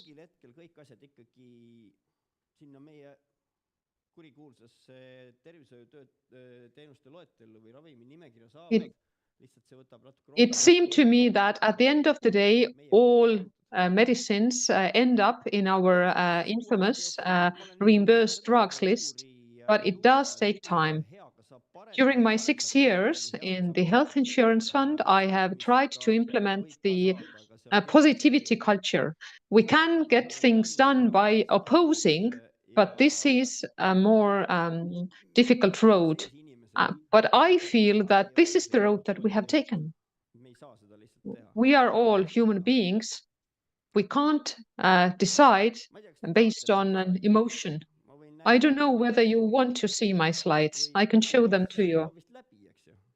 I think the coffee break is over by now, but let's have a look at some numbers. Here you can see the amount we invest in medicines. Siri, your amount started from 20,000, or when you started in your foundation, you started from tens of thousands of euros. Now you pay for medicines that cost millions. There are many foundations here in Estonia, or more than just Children's Foundation. For us, the foundations are like a bridge between the patient who needs treatment today and the moment when their medicine finally gets on the list.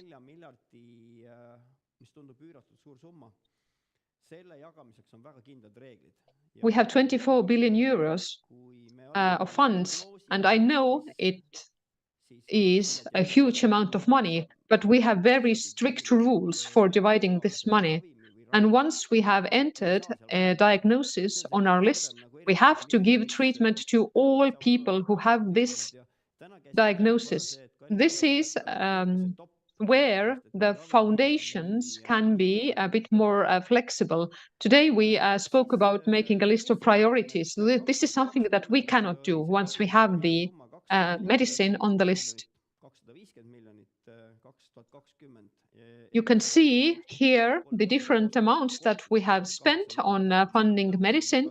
So it has increased a lot.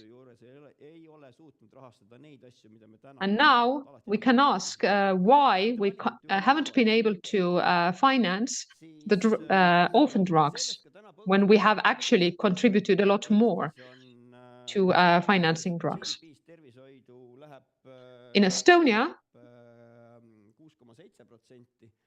6.7% of our GDP goes to healthcare. I remember when I started, it was much less. Back then it used to be 1,000 euros per person. Now it's 2,000 euros per person. When we have a look at countries like Finland, Denmark, Sweden and Norway, there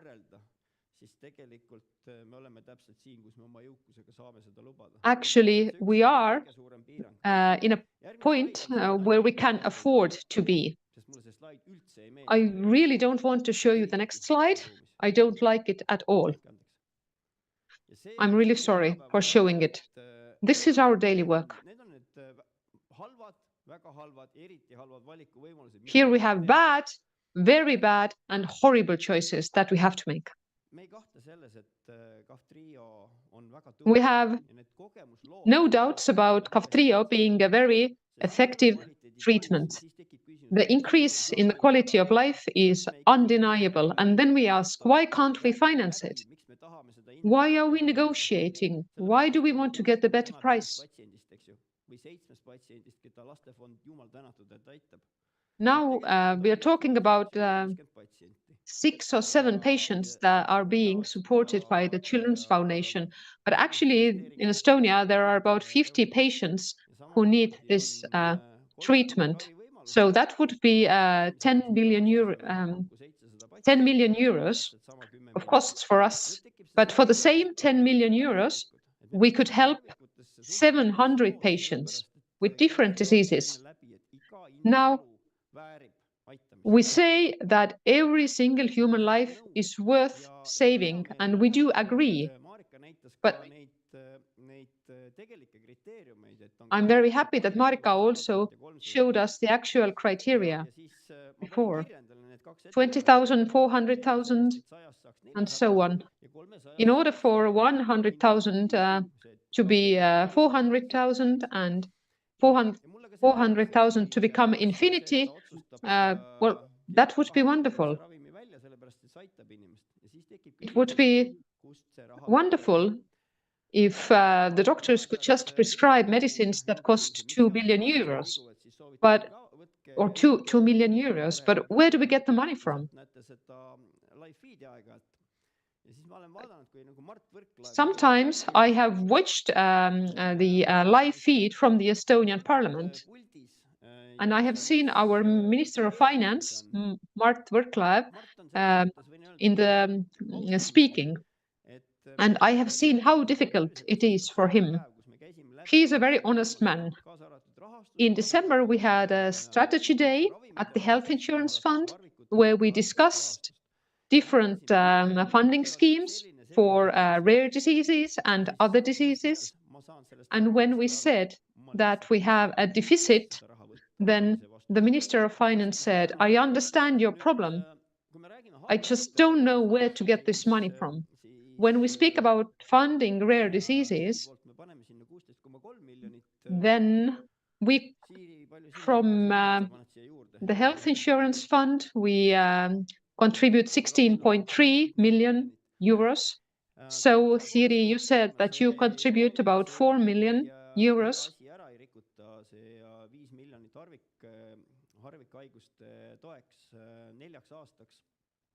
We also spoke about this 5 million euros that is aimed at relieving the situation of people with rare diseases during 4 years. But I am a bit skeptical in this question because this 4 years is over in the year 2027.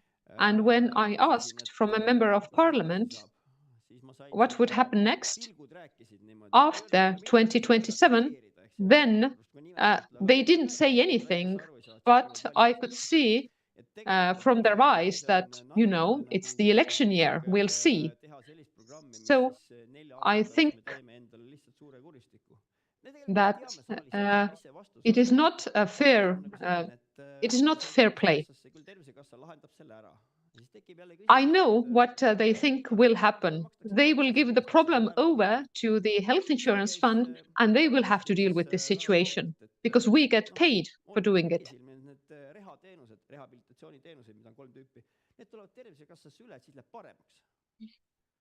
We heard here earlier before that we expect the Health Insurance Fund to pay for the 3 different types of rehabilitation services as well.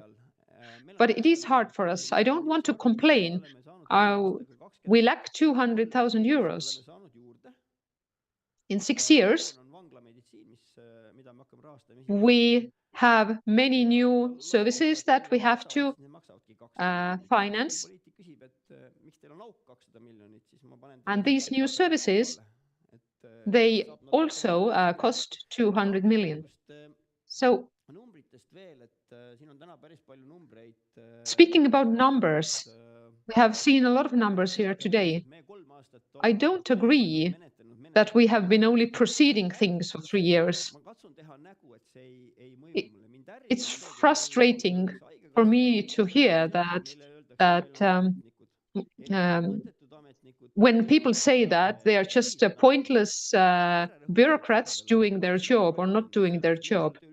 But it irritates me because we don't have any bureaucrats. We have 200 people working hard. And we tried to do the best with the funds we have. I know that not everybody is happy with what we do. And there's always the question of something being left out. When we have a look at this chart here, then there has been a change in the number of medicines and treatments.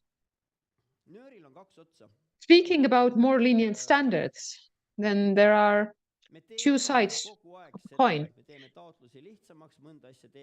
On the one hand, we make the application procedure easier, but of course, on the other hand, I do admit we haven't done enough.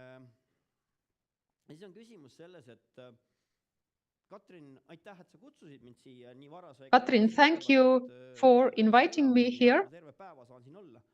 And it's wonderful that I've been able to spend the whole day here. The last case that we discussed,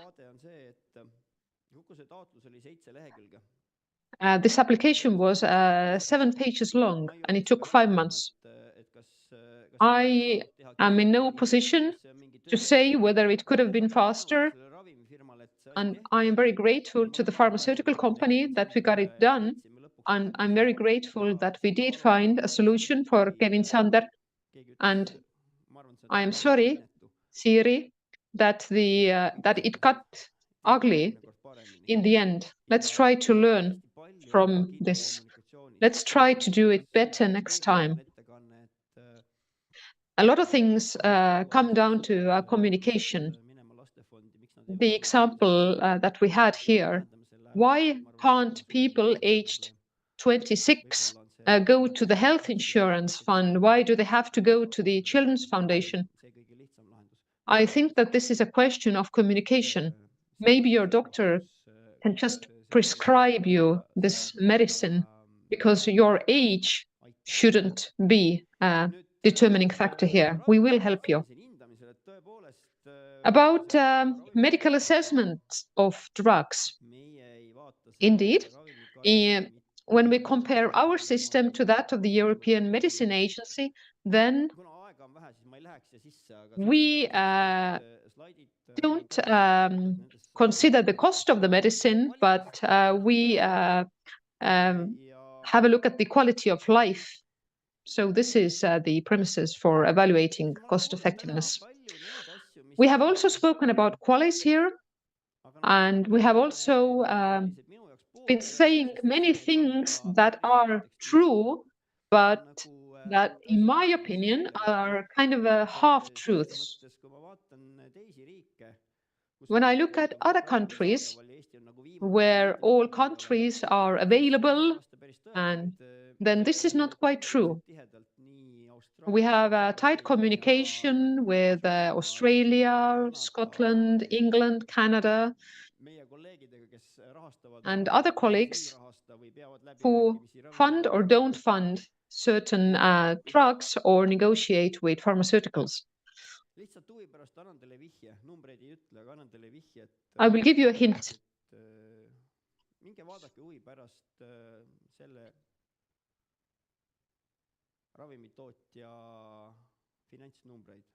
Go and have a look at the financial numbers of this pharmaceutical company. We haven't really been speaking about that here today. Maybe a part of the solution lies there. Then, do we actually need all medicines? Estonia is small.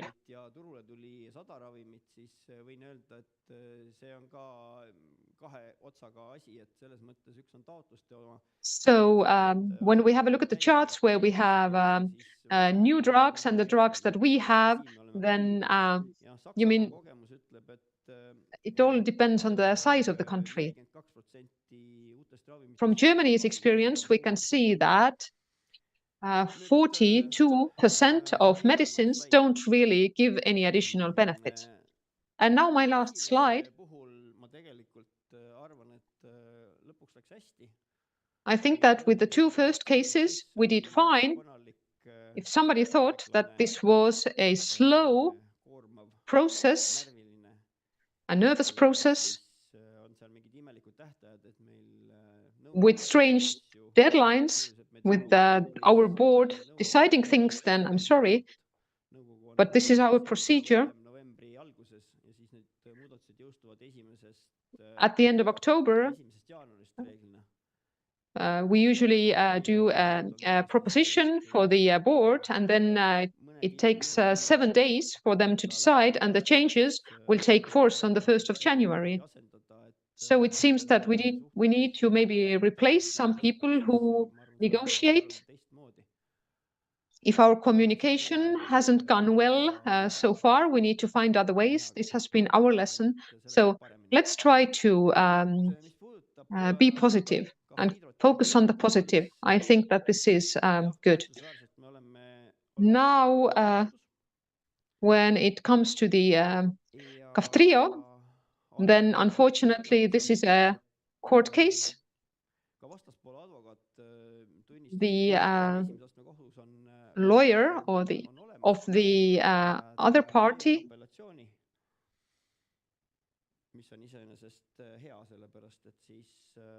so we do have a ruling from the first judicial level, and the lawyer of the other party admitted that there wasn't actually there wasn't a lot of evidence that spoke in favor of their case. So let's see how we'll do in the second, and then in the maybe in the third level.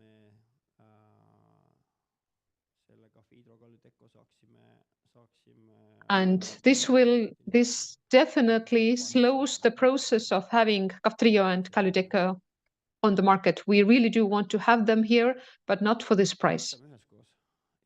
Let's help people together. I give you my word, we are there to find a solution. I know that sometimes things are too slow, but we have found solutions, and we will in the future. Thank you. Thank you. Now we have a 10-minute break, so you can go to the toilet or have a quick coffee.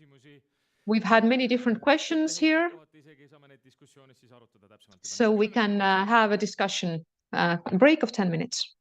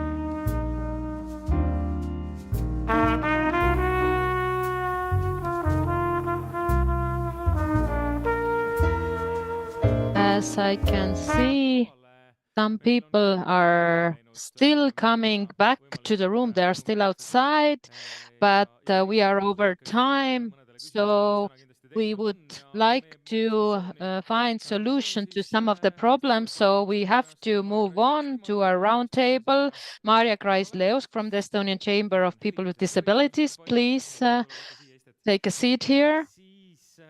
Then joining us as well from the Association of the Pharmaceutical Manufacturers, Marika Lepaste. Katrin Unapi as well, please come and take a seat. And Rain Laane from the Health Insurance Fund, please take a seat. And representing the state, we have Ms. Carmen Yorel from the Parliament Social Committee here. Please take a seat. And Siiri Otender-Paasma as well from the Children's Foundation. Please have a seat.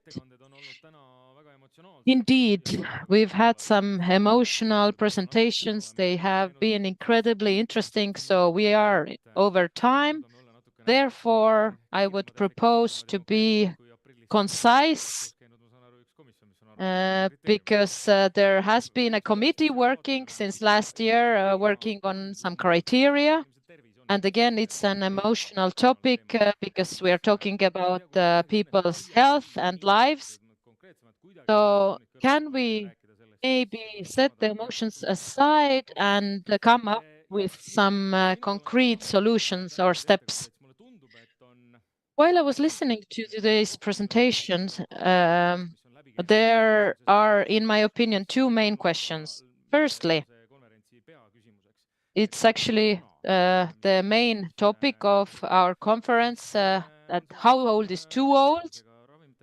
And then financing of the medicines. So we have to start with the health insurance fund. So I would ask where or what are the age ceilings or limits based on?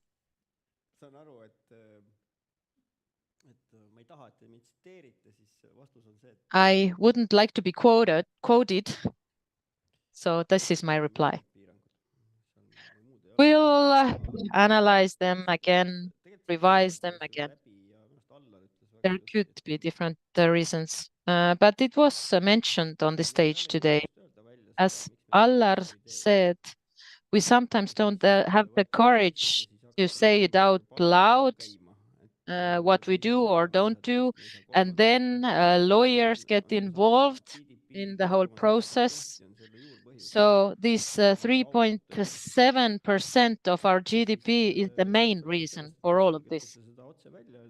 And then it's a question of whether we have the courage to say it out loud or not, that we don't have more capacity for medicine financing, or it can be a longer reasoning. And this is related to all these age limits and other clauses. For example, that if you start the treatment as a child, then you can continue having the treatment, but that's actually not how it's like. Everybody can ask for the floor. If you think that this age limit is out of date when it comes to approaches. Siiri, please. Yes, I asked the same question in my presentation. Why this limit of 25 years of old and then older than that? Does it work in practice? Well, I imagine that when it was drafted in the legislation, then it was just considered to be the right criteria, but we probably made a mistake. From my side, I would like to give you the state perspective. I've been in the committee for a year. Before that, I was always on the other side of the table as a practitioner. So what can I say? Ryan talked about our GDP, our economy, that we spend 6.7% on healthcare, and the average in Europe is 8 or 9%. And I think in the States it's 15, no, it's 17, but it includes the money you have to spend on lawyers. And the minister also said that we need more funding for our healthcare. And then she added something that I didn't really comprehend. And a minister should never say it, that she doesn't know where to get that money that is lacking. And the last health minister, Peterson, also from the Social Democrat Party, now we're talking about politics, he had to analyze where we could get that additional funding. Should we change co-financing, which is high already, or raise some taxes, or different schemes that actually are available there? And the thing was that he had to analyze which was the best option. And then the government changed, and then the new minister had to come out with the analysis by the end of the year.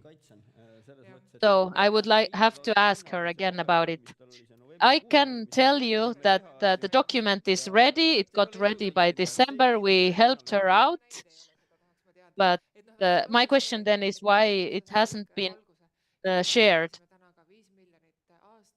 And we talked about 5 million for rare diseases each year. Where does money come from? And this is because we are supporting big families less. So we always talk about how worthy, how valuable our children are. So we saw an incrementation in the benefits, but then afterwards it became evident that these figures that were among the highest in Europe were too much for Estonia, so they were scrapped again. So yes, there were politicians saying that they really want to support children, but it was a dirty debate indeed that I had to witness firsthand. So if we make any decisions in financing, we need resources for it. It's the same in a family. If we want to buy a new TV, we need to know where the money comes from. Are we then buying less food for our children? So this has to be taken into account in the state budget as well. What if we didn't use the age limit anymore? Well, we can make different decisions. The main thing is what our resources are. As Rain says, there's no money. The minister also said there's no money. One of the politicians once said that the money comes from the state budget, but basically it comes from the taxes that each and every one of us pays. And the question is that we have to allocate those funds so that everybody gets a little bit. So we all like to compare ourselves to the Nordic countries, but the economic situation and the population numbers are very different. So it's much more expensive to fund the state here. So we can have the aim of the Nordic states. We are working in that direction, but otherwise, it's difficult. I mean, obviously, nobody will say that they don't want to give money to children with rare diseases, that it's not an important topic. I'm sure that nobody would be able to say out these things that they said in our committee to a normal person on the street. So healthcare is now a political fight. This is actually quite disgusting, but I continue being a practitioner first and foremost. In my case, I'm a mother of a big family, but I don't mind these funds going to rare diseases. And this is why I also asked for the floor when we were talking about the 5 million, because we are actually solving this problem that is before us. We are just not trying to fill in some other smaller gaps. And as I said at the end of my presentation, is that I would like the state to consider the big picture. it's not the right approach to give some money so that everybody can use them the way they want. If there is a specific issue, then if we take funding from one place and we put it in another place, then it's clear where the issue is and the funding reaches the right targets and we have clear responsibilities as well. I totally agree. As you also said before, I would like to know, please write it to me, what's wrong with this current regulation. Now, talking about the age limit again, we don't ever have enough. That's true. But how can we improve the system, which is something we all want? Because we agree that the age limit system doesn't work. So how can we make the system function better? Should it be case-based or do we need any other approach? In my opinion, there are already some documents that the government has prepared that haven't been shared for some reason. And this is actually the plan, the strategy. The current situation is clear, so they have to make a decision. Is it 25 years, 32 years of age, or 2 years of age? So we have to look at the needs we have and then consider the different alternatives, and then we can continue working. I'm currently optimistic because, as I understood, we will see those documents soon. I would like to make a remark about those 5 million. We are very grateful that we do have this funding that has been found, but we have to solve the issue of rare diseases as a state. We cannot depend on charity organizations to solve this issue. This is not the right way to go. We need a plan. And that plan or those 5 million shouldn't mean that the health insurance fund stops working on the issue.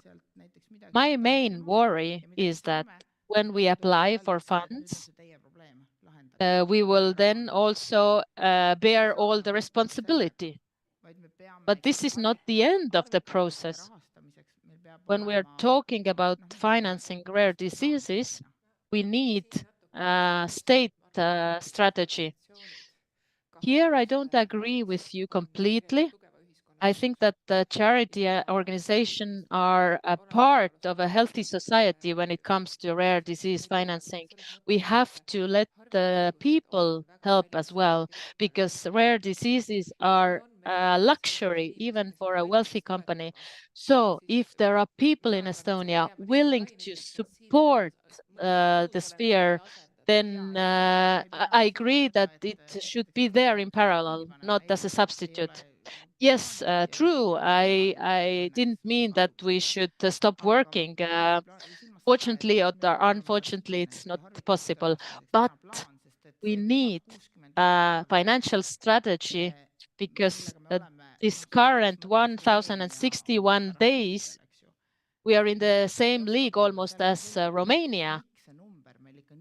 Why is this figure so big? Why does it take so long? Why do we lag behind compared to all those other countries? Rain, would you like to reply? We can talk about it bilaterally if you want, Siri, but it's a very complex issue. It's not realistic to say that we approve everything without applications. We need some kind of a system. We have tried to simplify the system, and we understand that where we have only a couple or up to 10 patients only, then it's not a priority for international companies. But we have simplified the system, and here we have to agree to disagree. When we talk about 7 pages, does it take 5 months or can it be done faster? And then 1.5 years for price negotiation. Well, we also have a representative of the pharmaceutical industries here. Maybe you would like to reply. Yes, but first I would like to say that we have already proposed a separate budget for rare diseases to finance the sphere. Of course, the question here is what are the resources? Where do we get the funding there? But if we consider the healthcare cost as an investment, because also, yes, defense spending has to be considerable as well in Estonia. But if our citizens are ill, there's nobody to defend our country. So if we spend in healthcare, be sure that the costs in other spheres will be less. So if we have a budget, we have to optimize the budget of health insurance fund. This doesn't solve the problem. What about the negotiation? Almost nobody understands how they go. I agree with Ryan here that it's time consuming to negotiate with the pharmaceutical companies. And when we have a producer in Estonia that we can negotiate with, that's a value in itself already. And the different ICER criteria that I talked about, if we cannot make considerable price reductions, then the fact is that these treatments don't reach the patients. So if the health insurance fund decides that a medicine will be reimbursed only if there's a certain price reduction, well, from the perspective of the producer, it might not be realistic. Okay, so the health insurance fund said that that's our ceiling and we cannot move from here. One example, I'm sorry, Siiri. I know that you work very well and all the donors of the 2 millions donated to the SMA type 1 of Annabelle. And with the 2 millions used to treat her in the US, it was really like a reference case. But I was sad to see that finally people said that the donors are good people and the rest of the people should just shut up. But there were some voices saying that the cost of the treatment was just too high. And this is now going to the extremes. So how expensive is too expensive?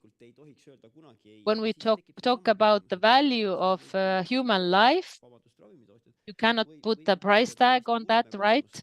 But as a pharmaceutical company, we can then set any price to a medicine. So what is the ceiling here? We have certain figures now, certain ceilings now. I do agree, however, that they haven't been updated. They have remained the same for too long. But I know it's a bad abuse. But the thing is, you always have something more urgent to deal with. So these thresholds are set, and then you really have to have the courage to change them, to update them, because it would mean that in the future we will be in a very disadvantaged situation. Now, we know that we have a database where we paid 8 cents for our picture bank for years, but then it got outdated. That image bank got outdated, and now instead of 8 cents, the price was 2 euros or 1.27. Anyway, there was a lot of confusion. People didn't understand why we were raising the price tenfold. of a service that was working well. But the issue was that we haven't really updated the ceilings in the sector. And in the working group, we have the same discussions. We should update the thresholds, but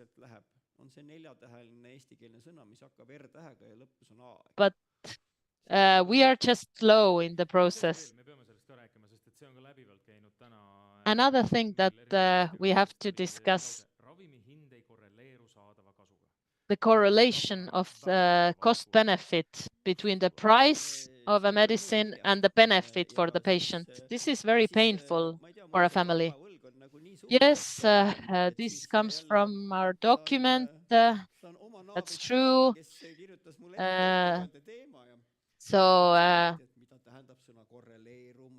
When thinking about karma, I started analyzing what correlation means, etc. Well, yeah, do we have to define every word then? When we reply to applicants, it's the same as with putting a price tag on human life. We cannot reply that we don't have enough funds or that only 6.7% of our GDP is allocated to our healthcare. I don't want to put that in our reply. Microphone, please.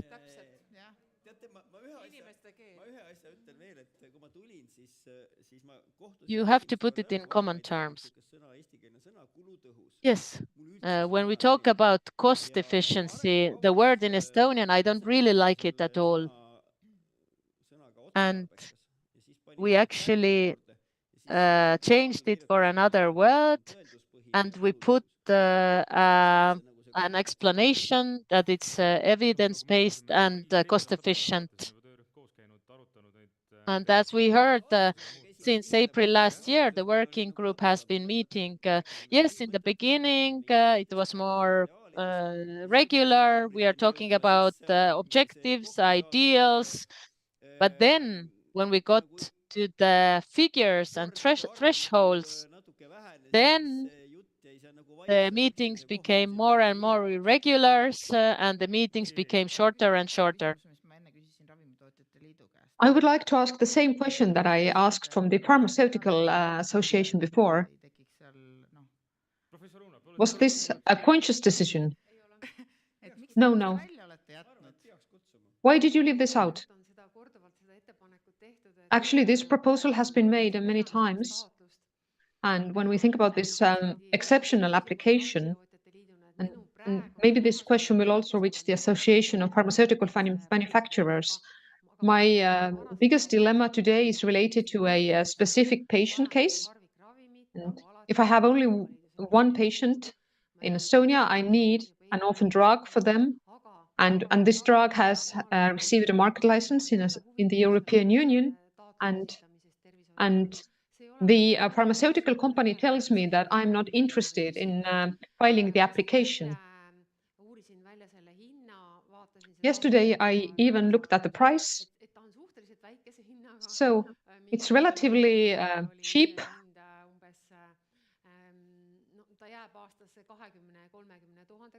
About 20 or 30,000 euros per year, which is not very expensive. And I do understand that one company doesn't want to do all this paperwork for this amount. This is an evidence proof based medicine. And I could just file an exceptional application for this drug. So I would like to ask, when will the law be amended?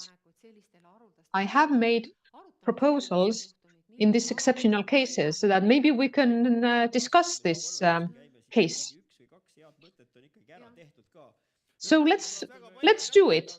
I think that one or two good ideas always come up at this conference.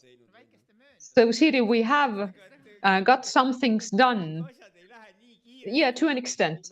Yes, but of course, nothing goes as quickly as we would like, but things move. Last year, we spoke about how we should change things, and I understand that things are changing, and you have met and you have discussed things.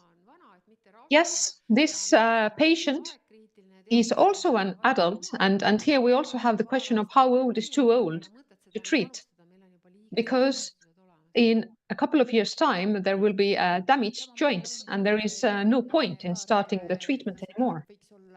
Yes, we also speak about patient-based discount, and this is one amendment that we should implement, and also a good example of why it's so important to have as many pharmaceutical manufacturers here in Estonia as possible. Because when they are far away, they might not be interested in filing the application. But on the EU level, we have a specific evaluation that will start right now for oncological medicines from 2027, also for orphan drugs. And this will take into consideration clinical effectiveness. So they will actually consider the effectiveness of a medicine. And based on this report, we can also fund medicines. And in our opinion, this should be in Estonian as well. So we don't have to file a separate application. We just have to refer to this assessment. Yes, this would make our life a lot easier, because here we are speaking about ultra rare diseases. I have only maybe 1 or 2 patients with the disease. Right now, we spend a lot of time writing these 7 pages, because you have to go through the medical literature, you have to prepare a chart, you have to give examples of evidence-based examples. I have a question to pharmaceutical manufacturers. In my understanding, our process is similar to other countries. In other countries, you also need to file an application. When you're a pharmaceutical company and you need to file an application, I mean, are these applications so different? If you are a pharmaceutical company and you have filed an application in Lithuania and Slovenia, couldn't you just copy-paste it partly to file it in Estonia, or are they completely different? From the manufacturer side, I can say that it would be very nice if we could just take the template, fill in the necessary information, and send it in, but this is not real life. What really happens is that the health insurance fund evaluates the effectiveness of the drug to the medicine that's currently being used. But nowadays, it's very difficult to find information that would help to compare this new drug to the old one. When the European Agency of Medicine gives its estimation, it sees whether the medicine did more good than harm. When we file our application, we have to show how it compares to the standard treatment. And then we have to explain what's the standard treatment. And they tell us that it is our task to prove that this new treatment is more effective than the old one. In some other countries, when the doctor says that there is a need, we have experience, then they don't have to prove any clinical differences. But here we have to do it. I haven't had the experience of being able to ask for the application from a Latvian or Lithuanian colleagues, although we have been speaking about that. And I have spoken about it on the European Union level. Maybe we should have a common template. I'm very happy that we will have that in 2027. When I have been writing the applications, then I have taken all the results of clinical trials, all public information that's available about the usage of this drug. I can only access the information that's been published in PubMed, and I have to go through all the articles, put this information in the chart, and show how the fact that it's evidence-based has been proven. Usually we don't have information about Estonia. In some cases, we have had some examples with the help of Children's Foundation. I hope that at the end of March, we'll have a summary of Kevin's story written by a student, and that will also describe the new ways to treat SMA. So this would give some information about our treatment results in Estonia. Marika, you showed us the proposals in your presentation. Rain, how far are you with these discussions?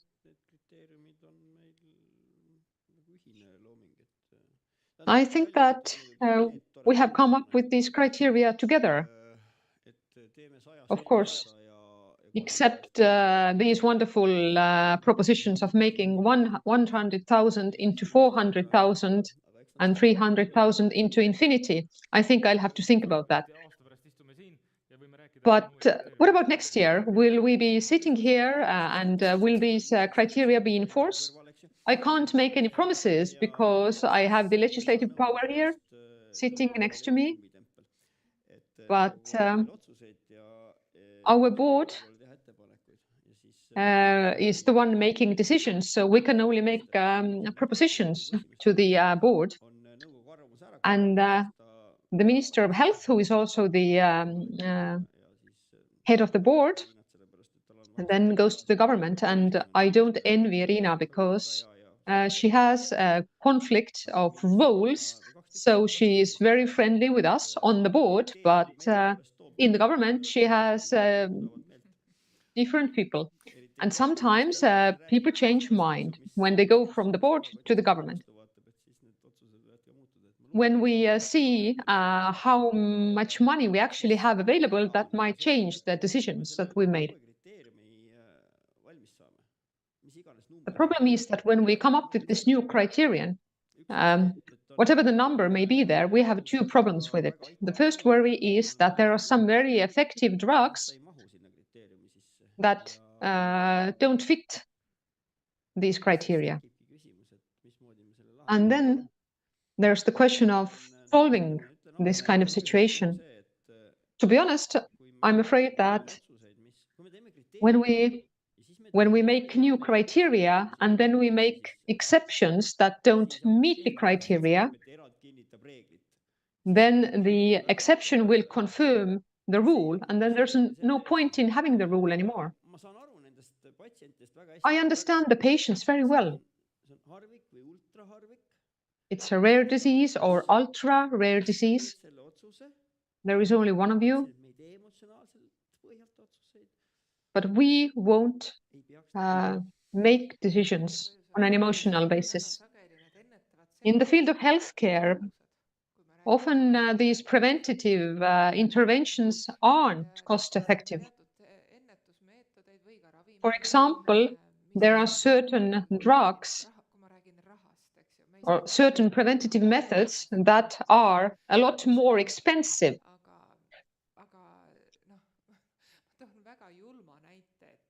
I will give you a cruel example. Oncological treatment is very expensive. We can treat a person, we can cure them, but if we didn't cure them, they would just die. So it's a very cruel thing to say, but we can't make these decisions based on money only. And often we just have to pay as a society. I think that the rare diseases are a case where we have to pay more than maybe is cost efficient. I suppose that Kaftrio is one of the most effective medicines for rare diseases. But what also comes to play here is the family of this child. We have heard the word struggle here a lot. The entire family is connected to the child. There are developmental issues, psychological issues, care issues. There are so many problems, and it is a big struggle. And what the families do, I think it's fantastic. I do have some patients like this in my practice who have a rare disease. and how the parents take care of their children. They are not willing to give up. It's incredible how strong these families are. And if I would just calculate and evaluate cost effectiveness, then I don't think it's actually useful for the society, but we cannot measure this in money. However, at some point, the money will be an issue. If it was up to me, I would just take the whole money in the world and I would use it to treat people. So we have to find balance here, and it's very, very, very hard. Oftentimes, in politics, we decide to take money from one people and then give it to others. Okay, I think it's time to wrap up. Have we agreed on something here today? I hope that when we come back here next year, we will have made progress. Thank you for being with us today. It was an interesting and emotional day. The 29th of February is the Rare Disease Day, so why not celebrate it? Thank you all for coming. And I understand that dinner's been served, so enjoy your meal.